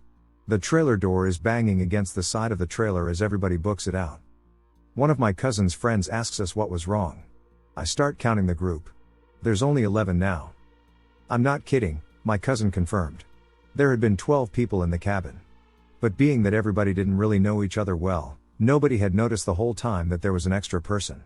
And then I realized earlier that I had noticed something was off. You know how when you're just messing around having a good time, you don't sweat the small stuff, and you don't always keep track of certain things? I'm dead sure that someone else had been in the trailer with us and that they had been there for at least a day, eating with us. What worsens it is that I couldn't figure out who it was, because I don't think anyone ever actually interacted with the other person / the goat man. The girl kept praying to Jesus, and we're all sitting outside. Eventually, we get big sticks and go back in the cabin, but there's nobody in there. We count again, and there are 11 people. We go back into the trailer and lock the door. We explain what happened. The girl says that she realized too, and that when she was about to say something, the person sitting next to her had grabbed her leg hard, leaned over toward her, and said something she couldn't understand. So we are scared as heck. As we huddle together, I fall asleep. When I wake up, the sun is just rising, with half of the people still asleep and the other half busy packing up our belongings. We all want to walk back home, but like 4 people want to stay until the sun is all the way up. And some people think that we're just messing around and still want to stay at the trailers. I just want to get out of the woods. The girl's name was Kira, the one that the goat man had touched. Anyway, I asked her if she really thinks it was something bad, and she said she just wants to go home and doesn't want to be out in the woods alone for another night. So we decide to split up. The 4 individuals who wish to leave can do so, but I must remain because I possess the keys to the cabin, which is owned by my uncle, and I need to secure it.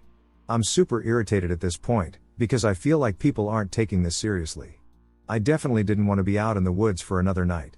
I dedicate the remainder of the day to persuading the remaining group, which now consists of 4 girls and 4 guys, to leave. Kenner leaves with them to go get a rifle and says he's coming back. By 4 p.m., only 7 of us remain. Around 5 p.m., he hasn't made it back. We're getting extremely antsy, and the only reason I stopped begging them to pack up and leave was because he went to get a gun. Around 5:30 or 6, the cousin who had previously gone to the woods with Rooster begins to lose her mind once more. She starts going, "I shouldn't have done this, we should have left."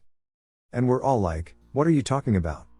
She thought the goat man was a myth and that they were just playing with us on the way back to the cabin. She claimed that she had grabbed his hand while walking back to the cabin, noting that it looked too much like a human hand to be anything else. So I'm just completely losing my temper now. I ask her how long she thinks it had been in the trailer, and she says since the first night, because it was sleeping in the corner on some bags when she was walking back to the cabin. And then it touched her leg. She says that it didn't actually touch her until the morning when all the stuff was going down. I asked her if she could talk to the goat man. So she starts crying again and shaking. And Rooster and the cousins are looking around the room and trying to figure out what to do. The guy from earlier that had checked the cabin when we went back inside was like, "I'm not staying here. We have to leave." We all get ready to go, and all the girls pack their stuff. We recheck our count and find that there are still only 11 people, indicating that we are ready to proceed. We get out of the cabin, and we're just leaving, walking back towards the trails. And the girls in the group think that they should be up front, so one of the guys is trying to tell them that he should go first because he's the oldest. We don't think anything of it, but Tan still hasn't come back. We have to keep going. So we're walking towards the road, and we think that Tan just went ahead and went home. We get to the road, and nothing else happens. We look at each other, and we realize that Tan isn't with us. And we have 11 people again. We're now finally walking back home, and we have to cross a wooden bridge about 20 yards from the trailhead. We look back, and there's someone standing on the other side of the bridge. Rooster turns around and starts running back to the trailer. He just takes off, and we all start running in different directions. We all stop and look around the area where we were camping, and there isn't anyone there. Tan never comes back. The worst part is that we all couldn't remember whether or not he was there in the first place, so we don't know if we left him, if he got killed by the goat man, or what. But to this day, we still get that smell occasionally. When we talk about it, it just comes back. So this story is actually my older brother's tale. I believe him 100%. The man is not known for bullshit, and this has changed his view on the world of the paranormal. Before, he absolutely did not believe in anything he could not see, touch, taste, or feel. Ken's job takes him all over the states of KY, Tennessee, Indiana, and Ohio. He is contracted by companies that intend to build factories, business parks, etc. He goes to these properties and walks the entire length of the undeveloped area, taking photos and drafting where the utilities are to be placed, above and underground. So for long stretches of time, he is out in the field, sometimes miles away from civilization. This one particular day he was in the eastern part of KY. He perceived the property as massive, forested, and hilly. In fact, he was unsure why anyone would want to build this far out, but whatever, it's his job. He hiked for about an hour up this hill and then stopped to write down the math. Ken stood in a clearing for about 15 minutes when he realized he had been hearing a strange whizzing noise by his head. He looks up, around, and doesn't see anyone. That's when a stone goes whizzing past his head. He stands still, trying to logically figure out how stones are being thrown at him miles away from anyone. At first he says he thought it was backwoods hillbillies or something, messing with him. But the woods was absolutely silent, no shifting footsteps, not even birds singing. My brother is a big guy, over 6 feet, and has had run-ins with snakes, raccoons, and even a bobcat. But nothing scared him as bad as this. He slowly began to pack up his gear, all the while stones were still being thrown. That's when he said a huge piece of wood was hurled at him. Realizing he had stumbled into something or someone's space, he called out, "I'm sorry. I didn't know you were here, and I'm leaving." Then he turned tail and booked it, all the while expecting someone or something to chase him. The Faceless Boy. I was about 9 when the incident happened. My brother and I shared a room. I had the top bunk, and he slept on the bottom. We went to bed together at the same time every night. It was a routine. My mom bought me one of those infomercial train alarm clocks, and I had it set up next to my bed. Every morning I would wake up, look at the clock tower on the alarm clock, turn off the alarm, and get up for school. It was a school night. I was lying in bed playing Harry Potter and the Sorcerer's Stone for Game Boy Advance and happy as any other kid could be. My mom came into my room and told my brother and me to go to sleep, so we did. I would sometimes wake up early in the morning to pee, so I'd slide my legs over the side of the bunk bed and hop down, running upstairs to the bathroom. Our bedroom was in the far end corner of a finished basement. My dad used to play music when he pooped, so it was normal hearing music coming from the bathroom. That's how you knew Dad was in there. On this particular night, I heard the faint melodies of Gary Numan's Cars playing, and it comforted me. The song ended, but then replayed itself. That song was on repeat for maybe 40 minutes. My dad always had a playlist of random cool 80s songs that he burned on a CD, so it was quite strange to hear the same song playing over and over again. When I went upstairs to investigate, I found the bathroom door slightly open, allowing light to filter through. I opened the door, and no one was there. Just that song playing. I turned off the stereo and turned out the light. As soon as I got back to my bedroom, I heard the song come back on. It didn't make sense because nothing like this had ever happened to me before. I got a strange gut feeling, so I ended up having to wake up my dad and have him turn it off. The next night was a little different. As usual, my brother and I went to bed, and I woke up with the same overwhelming urge to urinate as the previous night. I turned over and looked at the clock on my nightstand. 2 a.m., it read. Pretty early, I thought. I leaned to my left and lifted my leg over the side of the bed when I suddenly came to a stop. I was frozen. I couldn't move. My body was completely paralyzed, with half of my right leg over the side of the bunk bed. There on the floor was a boy. He was sitting in a fetal position, holding his knees to his chest. His skin was blue, but it had a strange, ominous glow to it. He had on what looked like a bathrobe that was all black. His knees were tucked into it, and his arms were supporting them. His face was long, with 2 empty spaces for eyes. There was no distinct shape to his face, only deep voids where his eyes should have been. He didn't have a nose or a mouth. He was shivering, holding his limbs close to himself. I could hear my brother lightly snoring beneath me, and I was terrified for his safety. I had thousands of thoughts racing, nothing coming close to any sort of explanation for what I was seeing. I wanted to scream and cry at the same time, but I was frozen. I found myself frozen in that same spot. I finally gained some sort of strength and pulled my leg up, which startled him. He turned his head in an unnatural way and started looking at me. He was just staring at me. I couldn't see his eyes, but I knew they were there, like looking into a well to try to see the bottom. I looked at him for what felt like 2 hours. I couldn't move. I couldn't speak or properly breathe. I found myself trapped. The boy eventually looked away from me. It was a calming feeling once he looked back at the wall. At least I wasn't getting his attention anymore, I thought. The only thing I could think of was to slowly move under my covers and attempt to hide, which is exactly what I did. I lightly and carefully shuffled beneath my covers and turned towards the wall, eventually falling asleep. He had disappeared by the next morning. There was no sign of him being there or leaving. I told everyone I know about him, and most of my friends and family believed me. To this day, I haven't forgotten him. Even after 19 years, I can vividly recall him in my mind. Seeing that entity sparked a lifelong search for the paranormal. I am seeking a deeper understanding of what I witnessed. I'll never know what I saw. 10 Truly Incredible Humanoid Encounters. By Preston Dennett. It's often one of the most unnerving and incredible experiences a person can have, a face-to-face encounter with an extraterrestrial humanoid. Confronting something completely foreign to one's belief system presents a significant mental, emotional, and spiritual challenge. One very common after effect is that people refuse to talk about it, or in some cases, even think about it.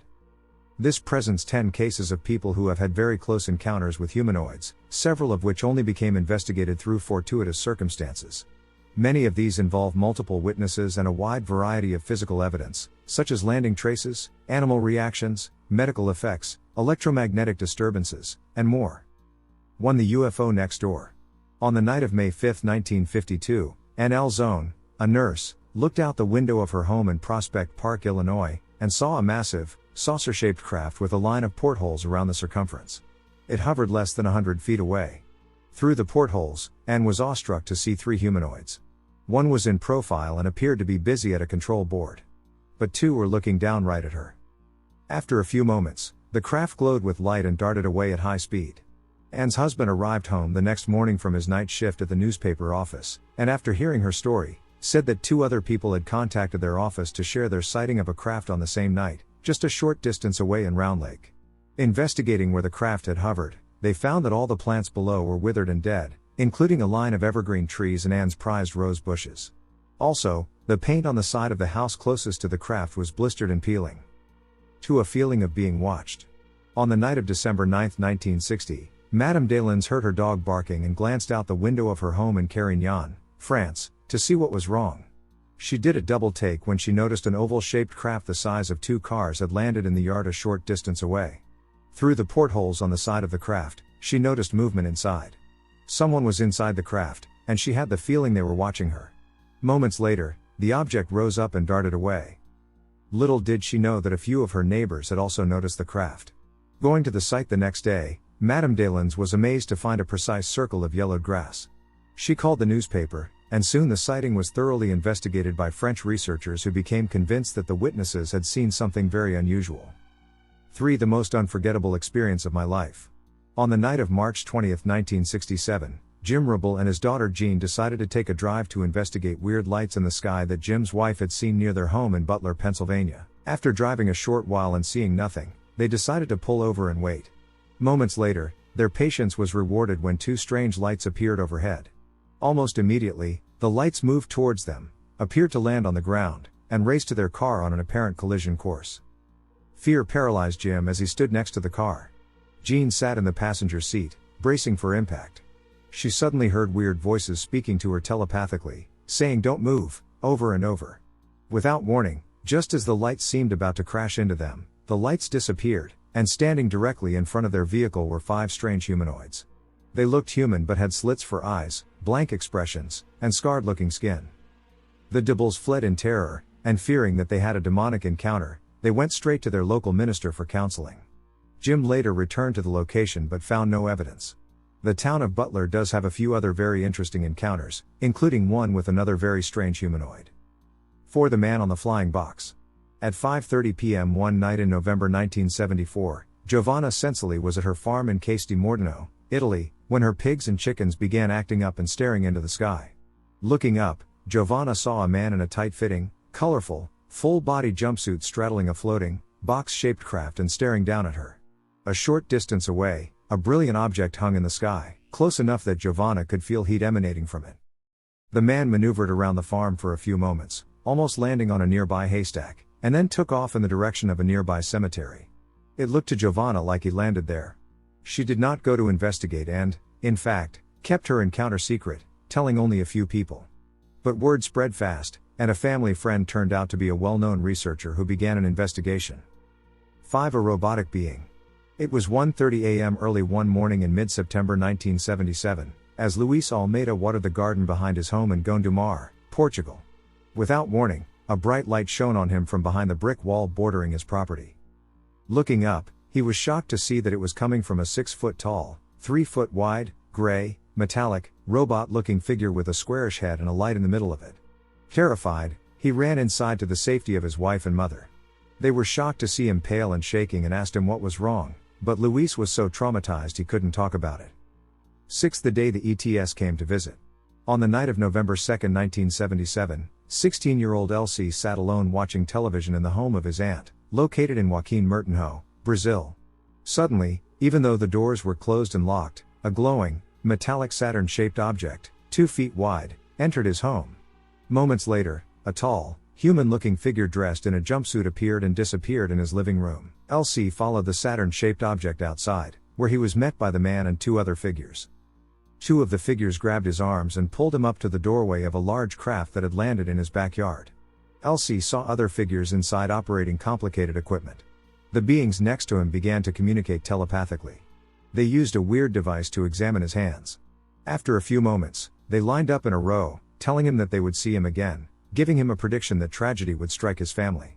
As the craft took off, LC attempted to seek assistance, but the trauma of the event rendered him speechless. Later, the tragic events occurred just as the ETs predicted. 7. The Alien and the Fisherman. On the night of February 4, 1978, 6 men, all fishing buddies, went fishing on Lake La Florida in San Luis, Argentina. After a few hours, they were stunned when a brilliant light lit up the area like daylight. Looking at the source of the light, all 6 men observed a saucer-shaped object rise from behind a nearby hill. A door opened, and a small, flexible ladder extended down to the ground. A tall figure came down the ladder and approached the stunned group. They saw that he had fair skin, blonde hair, and was dressed in a silvery jumpsuit. The man smiled at them and held his arms and hands out in a welcoming gesture. The men were too stunned to react. The man quickly turned around and re-entered the craft, which rose up and darted off so swiftly, it left a luminous trail behind. The men reported their encounter, causing a media frenzy. Later, police and the military investigated the case. They photographed and documented the strange footprints left where the being had stood. Investigators also learned that residents in the area had seen the craft as it moved off. 8. The Singing Extraterrestrials. As investigated by researcher Anton Anfalov, in February 1982, 2 men were exploring the monuments in the area of Borak, Russia, and taking photographs. Suddenly they came upon a large craft shaped like a loaf of bread. It opened like a blooming flower, and 2 tall humanoids emerged. They wore glowing jumpsuits and had pale skin, close-set eyes, and fine features. One of the men became frozen in place and fell into a daze. The other stood there as the 2 figures approached him and began to communicate in sing-song melodic harmonies. The witness himself was shocked when he answered them in the same tones, seemingly against his will. The witness recalls only fragments of the brief conversation that followed. He managed to snap a couple of photographs before the beings returned to the craft, which departed suddenly. The other man woke up with no memory of any conversation but did remember the beings. Unfortunately, the photos came out completely blank. The main witness reports that his outlook on life became deeply philosophical. 9. It was strange.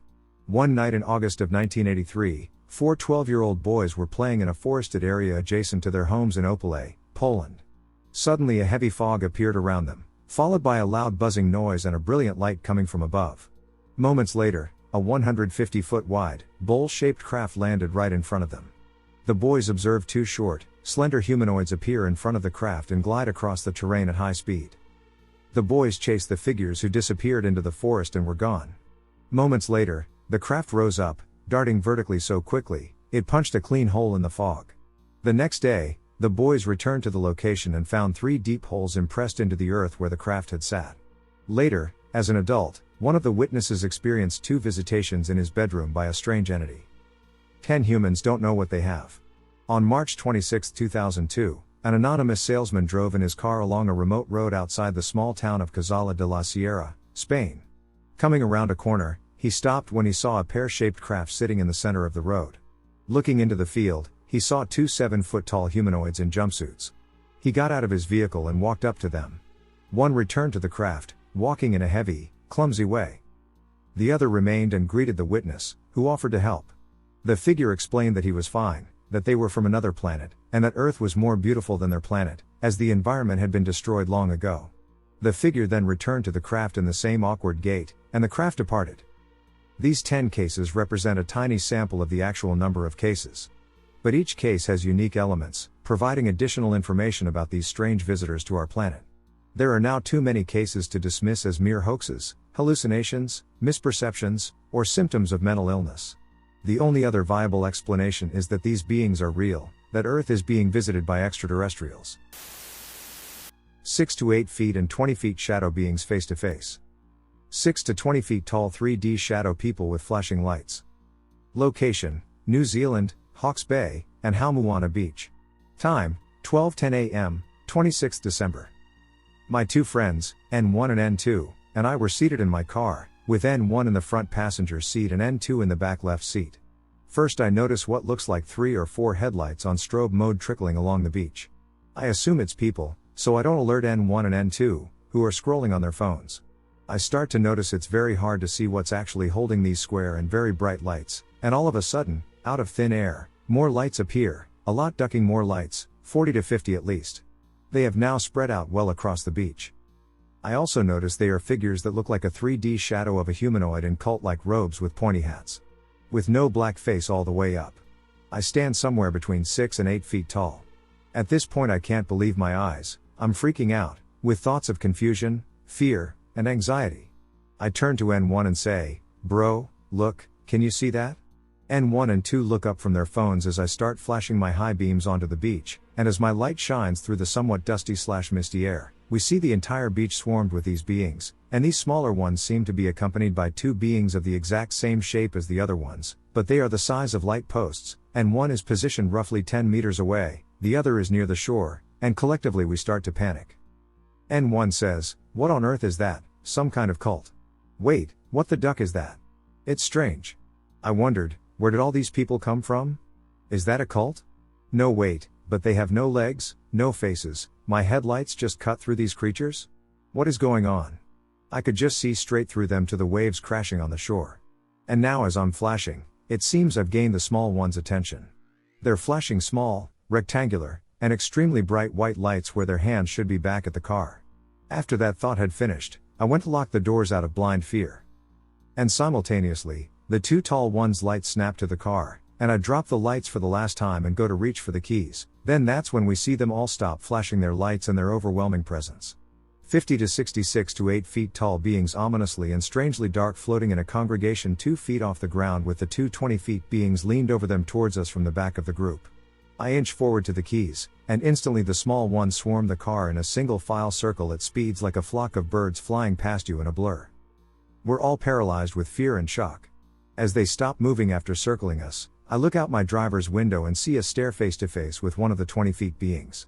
It's completely black with a face like a KKK hood all the way up, hence, we thought cult. I look to my left to get someone to see what I was seeing on my right, but N1 is staring at the other 20 feet being in his window, and N2 is looking at it too through his own window. I turn my head back to the right. It's gone. Look to my left, it's now at N2's window, and I can see both beings looking into my car at them. This lasted maybe 20 seconds all up after they had us surrounded. Suddenly one of the tall ones teleports instantly from N2's window 30 meters away to a public toilet I could see in my rear view and out the back window. The being puts his 2 to 3 meters long arm out in thin air and seems to open a portal-like white door of pure light. The other 20 feet being then teleports somewhere to the front left of the car and seems to give the small ones an order to assemble at his feet. Then, the one in the bathroom seems to silently order them too, as they fly in a single file line from the front left of the car to the bathroom portal. The 2 tall beings enter the portal, and when it seems to be closing, 2 or 3 sets of the lights from the start rush out into the grass and tree area in front of the bathroom. We are scared little teenage boys freaking out like we all saw the same ghost at this point, so I turn the keys, slam the car in gear, and we leave the beach. We are embarking on an 80 km/h journey that will lead us back to Havelock North. I'm driving at 50 km/h while the 3 of us frantically confirm what we've seen and process the event/encounter. We see lights coming from behind, which is odd since we should have seen the car on the one-way road. He abruptly rounded a bend behind us, as if he had anticipated our approach. I decided to pull over. Let the car pass. It's a beat-up yet shiny old green Corolla box-looking car with oddly white headlights. It doesn't indicate, but it slowly passes us, then does a speed a car could do and disappears behind another bend. After we get around the same bend. There it is, the same set of lights on the opposite side of the road coming toward me. I think I'm paranoid because we are all still panicked and confused. But oddly enough, as I mention the lights in the front N1 and 2 without my input, I mention seeing the car that just passed us lights in the distance behind us. The entire way until we reached town, the lights never got further or closer. It was when we came around a few slow bends that we lost sight of the lights in front. We pulled over onto a random person's lawn to collect ourselves and again try to confirm what we witnessed. Then maybe 2 minutes after we all stepped out to stretch and breathe, we saw that set of lights coming our way but slowly circling around about 100 meters from us, and it's the green Corolla boxcar thing. Then from the right comes another car of the exact same shape, but it's black and gray or maybe silver. They do another loop of the roundabout together and head out from where we came. I noticed well before my friends. But it wasn't because I could see anything at the start, it was just a normal beach. I think that I could feel the place they had come from. What they entered through was a different door from what they exited near the bathrooms. Less like a door on hinges and more like a literal rip in the fabric of space. This rip had a presence like opening a window and feeling what I want to call a breeze of some kind, but there was no wind. It felt like I was experiencing a very uncomfortable yet calm G-force. Anyways, I could recognize that as some kind of movement, so that's what pulled my eyes from the shore to the left of the car. Another thing to add about when they first appeared. They came out from underneath one of the 20-footer's arms. And I've been comparing like this relentlessly to anyone who'll listen. It was like a teacher opening school gates on a trip of some kind onto a beach, and all these curious, excited, happy children came onto the beach and looked like they were searching the beach, looking at rocks and shells. Another thing, when they were somewhat congregated in front of the car and flashing their lights back at us while we were flashing high beams. In that moment I felt absurd senses of curiosity and wonder, what felt like the faces of schoolchildren staring, smiling, and laughing. But these vibes, for lack of a better term, were only exuded by the shorter ones. It's strange I felt I could be some of their friends even though I was scared shitless. The two 20 feet beings stared in our direction with such an overwhelming amount of fear, disdain, confusion, surprise, and concern. I felt like they were very scary teachers catching me smoking at school. After dropping the high beams for the last time, the curiosity and wonder disappeared instantly. The air went stiff and cold, we were frozen in fear. When they had us surrounded and the two tall beings who were looking and gave more overwhelming emotions of why are you here? What are you doing? What are you doing? Are you a threat? Are you in the way? Is action necessary? I truly believe this is how they process the interaction. With feelings of wow, who are these guys, and why are they here? People aren't usually here when we do this? What do they want? Seems they aren't obstructing us in any way. We have an objective, we can't waste any more time. Go to the portal. I believe they were using an empathy system to communicate. It was hard to understand, though, because people think thoughts and then feel feelings, and our feelings aren't always accurate and coherent. It was like they could make you feel what they felt. And could feel what you felt. We are a mind and a vessel that feels emotions, but they were both. Their thoughts, actions, and emotions were all unified. I say this because when I locked the door, I locked it because I thought and felt, cult? Attack? Defend, and I'm unsure if it was coincidence, but that was the moment we were surrounded. I didn't get much after that except for it feeling like all the small ones were called to attention somewhere near the left of the car and then called to move into the portal behind us, and like that they were gone into thin air again. Another thing with the portal behind us was that when it was opened, I didn't feel the same energy rushing towards me and collecting around me. I felt it rushing past me, like I was standing in a breezy corridor with two open doors. I truly think that I could sense their direction. I'm not sure where or what it was, but I could feel something. And it was different from where they came from.